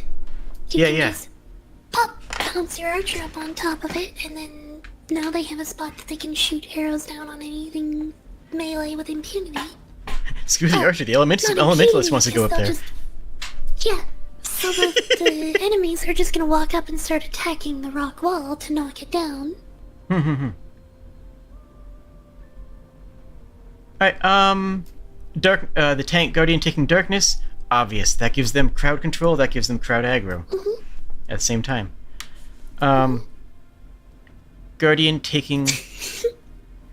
Duck saying the line, "I'm not trapped in here with you, Crash. Knuckles, you're trapped in here with me."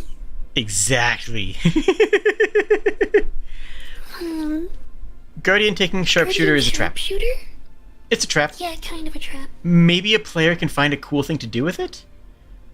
And the Guardian class probably could equip like the throwing axes that the Reaver would have, but that's likely not going to have enough tools in it to be useful.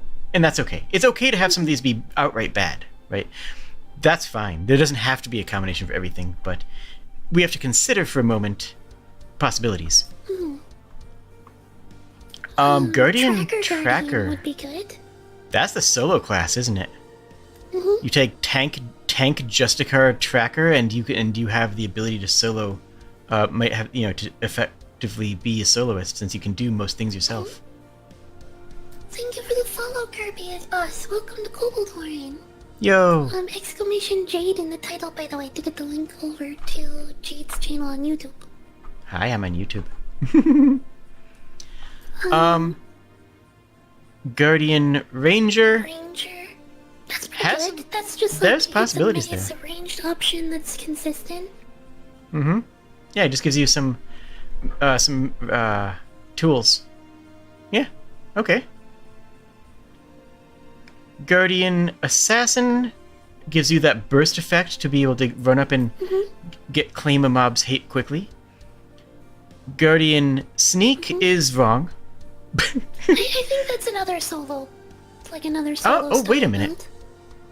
It depends on how much we focus on mobility. If Guardian has such high armor, they might consider the speed boosts from either utility or sneak. Guardian utility. I think anything sub-utility is just okay if that's what you need, right? I don't think utility. Yeah. I think anything I sub-utility think it's is just always an okay. Yeah, it's like it's never the wrong answer, but it's probably not the right answer. Yeah. Guardian Minstrel is... Yeah, that's your paladin. I actually think that should be a trap. Really? Yeah, I think that in combat trap. I think that it should take so long to swap to the minstrel's instrument from weapon and shield or something like that, that it should not be viable. So what I was thinking is that any minstrel abilities that are used by somebody who is not main a minstrel is done with voice. With reduced, meaning you don't get the buffs from the instrument, but because the instruments are going to be items that have stat lines, right? So you can't. Fair. You get the full effect of the ability, but you can't use an instrument, so you're not getting the, all the bonuses that you implies. also can't retune to refill the resource. Yep, you have to use your primary method of resource.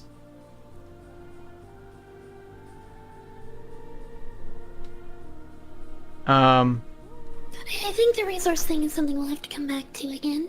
Yeah, I think so. Trust me, when we actually finally get to playtesting, we're going to be coming back to that for weeks. That's the kind of balancing that needs to be fine-tuned, and you only get that through iteration. Scald, it's just more offense spells. I think that one's a trap. Because if you're playing the Guardian, you'd almost always rather have the Elementalist Lightning, over the Scald. Yeah. I feel like Scald would have like the natural kind of spot though for things like Thunderwave. Probably. We'll need to figure out what the difference between Scald and Lightning is, right? Yeah. We need to figure out what Scald means. I think Scald is like cone and circles, and Lightning is like lines. Or single targets, yeah. Yeah, Well, I guess single targets, no. Targets. Actually, no, single targets is Ranger. Yeah, true. Yeah. Guardian Soothsayer, I think is just doubling down. You are now the WoW-style paladin. You have buffs from leadership and buffs from Soothsayer, and you are just a walking buff station, which is a playstyle. Yeah, I feel like that kind of playstyle though would usually someone going that hard would be playing a maestro and subbing their Scald for leadership. Probably. But maybe there's some it's a tool they want. Style. Yeah. Guardian Frenzy. That's I think just is neat. like it's a damage tank. Basically, you're just Yeah. You are an extra aggro tank. Like you're a tank that can put up numbers, right? You're a tank that has fangs. I like that. I would probably play that. I would take the damage class and the frenzy class. I would take what do we call the guardian damage class? Justicar. I would take Justicar and frenzy, and be like, yeah, I'm a tank. I have a big shield. I have my tank line, and I'm going to grind the shield into their face. I am going to hold hate. I am going to tank, and I'm going to out DPS you. That's my aesthetic. Thank you for the follow, Jubino Okami. Welcome to the Kobold Rain. I think like Guardian Might is a natural fit. I think it is too. That's a different type of utility than the support utility that you have in the base class. That gives you your locational utility, and a little bit more fangs. And also Recklessness is another kind of like the utility. It's just like, it's not bad. It's just a trade-off. I think Recklessness as a tree is more portrayed by a bunch of independent options. You have to be at a certain tier to pick them, but rather than being 1 leads to 2 leads to 3, they could be, this is the Recklessness thing, this is the trade-off thing that gives you more offense at the cost of defense. This is the reckless thing that gives you, and not reckless necessarily, but trade-offs. This is the reckless thing, the trade-off thing that gives you more defense at the cost of resource generation, or whatever it is. So, I think that could be...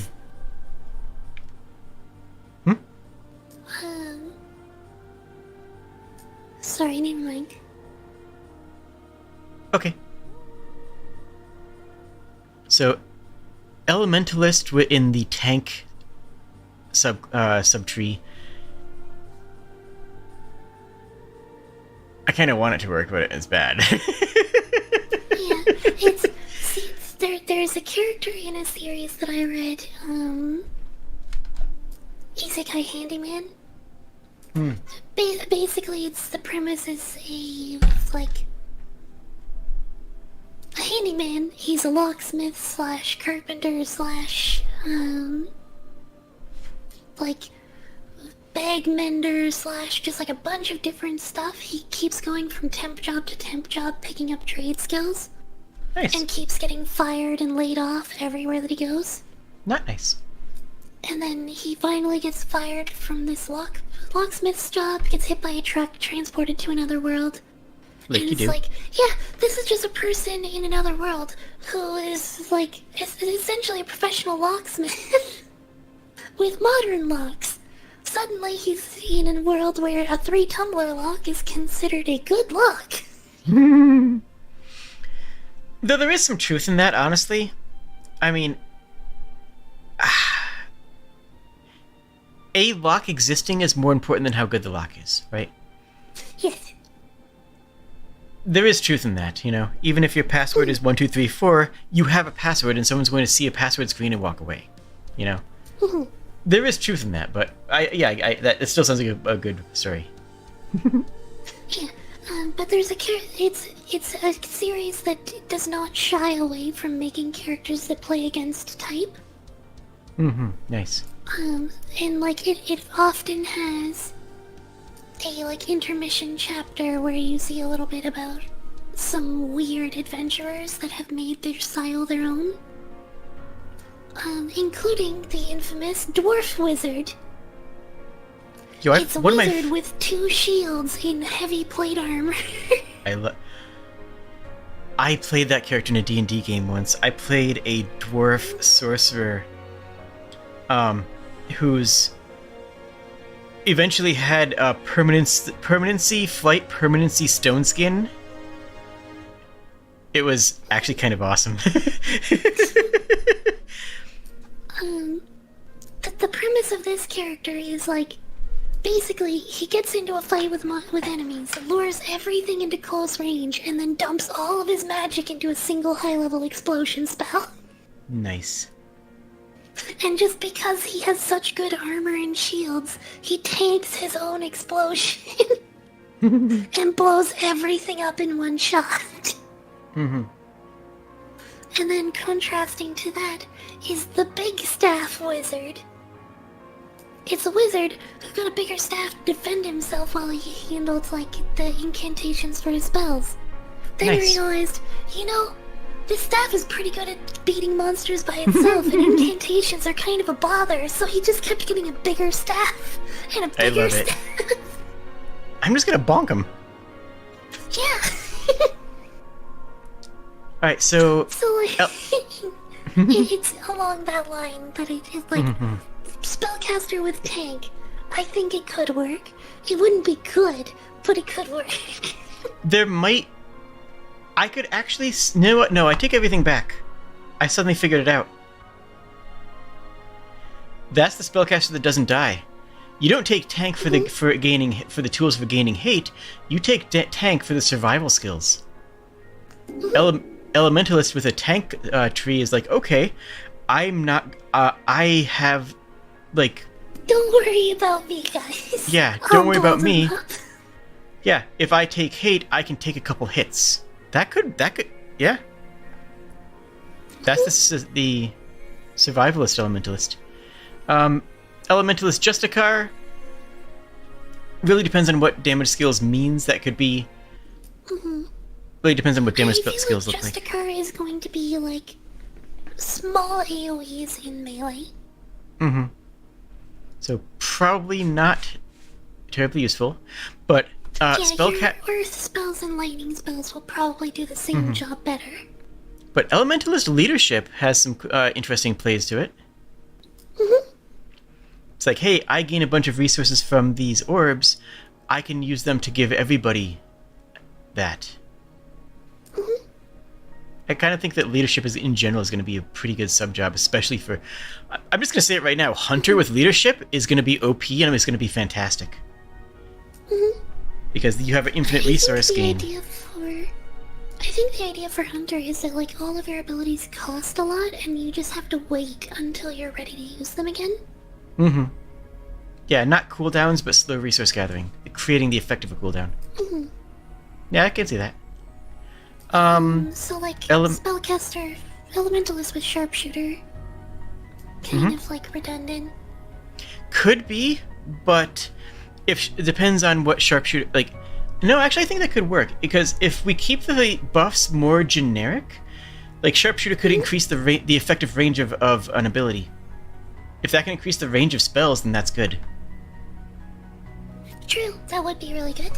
Yeah, I guess that would make it more like a cantrip focusing spellcaster. Yeah. I think that there actually is play there. Elementalist Tracker. Tracker, I think, is just universally going to be a good solo skill. Yeah, I think in general that's a good solo path. Elementalist. Every party is going to need to have one. Like, want to have one at least. Elementalist Ranger. Kind of like your panic button damage. Could be that. Magic enemies are in my face. Oh, Sprigg! I got it! Yes. I'm Sprigg.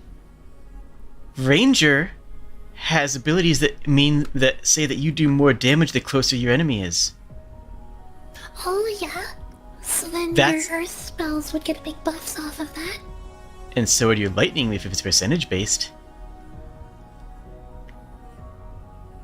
Mm-hmm. If it's percentage of range closer, then your lightning spells would do massive damage up close. That's the melee elementalist path.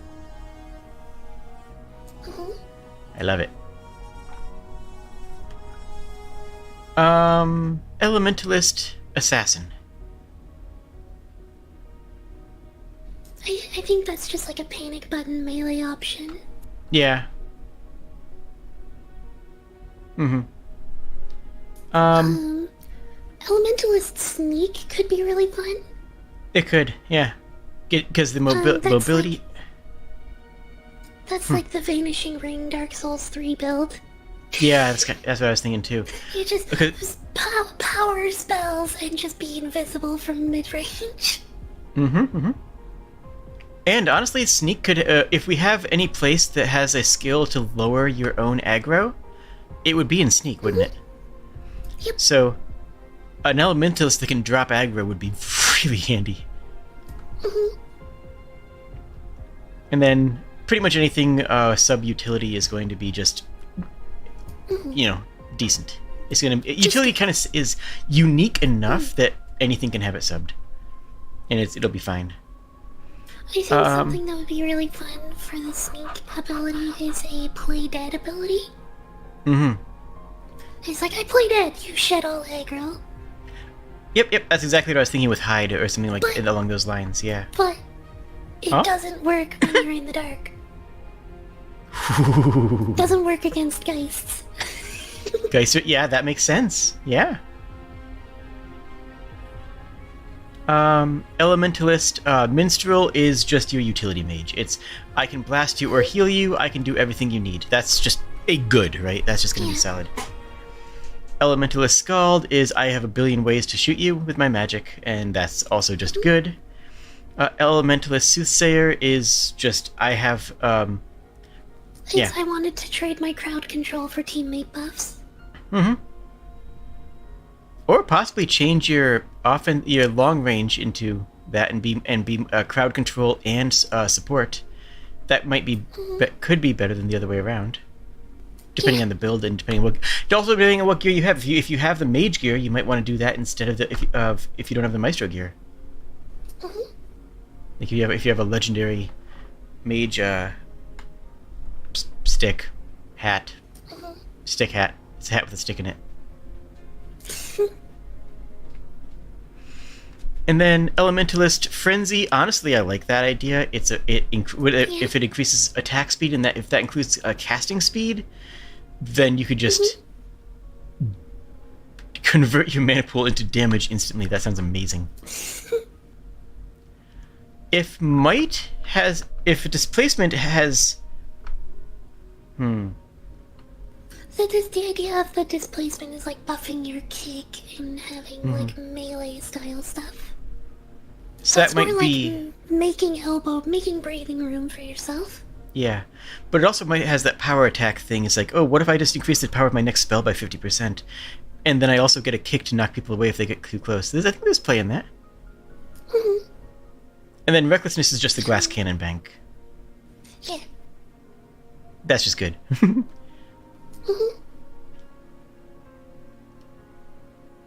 All right. Hunter with tank. Survivalist, soloist, and more defensive tools. Justicar for more melee. Yep.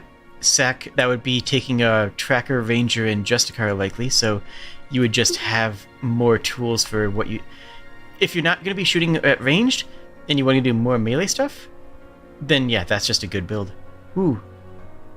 Throwing daggers? Magical throwing daggers could return after being thrown and still be used as melee weapons too.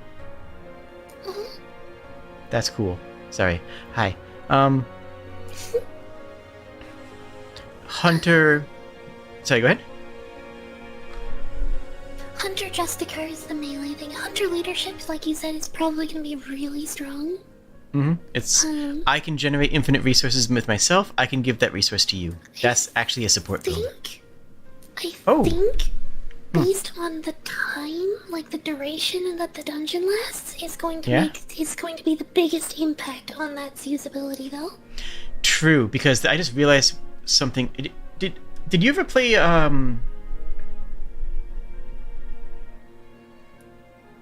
what's its name? River Flows Like Sunlight? Yes, that was the first one I played. But did you play Sunlight?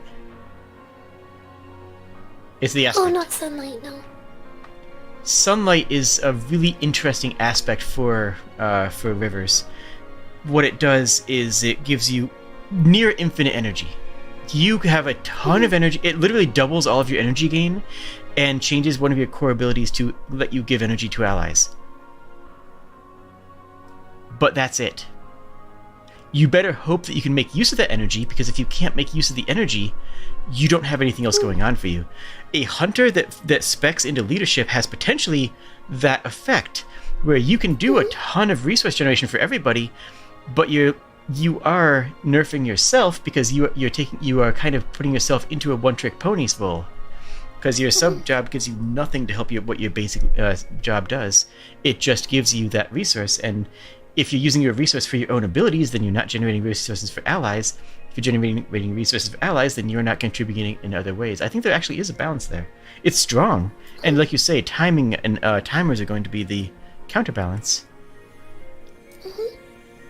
See, you see why we're doing this, right? Like, we're getting these ideas, right? Yeah. I like it. Hunter with lightning. I think it's just like giving you more AoE options. Yeah, I have multiple ways to attack at range. Let me pick the best one for the moment. Earth is going to be like, it's your portable high ground, it's your self-defense, it's a great option. I think that's the default best option. I really do. I think that Hunter Earth is probably going to be the bread and butter for a lot of players, for that exact reason. Darkness is like, you're giving yourself more crowd control, but you have to give up either your scouting or your melee to make much use of it. That's the party needs something. The party needs somebody who has darkness and enough a resource to use it, and the hunter is like, okay, fine, I'll do it.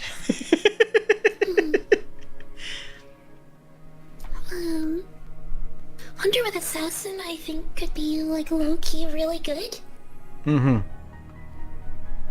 Especially with the ranger path, yeah. Sneak, I also think would be really good. Having like tracker and sneak on the same build would be really, really strong. I think it would be strong, but you run into that same issue of not having enough. You run into a. You have a lot of utility, but you don't have much offense anymore. You don't actually. You have a lot of utility, but you don't actually contribute as much to the party. That's how I'd phrase it. I don't know. I feel like all that utility is very helpful to the party still. It's a different type of help, though, right? It's not the kind of help you would usually go to a hunter for. Yeah. Hunter utility is, again... Utility is never bad, but it's never great. Right. That's really the gist I'm getting. Hunter Minstrel? Wait, that's insane. Something for healing. Wait, that's cracked. That's insane. It's a healer that has infinite resource. But it's on timer again. Yeah, but it's still you have to drop your offense. You have to drop your offense in favor of the healing. It is really good. Yeah, that's cracked. That's really good. But I am still kind of the mind that I'd actually like to keep whatever skill tree you pick up. You also pick up that resource for using for that skill. I think using it with your... We'll have to playtest this, basically. But yeah, I'm of the it's opinion... something that's going to have to be revisited. Yeah, I'm not saying you're wrong. I'm just saying that I'm of the opinion that using other abilities with a different resource is part of what makes the multi-classing interesting. Hmm. You know, that's part of what makes this compelling, to me at least, is the idea of the Reaver. The minstrel is probably going to be too strong. Like having any kind of healing spell on a resource that can be generated in a different way. Yeah, well, we'll need to think really of. Strong. Agreed. Well, I need to think of something to mitigate this, or to. We'll need to think of some way of making this work. But I wholeheartedly agree. But I don't know if your solution is the solution that I would go with. At least not at this time. And we can definitely play this out later on. But like, just jumping ahead, I am super hyped. We could even just increase the cooldown and cost on subclass skills. I think that's fair. Well, we already are in this case because they don't have a bard instrument. Yeah. So yeah, that's already baked in. Mm-hmm. Also, just to jump ahead real quick, I am super hype. I just can't stop thinking about Reaver Minstrel. I'm going to get into the enemy's face, build up a bunch of resource, and I'm also going to heal you. That sounds so much fun. Oh my god. I am about that lifestyle. That is the the Chunkla healer. Just get up in everybody's face and slap, slap, slap, slap, slap, slap, slap, slap, slap, and you feel better. Anyways, where were we? Yeah, we were Hunter Scald. Yeah, Hunter Scald. Depends on how we build Scald. I feel like I kind of like the idea of radial damage. Mm-hmm. Which is kind of then built into the idea of your Scald has to stay away from, your Maestro has to stay away from their teammates so they don't hit teammates. Yeah. And then that's their defensive option for themselves, is they can do damage all around themselves, but then they have to be careful of their allies coming too close to them. Mm-hmm. Yeah. So Hunter, with that, I think it's just kind of another thing. It's I don't want to use melee weapons. I want to just radius damage everything. Yeah. I like it. Hunter Soothsayer is kind of like the Hunter Minstrel. I'm going to flex the fact that I have the easiest resource generation in the game, and use that to be a worse Maestro while still putting up some numbers. It's yeah. I really think that's cool. I think that's a good niche for Hunter in general, is that feature. And then the inherent nerf. It's most powerful with the Maestro abilities, and having the Maestro abilities inherently nerfed as a subclass by not having an instrument is a stroke of genius that you came up with. Thank you. Hunter Frenzy is just good. That's just more attack speed. Machine gun. Yes. Absolutely. I'm going to put a whole lot of arrows downfield. It's also the pay-to-win class. Not pay-to-win with money, but pay-to-win with resource. It's I have 75 light arrows I'm walking into the dungeon with. It took me 6 weeks to craft these. I'm subbing Frenzy. Let's go. That is I'm converting money into damage. It costs $300,000 to fire this weapon for 6 seconds.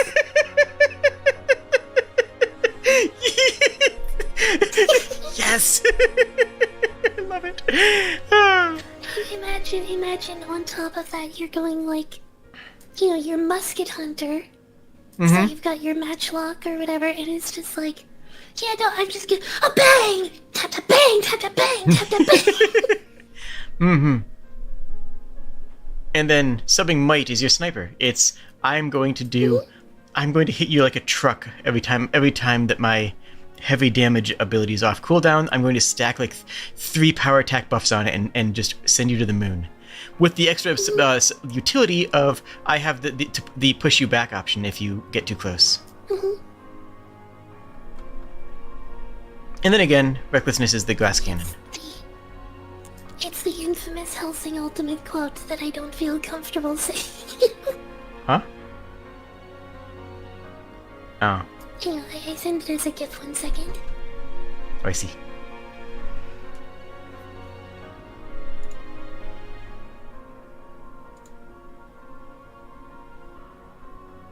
Oh, true.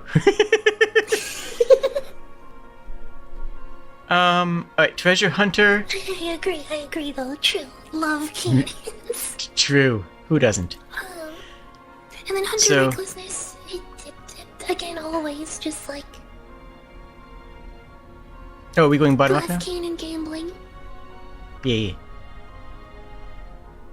So treasure hunter tank again is I want survivability. I want survival. I'm subbing tanks so that I don't get wiped off the face of this planet by an AoE.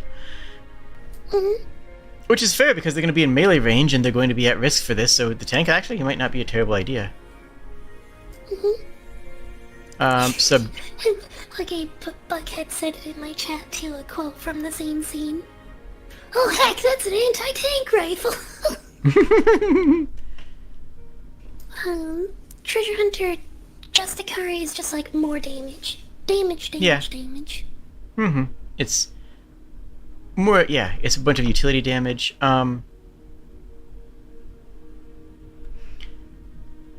Yeah, Treasure Hunter leadership is kind of interesting. It's interesting, but I don't feel like it would be that good. I think it's just a worse version of Hunter leadership. Yeah, basically. But that's okay for it to exist. It doesn't have to be... Like I said, there's going to be bad combinations. Yeah. Treasure Hunter... I think Treasure Hunter Lightning could be, like, really interesting as a flank kind of build. Like a flank / polar. Which, honestly, in hindsight, that is 100% the Train Man build. I don't know if you're familiar with the Train Man. No. The Train Man is like, it's a gimmick in MMOs for monster player killing. You just gather like a bazillion enemies on you, run into the middle of a group of other players, then turn invisible. That's true. If we have that play dead, we'll have to account for that. But yeah, that's... Well, I mean, play dead doesn't work on players.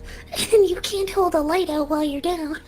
No, but if you get 5 monsters following you, walk into another group, and then you drop play dead, all those other monsters drop aggro, basic programming would say that they now aggro the enemies that are in line of sight. Yeah.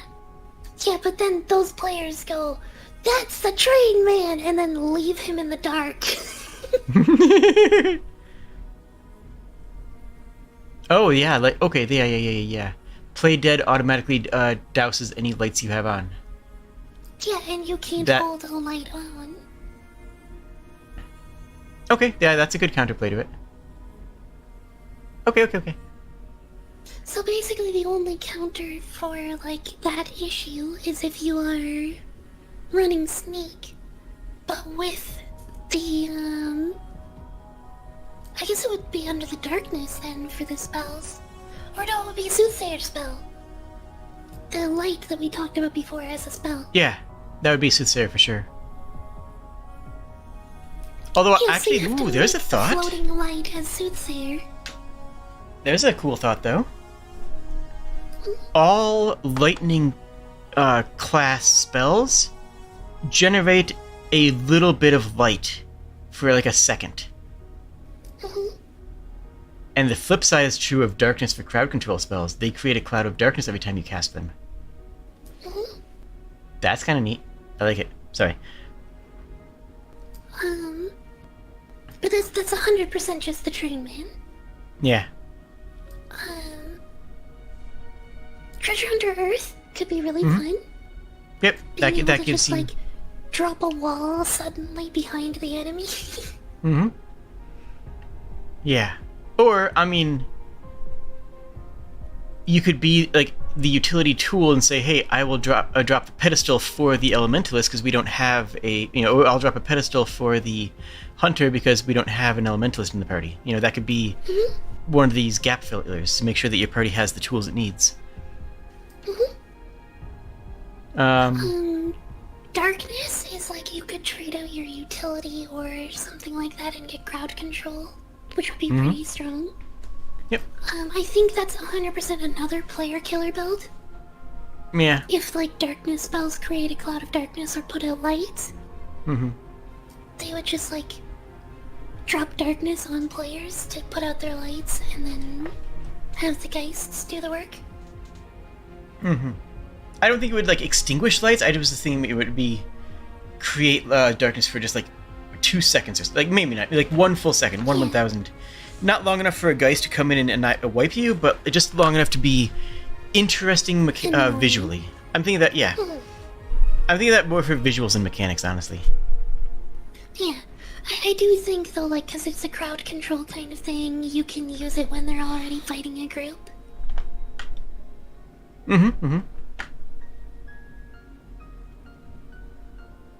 Alright, treasure hunter sharpshooter is you have sneak and mobility and you add sharpshooter to it and you still have either utility or assassin. It basically is it's either you trade out your melee for ranged or gain ranged.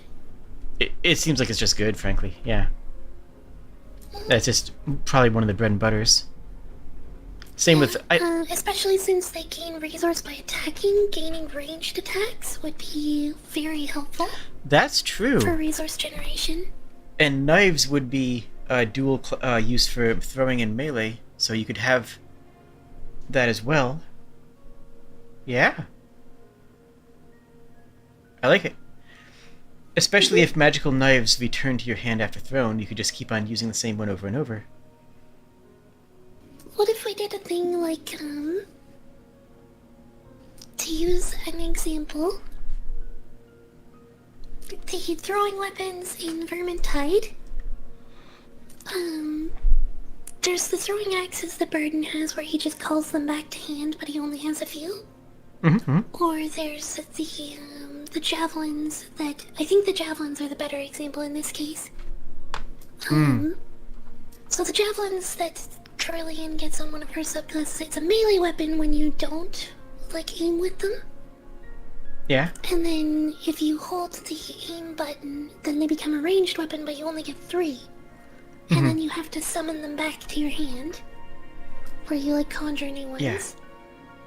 Agreed. What I had going through my brain mind was magical knives return to your hand, but have one of the lowest damage of the ranged weapon stuff.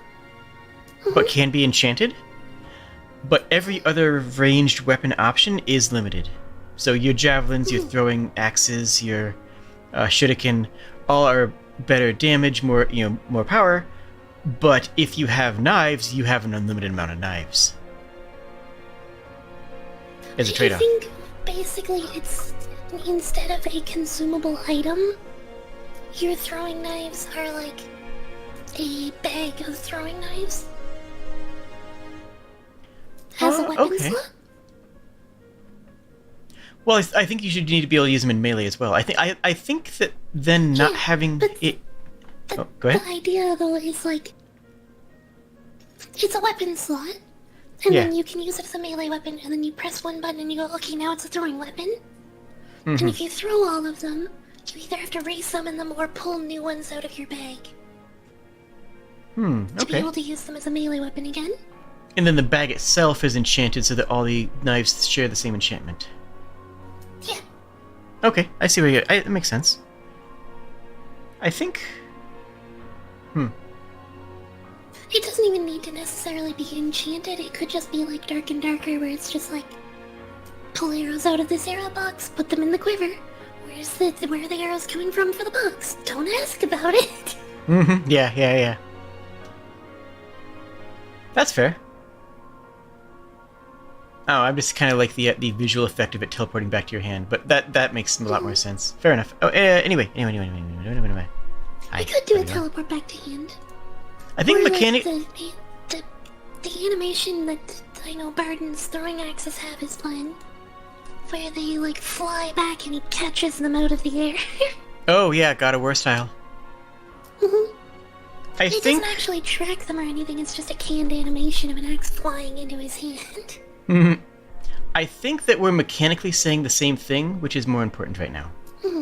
Yes. I think either way, I think we're functionally saying the same thing, that knives can be unlimited and javelins can't. Yeah. It's just similar to the Dark and Darker like quiver, where you only have a Yeah. few that you can pull at a time, and then you have to like refresh them through some sort of action. And then Treasure Hunter Sharpshooter with getting the range damage, but having to use the knives would be a pretty cool build. Because then you can attack and gain resource at range, which you normally would struggle with. I mean, you can always throw knives. I guess you could always throw the knives, but with Sharpshooter, you actually have a reason to do it. I think if we have like the skill trees give you proficiency in tools as well. So like taking the sharpshooter tree as the treasure hunter, you get access to the low tier sharpshooter weapons. That's an interesting idea. I think that you would have to... I think there's a good idea there. We'd have to figure out how it works, though. I would almost want it to be a skill point to spend. I would almost want you to have to buy the proficiency on the skill tree. No, if it's a sub-job, not if it's main job. If it's a sub-job, then let you buy the proficiency. Except for Maestro. I think that I we just should mean always for, lock like, that. For the Guardian, for example, they don't have any ranged weapons. Why not? At least no, we could have them have melee ranged weapons as well. I'm just like, as an example, Spears? they don't have any ranged skills. Yeah, they don't have any ranged skills, but I think we could give them spears. Or even that the hand axes be equipable by them, which could be thrown. I don't know. Treasure Hunter Tracker is just good. That's just, hey, I know everything everywhere. I can get anywhere. Let's go.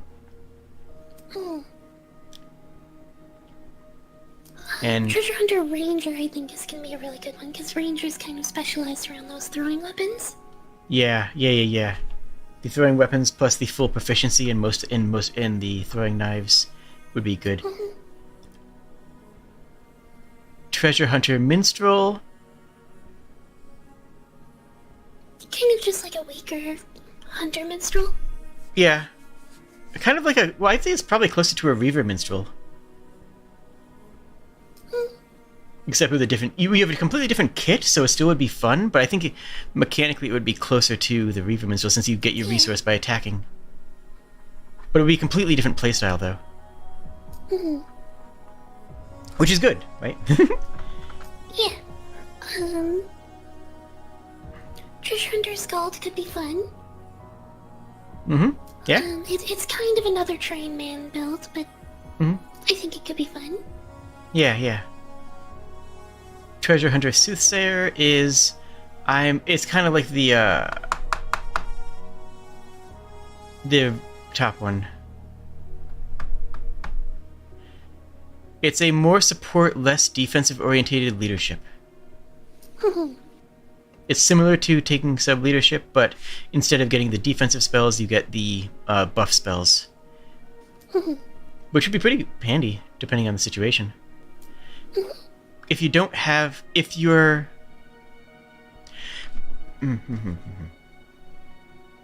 Yes. In summary, yes. Basically what I'm saying is yes. In summary, yes.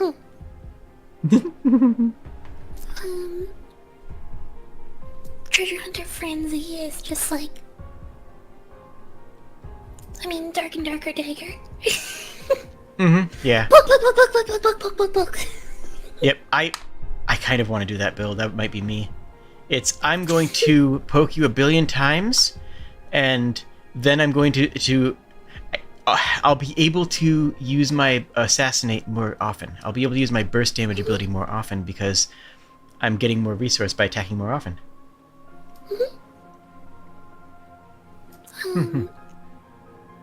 Treasure Hunter Might could be really funny. Treasure Hunter Might is just, I have the biggest numbers. I think the funniest thing to me you what would be really funny? Is dropping Assassin for Might. So that I could sneak up on an enemy and just, like, yeet them into my teammates or something. Just force Sparta them off into a pit. Yep. I honestly think that Treasure Hunter Might is going to be the numbers class. I'm going to power attack, assassinate, and I'm just going to do half the mob's health in one hit. Please don't hurt me. And it would have to drop utility because you need sneak for the mobility to survive that kind of play. Yeah. I do think that utility is best on the Treasure Hunter because I don't think it fits anywhere else neatly. But I do also think that most players are going to drop it for their subclass, frankly. Yeah. But again, I do agree with that thought. But, like, other classes are going to drop their skills for utility, too. So. Yeah, right, because for the Treasure Hunter, it doesn't have any synergy. It doesn't have as much synergy with their other abilities, but for everybody else, it doesn't have the reliance on synergy that you know, some of the classes have with their internal abilities. And then Sub-Recklessness is Glass Cannon.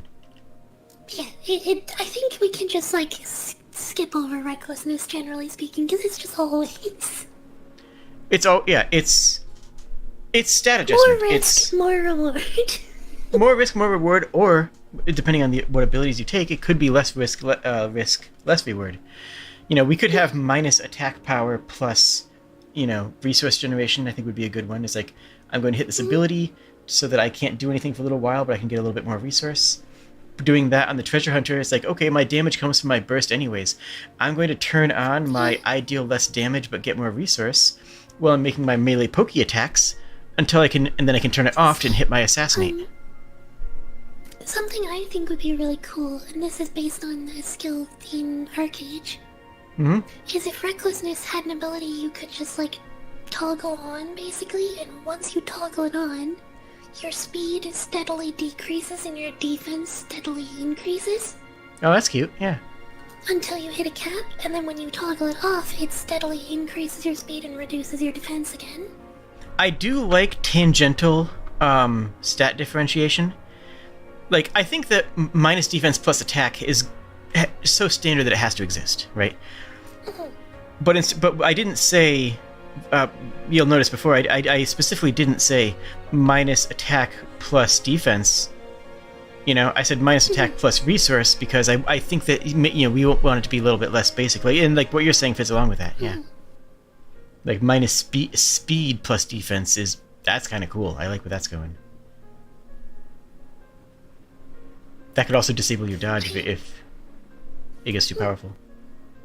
I think just like having the speed also decrease your dodge distance. Oh yeah, that works. Yeah, that works. Just have it. Leg.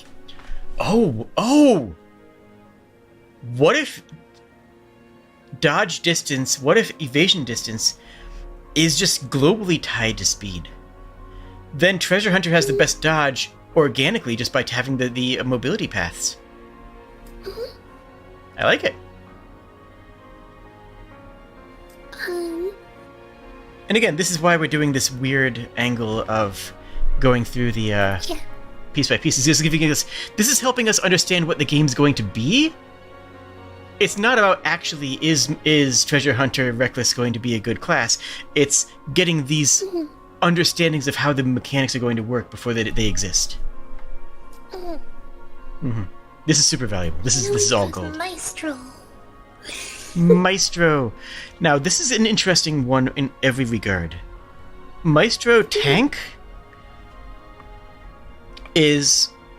yeah, it's... I am a resource... I am a healer that doesn't die. That's the WoW Paladin. That's the World of Warcraft Paladin.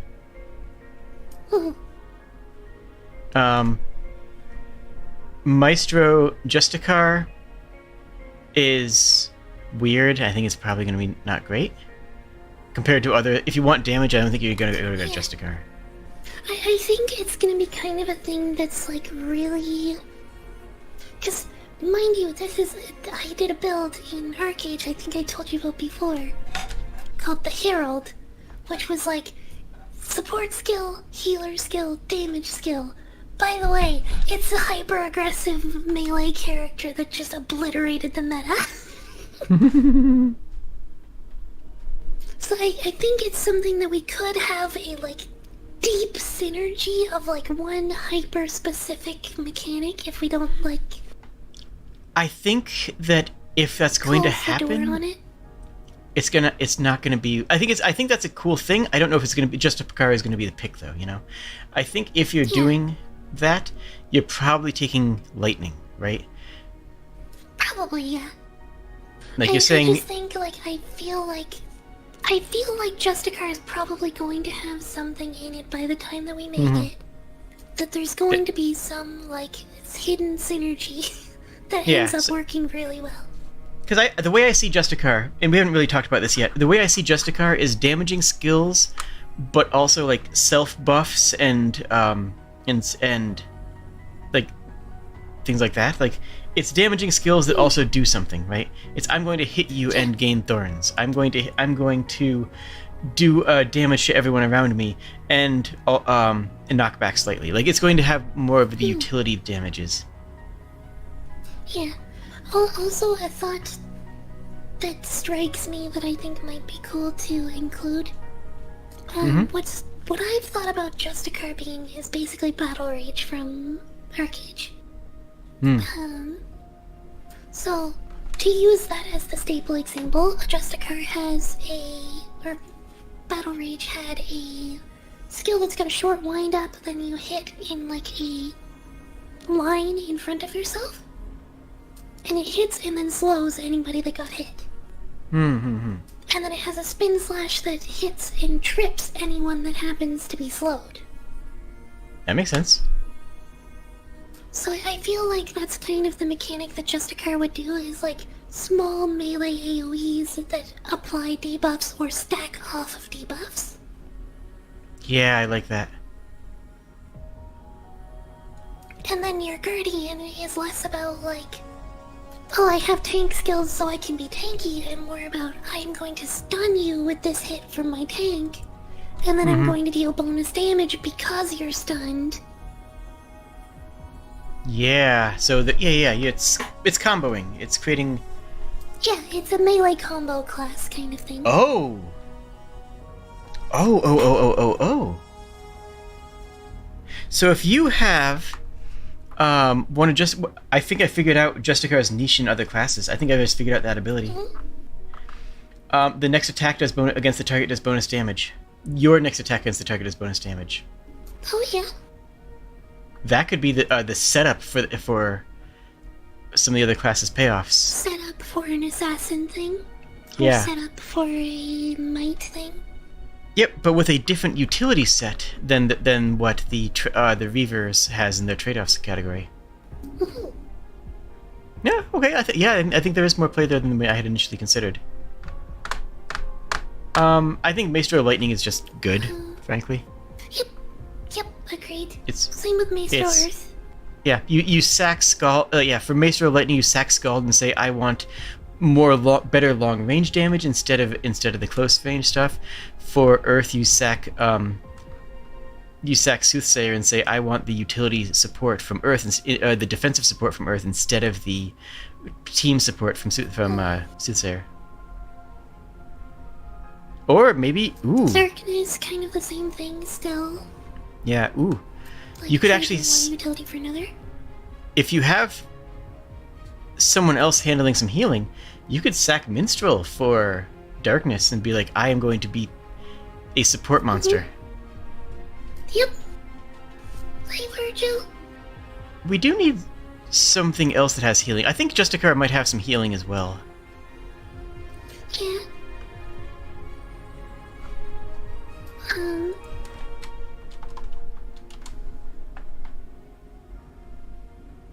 I feel like that might just be in leadership actually instead of Justicar. You're right. Leadership is buffs and heals. You're right. Absolutely.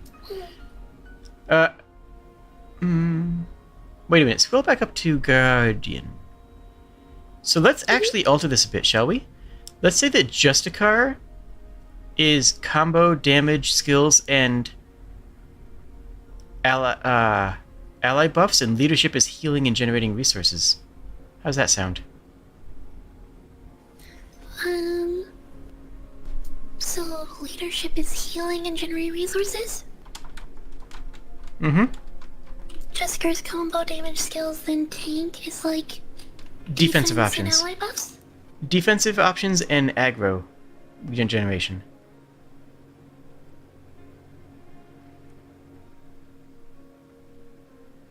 There. Mm-hmm. Aggro gen. Yeah. And then for support, we have multiple things for, for... I think this is a better option because then healing and resource generation becomes a lot more appealing to multiple classes. And then Justicar becomes a lot more appealing to a lot of classes. And tank is a bit more appealing in general because you have survival.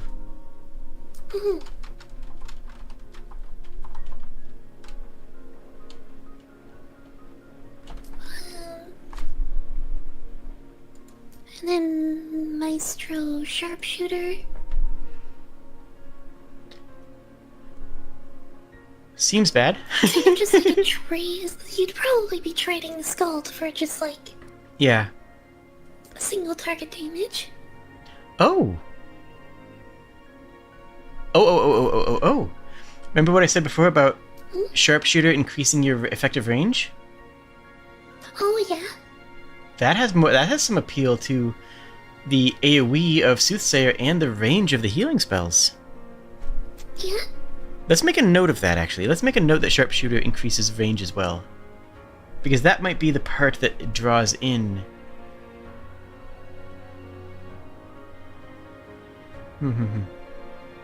Might be something that draws people in a lot more. Yeah, it gives it a more value. Also, that would definitely be a double-edged sword on Scald. It would. That would be so funny, though, as a build. Just like, this room, everyone will be hurt. That's awesome, though, right? I am going to play a dirge and everyone's going to feel it. Minstrel and... Wait. Where are we? Tracker. I think it's good utility, but I don't think the Maestro is really going to benefit from it much. No. You're not going to want to send your Maestro off to find things. Yeah. Maestro Ranger. Ranger is just kind of like a more...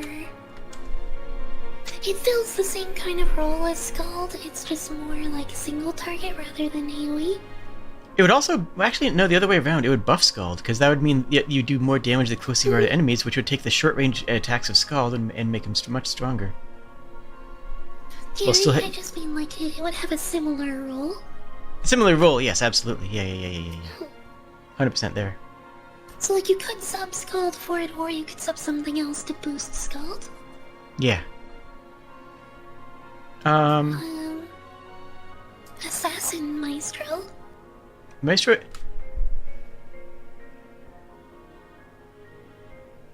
I think it's kind of an anti-synergy. What if... No, that doesn't make sense, no. Yeah, I agree.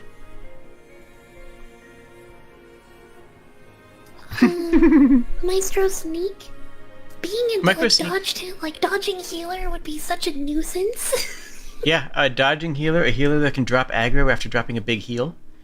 And in general, a healer that with more mobility so they can get around places. I think that's fantastic. Utility it's the only... really hurts. Utility is never bad. Minstrel Frenzy. I think there's play there. Yes, absolutely. I think there's play there because if it's not attack speed but ability speed, then that speeds up long casting spells or longer songs. Let's change attack speed to ability speed on Frenzy. I'm gonna change it to action speed. Agreed. That's good. Because all of a sudden, like, hey, I think there's some play there. Do I think it's necessarily good? Probably not as good as the other options. But I think there might be some play there, depending on what we end up with the skill. We're not actually going into skills. We've figured out a lot of skills just by doing this. Yeah. But we haven't actually, created the skills yet. I would love if you went through later this week or something, rewatched part of this VOD and wrote out the skills that we discussed, because we discussed a lot of skills, right? We just didn't, write everything down forever. Kotaris, thank you for the gifted sub. Maestro Might? I think there is a play here. I like it. If power attack increases the potency of your next ability, that could be used to amp up a heal. And displacement as a way of getting out of binds and traps and pushing away at dangerous enemies actually is a decent defensive tool. Yep. It's like subbing Justicar, but but it affects you differently. Whereas Justicar gives you a different tool set, this would give you more heals and still keep some of that defensive tools. And then recklessness is a terrible name for what it's doing.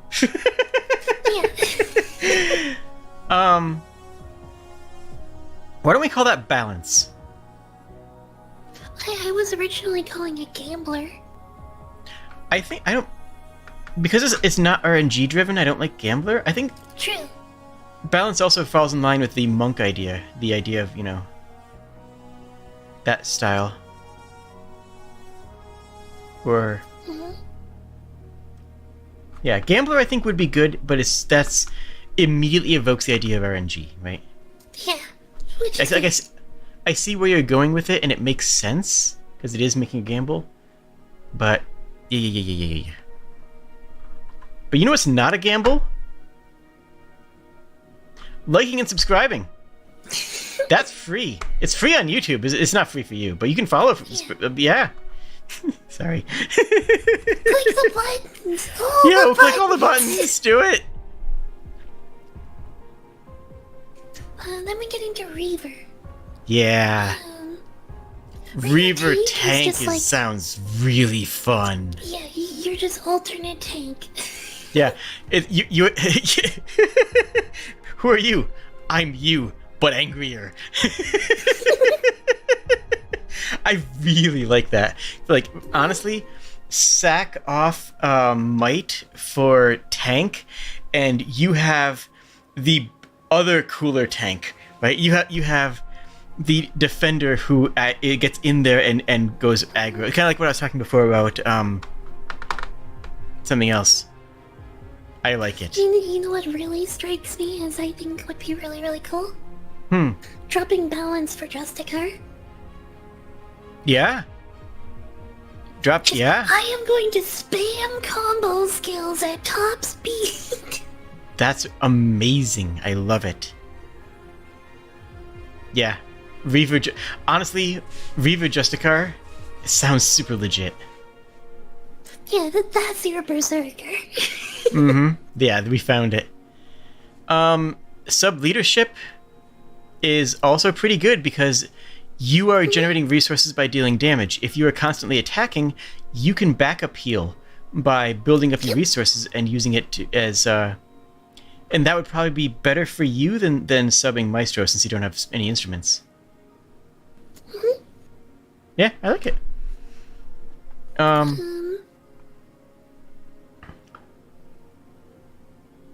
Reaver Lightning, I feel like, is a bit of a trap. I think I found a solution to all these traps, though. Lightning could have an imbue weapon ability. It could. And then subbing Lightning would give you at ranged attack to pull in, as well as the ability to enchant your blades. And that would make it more enticing for basically every class that we've talked about. So, yeah. So Reaver Lightning would be I'm going to... Maybe it's the enchant spell. Is it just it enchants the weapons of everyone within a short range of you? But affects you... Oh! Affects the range of target player. Effect is doubled if you use on self. Oh, no, not just No? as a, It's like radius, you and everyone within a certain range. Cause like, I'm just thinking in regards to Dragon's Dogma is another example of it. You could put elemental buffs onto people's weapons so that you can hit an elemental weak spot on an enemy. But it was like 3 seconds to charge the spell, a second to apply the spell, and then it would last for a minute or 2 minutes. Yeah. So you'd like spend the entire fight juggling like the elemental buffs on your teammates. Let me tell you my Which is fear not with fun. that. Yeah, I was kind of going to get to that, and that's my fear on that description. Is what is going to happen is the Reaver's going to want somebody else to sub-lightning, not themselves. They're gonna want someone else to sub-lightning for buffs.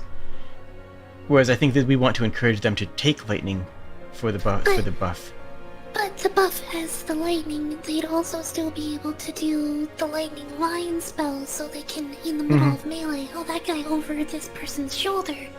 I can lightning through the person right in front of me, into the people down there. And be dealing range damage while fighting in melee. So is this lightning line effectively going to be worded as deals damage to enemies in a linear AoE? All enmity gained from this attack is given to the first player in the that is in this that this spell connects with. Something like that. No, I was thinking like just the caster generates all the aggro from it. Okay. So it's just like the Reaver running as your heavy melee build, then blasts out a lightning spell, and just pulls more enemies into melee without leaving melee, so they don't ever decrease their their range. That's cool. And they don't have to rely on somebody like, else to lighten You them. don't have to rely on someone else subbing into lightning, because you can buff your own weapons, and you can pull enemies into your melee while you're generating buffs for your weapons and attacking enemies. Yeah, it basically becomes a ranged taunt, Dragon Blast. Yeah. So Reaver Earth, you're not. Yeah, you're not. You're trapped I'm here not with me. trapped here with you. You're trapped here with me. Reaver Darkness. Kind of similar. It just like it decreases enemies' ability to fight back in melee, so that you can bully them more effectively.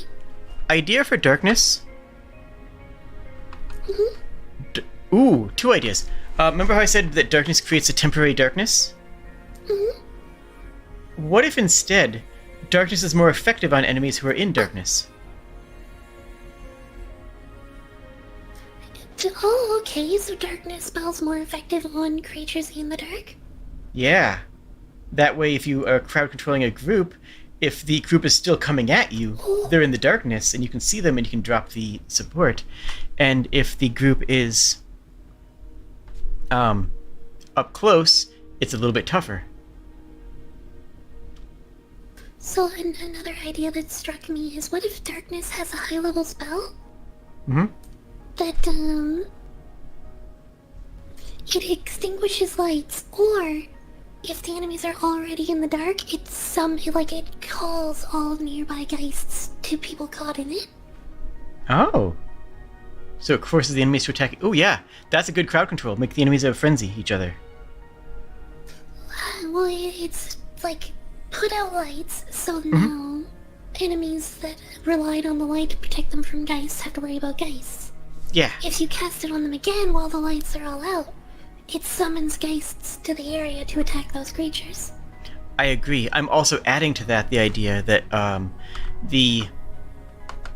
the spell, you could have another spell that says enemies attack each other, because that would be a good darkness type of crowd control. Yeah, true. Yeah, that was a new idea. That wasn't me changing your idea. That was me offering another idea. Okay. Yeah. Sorry, you said that, and it prompted me to think of that as well. It's like, oh yeah, plus it's also darkness, and it's crowd control, and that's a type of crowd control, is inflicting that frenzy state. I like it. Also, I love the idea of if we're using geists the same way as I've got them in my D&D campaign. Mm-hmm. They're just a shadow on the wall with glowing pinpricks for eyes. I love the idea that it's possible you walk into a pitch black room and you just see 8 pairs of pinprick eyes against the far wall. Just oh, I don't want to put my torch out. I think it would be some geists, not all though, because I think that you shouldn't be able to identify the pinpricks to know where they are. But yeah, once in a while have them blink, once every minute or so, they have them blink their eyes open, I mean, That, yeah, I like that. Reaver, Sharpshooter.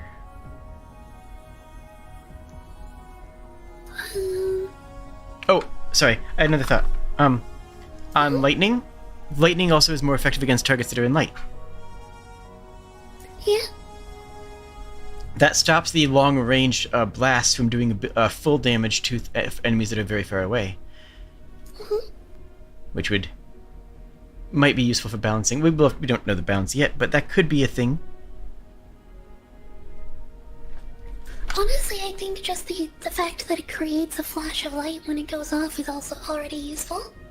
Honestly, yeah, that's probably enough. That's probably value enough. Awesomer, thank you for the follow-up in the Kobold Morning. I think... Welcome, Awesomer, how are you? I think, having what we should do with, the big lightning spells that hit big areas like that is also have it, arc. Leave little spots on the ground or walls or whatever where it, arcs for a few seconds. Yeah, leave little, lightning orbs. Okay. I mean, I assume chain lightning's gonna be a spell. I mean, that kind of goes, A true AoE and a false AoE, right? Yeah. Chat's booping me. So Reaver Sharpshooter. It's you get ranged utility out of it. Yeah. I feel like that's another one of the solo kind of builds. I want to do a lot of damage, and I don't have an answer to ranged enemies. I need some more ranged. Yeah. Though I think lightning would be the better pick there, but that would be a different, another option. Well, lightning is hard to get single targets. Right. Yeah, that's true. And Reaver... as a solo player, you don't want to get a lot of targets. Reaver Tracker sounds really cool. Yeah, I think so too. I think Reaver Tracker is another kind of solo, kind of a Vanguard Scout. So what I was thinking of it is, actually was the opposite. I'm a scout that can run out and pull in and do so safely, but I also put up better numbers than the I also have higher damage output. I'm more focused on damage, but I still have enough utility to scout. Yeah, that's why I was saying, the Vanguard Scout is, a separate thing. So, they're a scout, but they're also a Vanguard. They can fight in the front line, but they're also a scout. Yes. Ranger Reaver just sounds like a powerful mix. Yeah. I don't know. It might be powerful, or it might just end up being more the same. Why not just focus on Frenzy more? That could go either way, depending on what Ranger looks like when we actually get start building it out. Yeah. I think actually Ranger Reaver would probably be the throwing axes build. Yeah. Assassin Reaver. All the damage. All the damage. I want to hit you once, and I don't want to need to hit you a second time.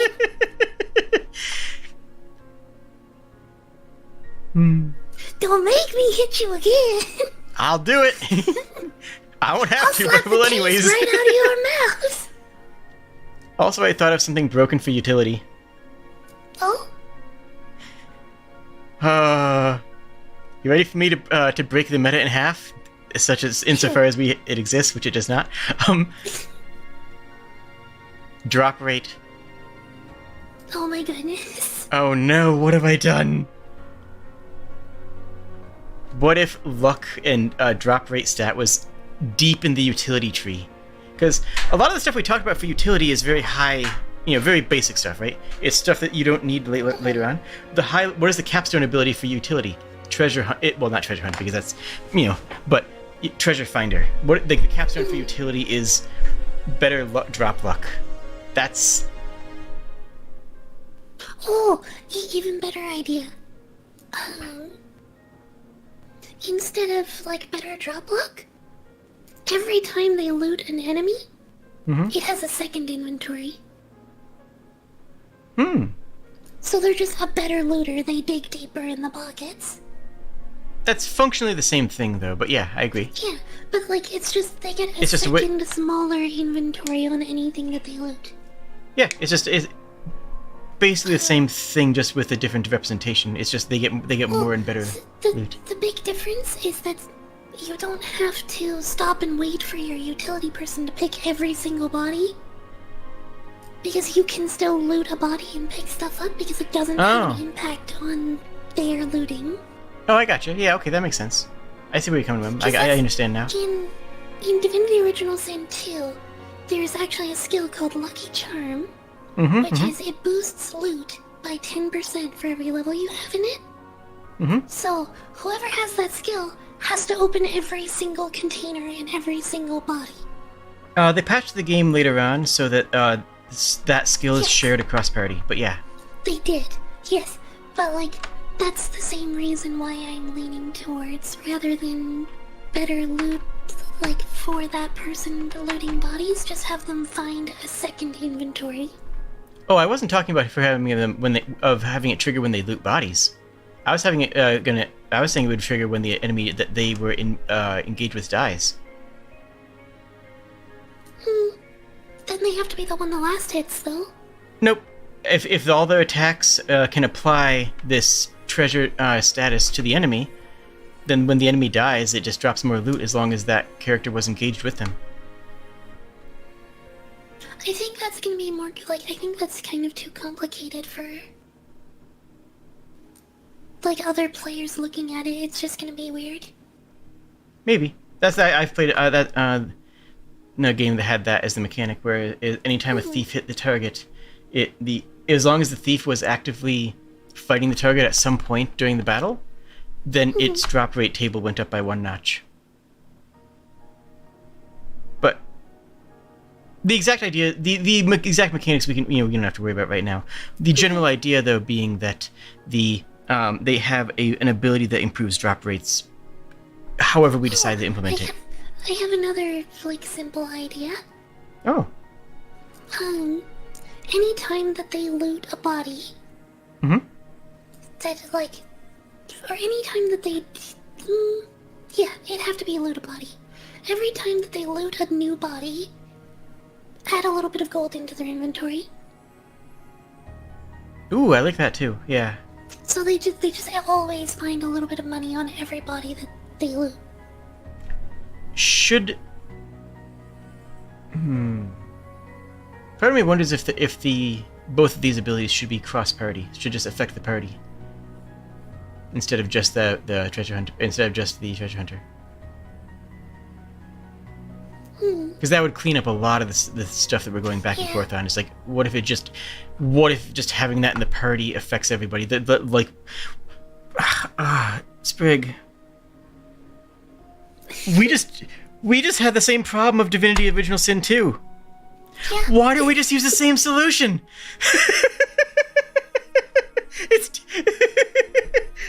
They already solved it for us. Luck. The lucky having it though as a passive thing for the whole party kind of becomes, we need someone with utility. we need someone with maxed out utility in the party just to be there. Not to actually do anything, just to be there so that we can get better loot. I'm okay with that. I'm weirdly okay with that, because then they're still engaging in the class, they're still they're still having the other abilities, and they're still sacrificing part of their character for that trait. If it's that valuable to them, I'm okay with them having it.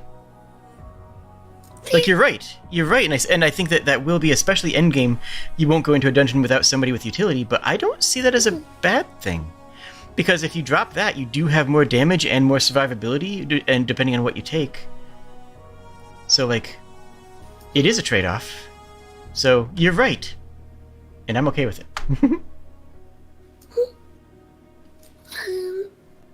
So then why not just make like it'll just be like a party-wide anytime that anyone in your party loots a body. Mm-hmm. For the first time. Mm-hmm. A little bit of gold is added to their inventory. Yeah. And or the drop tables are slightly improved. Either way. I would lean away from the improved drop table, because then we can just like, you can fine tune like, oh, it's like 5 to 10 gold. It's like a little bit of gold every time that you loot. That's true. That it gives us a lot more flexibility that way. That's true. Mm-hmm. I think there's a value in both, but yeah. Yes. I think there is value in both, but I feel like improving the drop chances is like, it's a lot more to rebalance. It is, but it's also a lot more exciting. Because I'm just thinking of all the games that have, like, in Divinity, it's you find an extra pumpkin most of the time, right? Yeah. I'm thinking like Diablo and Borderlands, actually, where magical item drop rate. In Divinity, when it procced, actually, it did the like little sound and the like 4-leaf clover over your head.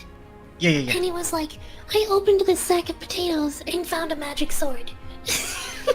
It was very good.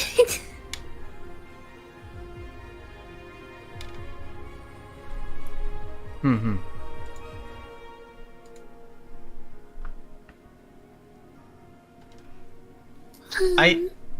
I think that it's fun and makes me happy when I take items like that, even at the cost of other items, in games where that's an option. So, I don't know. One of these sounds more exciting to the player. Yeah, fair. It might be the wrong. It might not be the best for the health of the game. It might be something that the players feel is a necessity. But my instinct right now is that that's going to be the most fun. I'm sorry, my instinct now is that improved drop tables is going to be the most fun for the player. But I'm not married to this idea. I can, that's just my instinct. I thought of a cool way to do it. What if it's basically there's like 2 alternate drop tables? And it's just every time that an enemy dies and someone has this skill, it rolls, and it goes, okay, bing, plays a sound effect of some sort and goes, the enemy you just killed had a better drop. I like it. So it kind of signals to you that, hey, that's the one. Hey, it had a payoff. Yeah. Yeah. I mean, player mystery isn't necessarily bad, but I think that you're right. I think that would be more of a tangible excitement. Yeah. And rather than it being we're opening a thing, this is when it goes off. It's we've beaten an enemy, bing! Because a lot of groups in like Dark and Darker, for example, just never bothered to loot enemies. So this would be a way to go, hey, this one had something worth your time! Yeah, that's true. Yeah. I like it. Reverb Minstrel sounds really fun. Yep. Though honestly, Reaver Leader would probably be the better pick. Better, but like because Reaver Minstrel sounds fun. Yeah, because you're pairing melee to melee. I will say though, Reaver's leadership's heals have to be tied to attacks. Otherwise, we have the ranger problem of just infinitely healing. Mm.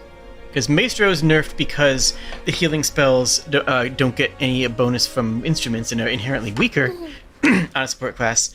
The leadership one, healing, would have to be weaker, or have to be limited in a way. And I'm thinking that it has to be limited because it has to be tied to a melee-based attack. That makes it harder for Hunter to heal off of. But it also makes it more fun for Reaver to be a support healer by going into melee, which sounds amazing. Also, a thing. It can't be Victory Strike. Huh? It can't be Victory Strike. In Dark and Darker, Victory Strike was a fighter skill. You would heal 5% of your max health if you killed an enemy with the hit. Oh, ill. It was like never possible. I procced it, I think, 3 times across all of the play I did. This also has the ability to target, the thing we were talking before about target a teammate, Like, I'm attacking this enemy, but I have this teammate highlighted, so they'll get the heal when I hit my leadership or my minstrel ability. So I don't have to take my attack targeting off of the enemy. I kind of like the idea personally. I don't know if this would be something that you'd be interested in Great Health from leadership. Temporary HP? Yeah. So it's not actually HP, it's just like, it functions as HP, it's just a buffer between your health. So you can't heal over your max. Yeah, it's stone skin health, it's, temp HP. Mm-hmm. I like it, yeah, that makes sense. That is a very powerful type of healing as well. And if it doesn't stack with itself, then there's no problem with Ranger getting it. Because, again, Ranger can give everybody 1 stack of temp HP, and it's like, okay, grats.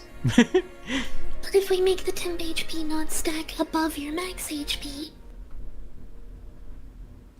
Oh, I was thinking, 4th edition rules. If you gain 10 temp HP, you have 10 temp HP. If you then gain 15 temp HP, you have 15 temp HP. Yeah. So, you can go above normal, but it can only ever go above so much. Yeah. I think that's a better way to do it.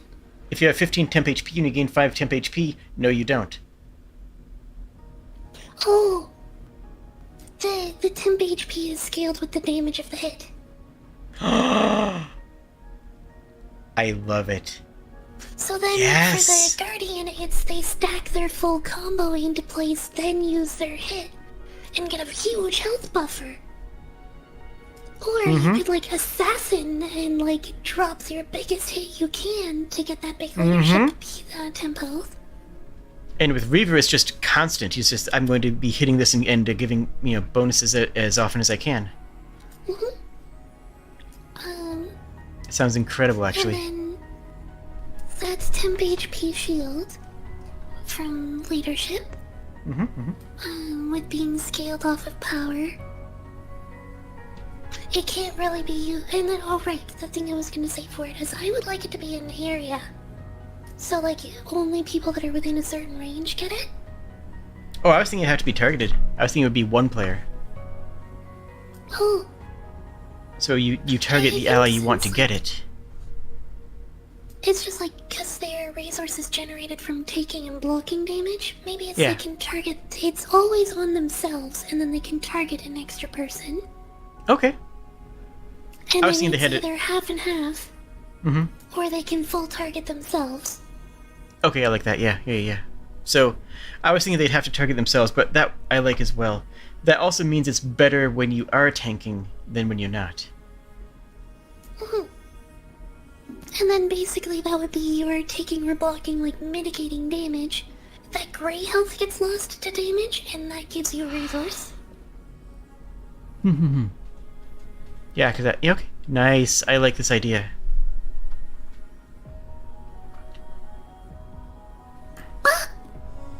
I should just... Welcome, readers.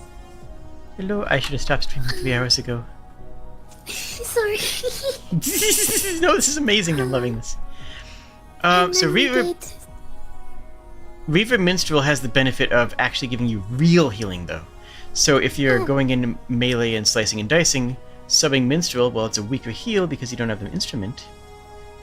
You do have It is actual regaining heals. hit points. Yeah, it's actual heals. And then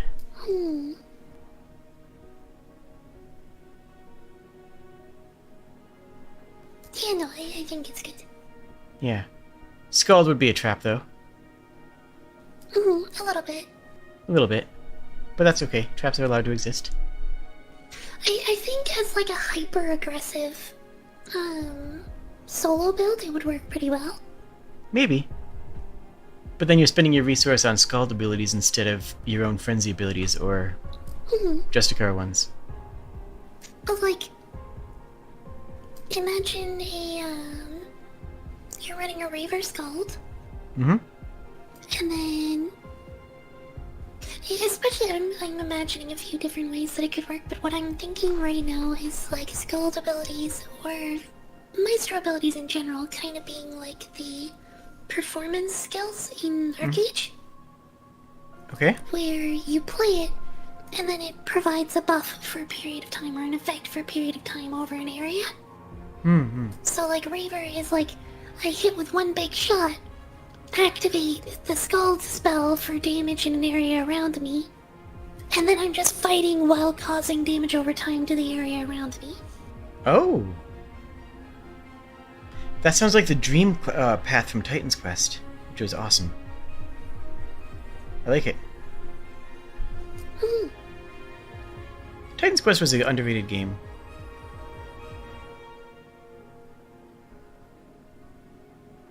So That's I a very... think it could have cool synergy, Yeah. depending how we do skills for Scald. Depending on how we word the Scald skills. Yeah, exactly. But actually, I like that idea of... Yeah, the damage field. And then Soothsayer is also, support / buff spells. Mm-hmm. I'm doing this while I hit the monster a bunch. Yeah, it's everyone follow me. We're going to kick them directly in the teeth. I will say something else that we've discovered from all of this, though. For any of these abilities to work, for all of these abilities to work, battles have to take a little while. Battles have to last long enough to ramp up. Right? Everything we're seeing here says that battles have to have a relatively slow time to kill, so that the tank can establish hate and do meaningful things, so that the Justicar can ramp up make their combos and not have enemies die in one hit, so that the spellcaster feels the limitation of how many spell times they can cast.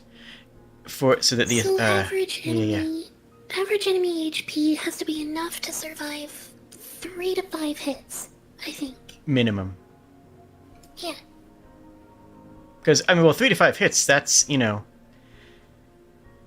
you take 3 hunters and with sharpshooter and you just snipe everything the moment you see it. That's 3 hits, right? 3 high damage hits at that. I think it's almost more of a time-based thing. I think if all 5 party members are engaged on the target, it should probably take like a minute to kill. That might be too high. I think that's for like bosses and mini bosses, but like regular enemies like Goblin. Yeah. 3 to 5 hits, depending on what type of like attack you're using. For enemies you're going to be swarmed with, sure, yeah, absolutely. Yeah. And then for elites, it will call them. For the enemies that are like the skeletons, more. And then bosses should be big old affairs. Especially with the dungeon being fairly large overall. I think it wouldn't be out of place to have like multiple enemies in a single encounter. Yeah, absolutely. Like not walking into a room in Dark and Darker and having 2 skeletons in that room, but like just stumbling backwards into a hobgoblin, and it's like 12 escort goblins. Yep, absolutely.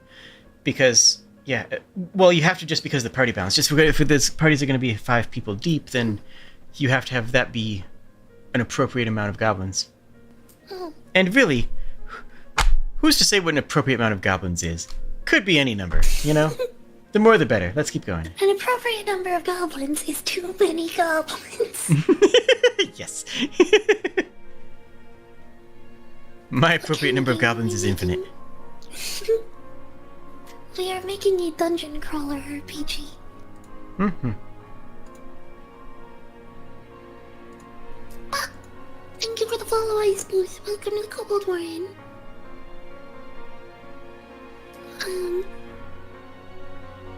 Yeah, I think that's really neat. I know we went a while over expected time, but like, this was a lot of fun. We have so much more than we had last time. We've refined a lot of things. So much more. We've answered a lot of questions that we didn't know we had. We've fleshed out what it means to be a character and what the upgrade paths look like. We figured out... Before we figured out what the game kind of was, now we figured out how to play it. Right? I would like to task you with going through these logs and actually making, not skill trees, but making, writing down each of the abilities we said, well, Frenzy would do this, Balance would have this, this, and this. I would, if you're willing to do that, I would ask for you to kind of scrub the video for that. Would you be okay with that? Cool. I feel like I'm probably less going to be like scrubbing the video for it and more like just writing down everything I can think of for possible skills for each of them. Yeah. And obviously we'll probably have to purge all but like 7 to 10 of them, but that's the nature of it, you know? Yeah. I think what I'm gonna probably try to use for a example to work from. I know I've mentioned it many times, but Arcade, I'm gonna follow up with the style that they had in that, where each tree has the same number of skills that are available at what is like such and such levels, and then for having so many skills unlocked in that tree, you unlocked the ability to take a passive skill. So I'll probably do the same thing but in reverse. So like you have to take so many passive skills to get an active skill out of this tree. Okay.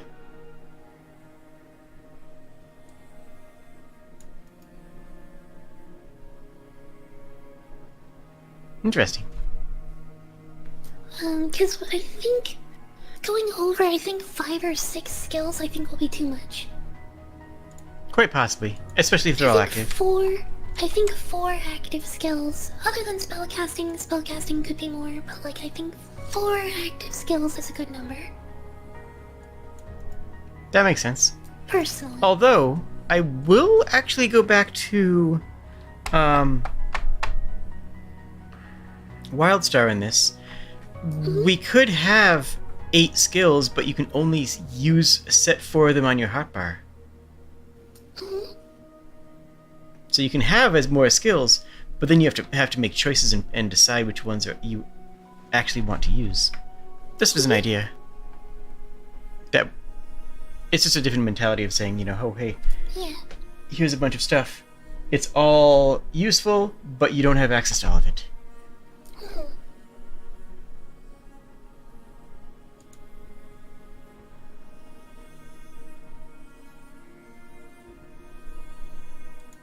Oh. Yeah, I think like there'll be more than 4 active skills available in like your classes. I just think like having between 4 and at the max, I think 6 active skill slots is plenty. Any more than 6, and it's not comfortable to reach all of them with your left hand on the keyboard. Exactly. I think 6 sounds like a good number to me, personally. Yeah, I think what I'm leaning towards is like 4 active skills. A quote ultimate skill on your class. So like something that's locked to your class, you can pick like one of 3 of them or something like that. Oh. You can pick one of 3 of them, unless you threw away one of your trees, in which case you don't have access to that one. Yeah. Yeah, I like it.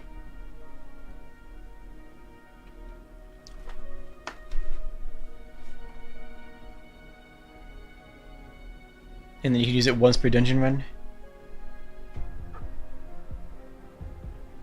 Yeah, that would be one way to do it.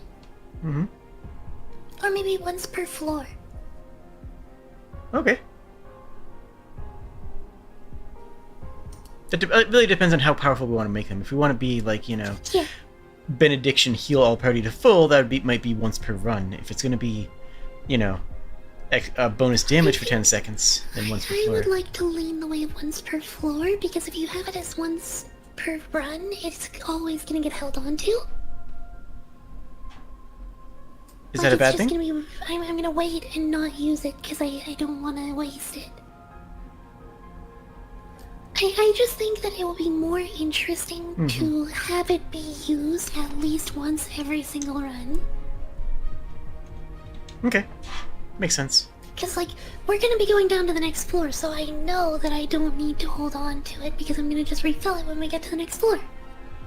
They have to be a little bit less strong than comparatively to what we were thinking before. Oh, I was thinking initially. But yeah, that's fair. That makes sense. We just have to balance it. Everything comes down to balancing. Yeah, I'm gonna be... It's just otherwise it's gonna be like... I want to make sure I have this on the bottom floor, so I can't use it on the first floor, and I can't use it on the second floor. We died on the second floor. Well, you know how I describe use it. my super cool ultimate skill. Yeah. You know how I describe game design, right? Spending 6 hours staring at a piece of cardboard, saying, if this costs 4, no one's gonna play it. But it's way too strong if it costs 3. That's game design.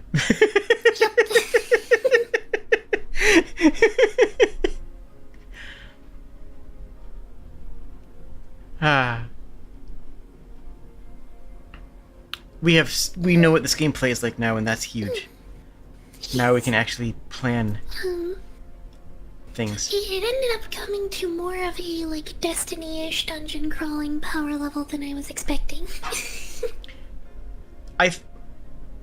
MMO is how I was where I am. I'm thinking this ends up being more like an MMO party sequence, but I think that works for what we're doing. I think that works also for the world we're creating. It also is less like Dark and Darker, but and more of its own game now, which I like personally. I think this is a better path, personally. I agree. It's definitely. Our I think it's game more has interesting. developed its own identity. We're not just making something to bootleg. Exactly. And that's what I love about this. And for everybody who's watching, you can see why the most important thing when you, as someone who wants to get into game design, is to play games. How many different games did we reference? Like 60, 65, somewhere, like more? Like, we constantly were bringing up at more than 2. Like, yeah. I ran out of toes. The piece of advice I give to all aspiring game designers and developers: play games, don't play the same game forever, and play games you don't think you'll like, so that you can understand because they will have little bits of good things in them that you will still want to take. Games, there is such thing as a bad game, but there doesn't have to be but that doesn't mean that there's not a game worth playing, right? And especially across genres, I even mentioned Ragnarok earlier. I was not a very big fan of Ragnarok. It was a very obtuse game. It was like... I honestly never figured out how to travel from one place to another the legitimate way, because there was a way to teleport from one town to any other town. So I just never learned how to navigate places because I could just always teleport there. Because you just never had to, yeah, makes sense. And you could teleport there from anywhere, so it was just like, I'm lost in the middle of this field. I guess I'll just teleport to the town I have to go to turn in this quest.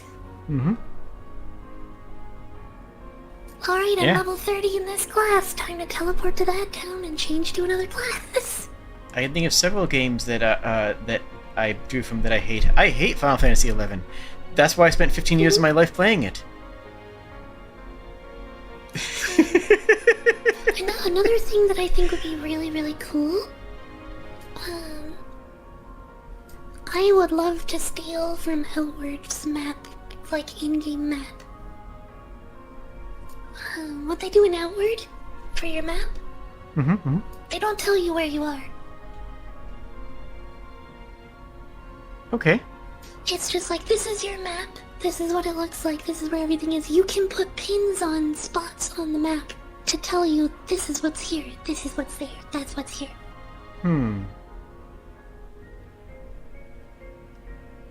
That could be... That rewards players who learn the map, which is good, but it could be too punishing for newer players. I like the idea, but I'm hesitant about it.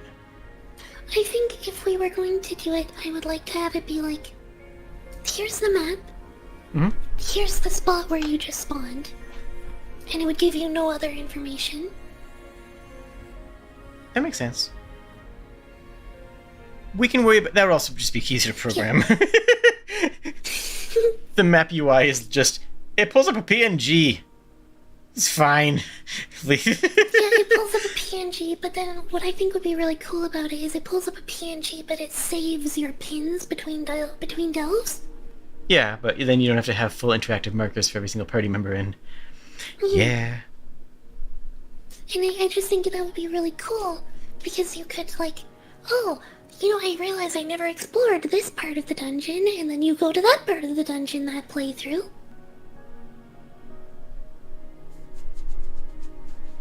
So you can collect markers on your map as you learn what's where. Alternate play mode scavenger hunt where you have a fully lit dungeon and very, very, very low rewards, but it allows the players to actually explore the dungeon and look around, so they can learn it. Sorry, it just popped in my head and I wanted to say it out loud. Yeah. Because learning the map will be important. Okay, sorry. I should probably fall over now. Yeah, I should shut down too. Alright. Thank you everybody for watching. I hope you have a wonderful evening.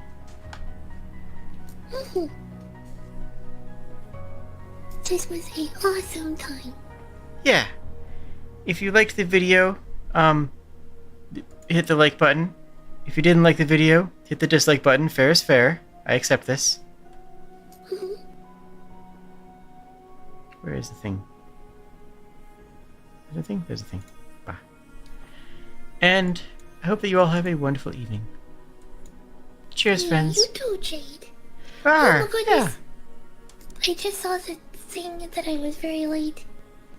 Someone donated $50 to to Extra Life. Yo, nice. So I can't actually hand yet. I have to do a karaoke. Oh, jeez. Okay, well, I will leave you to that. I will not subject anybody else to my voice. That would be a war crime. So. Real quick, your audio went back to normal here towards the very end. Hi. Hi.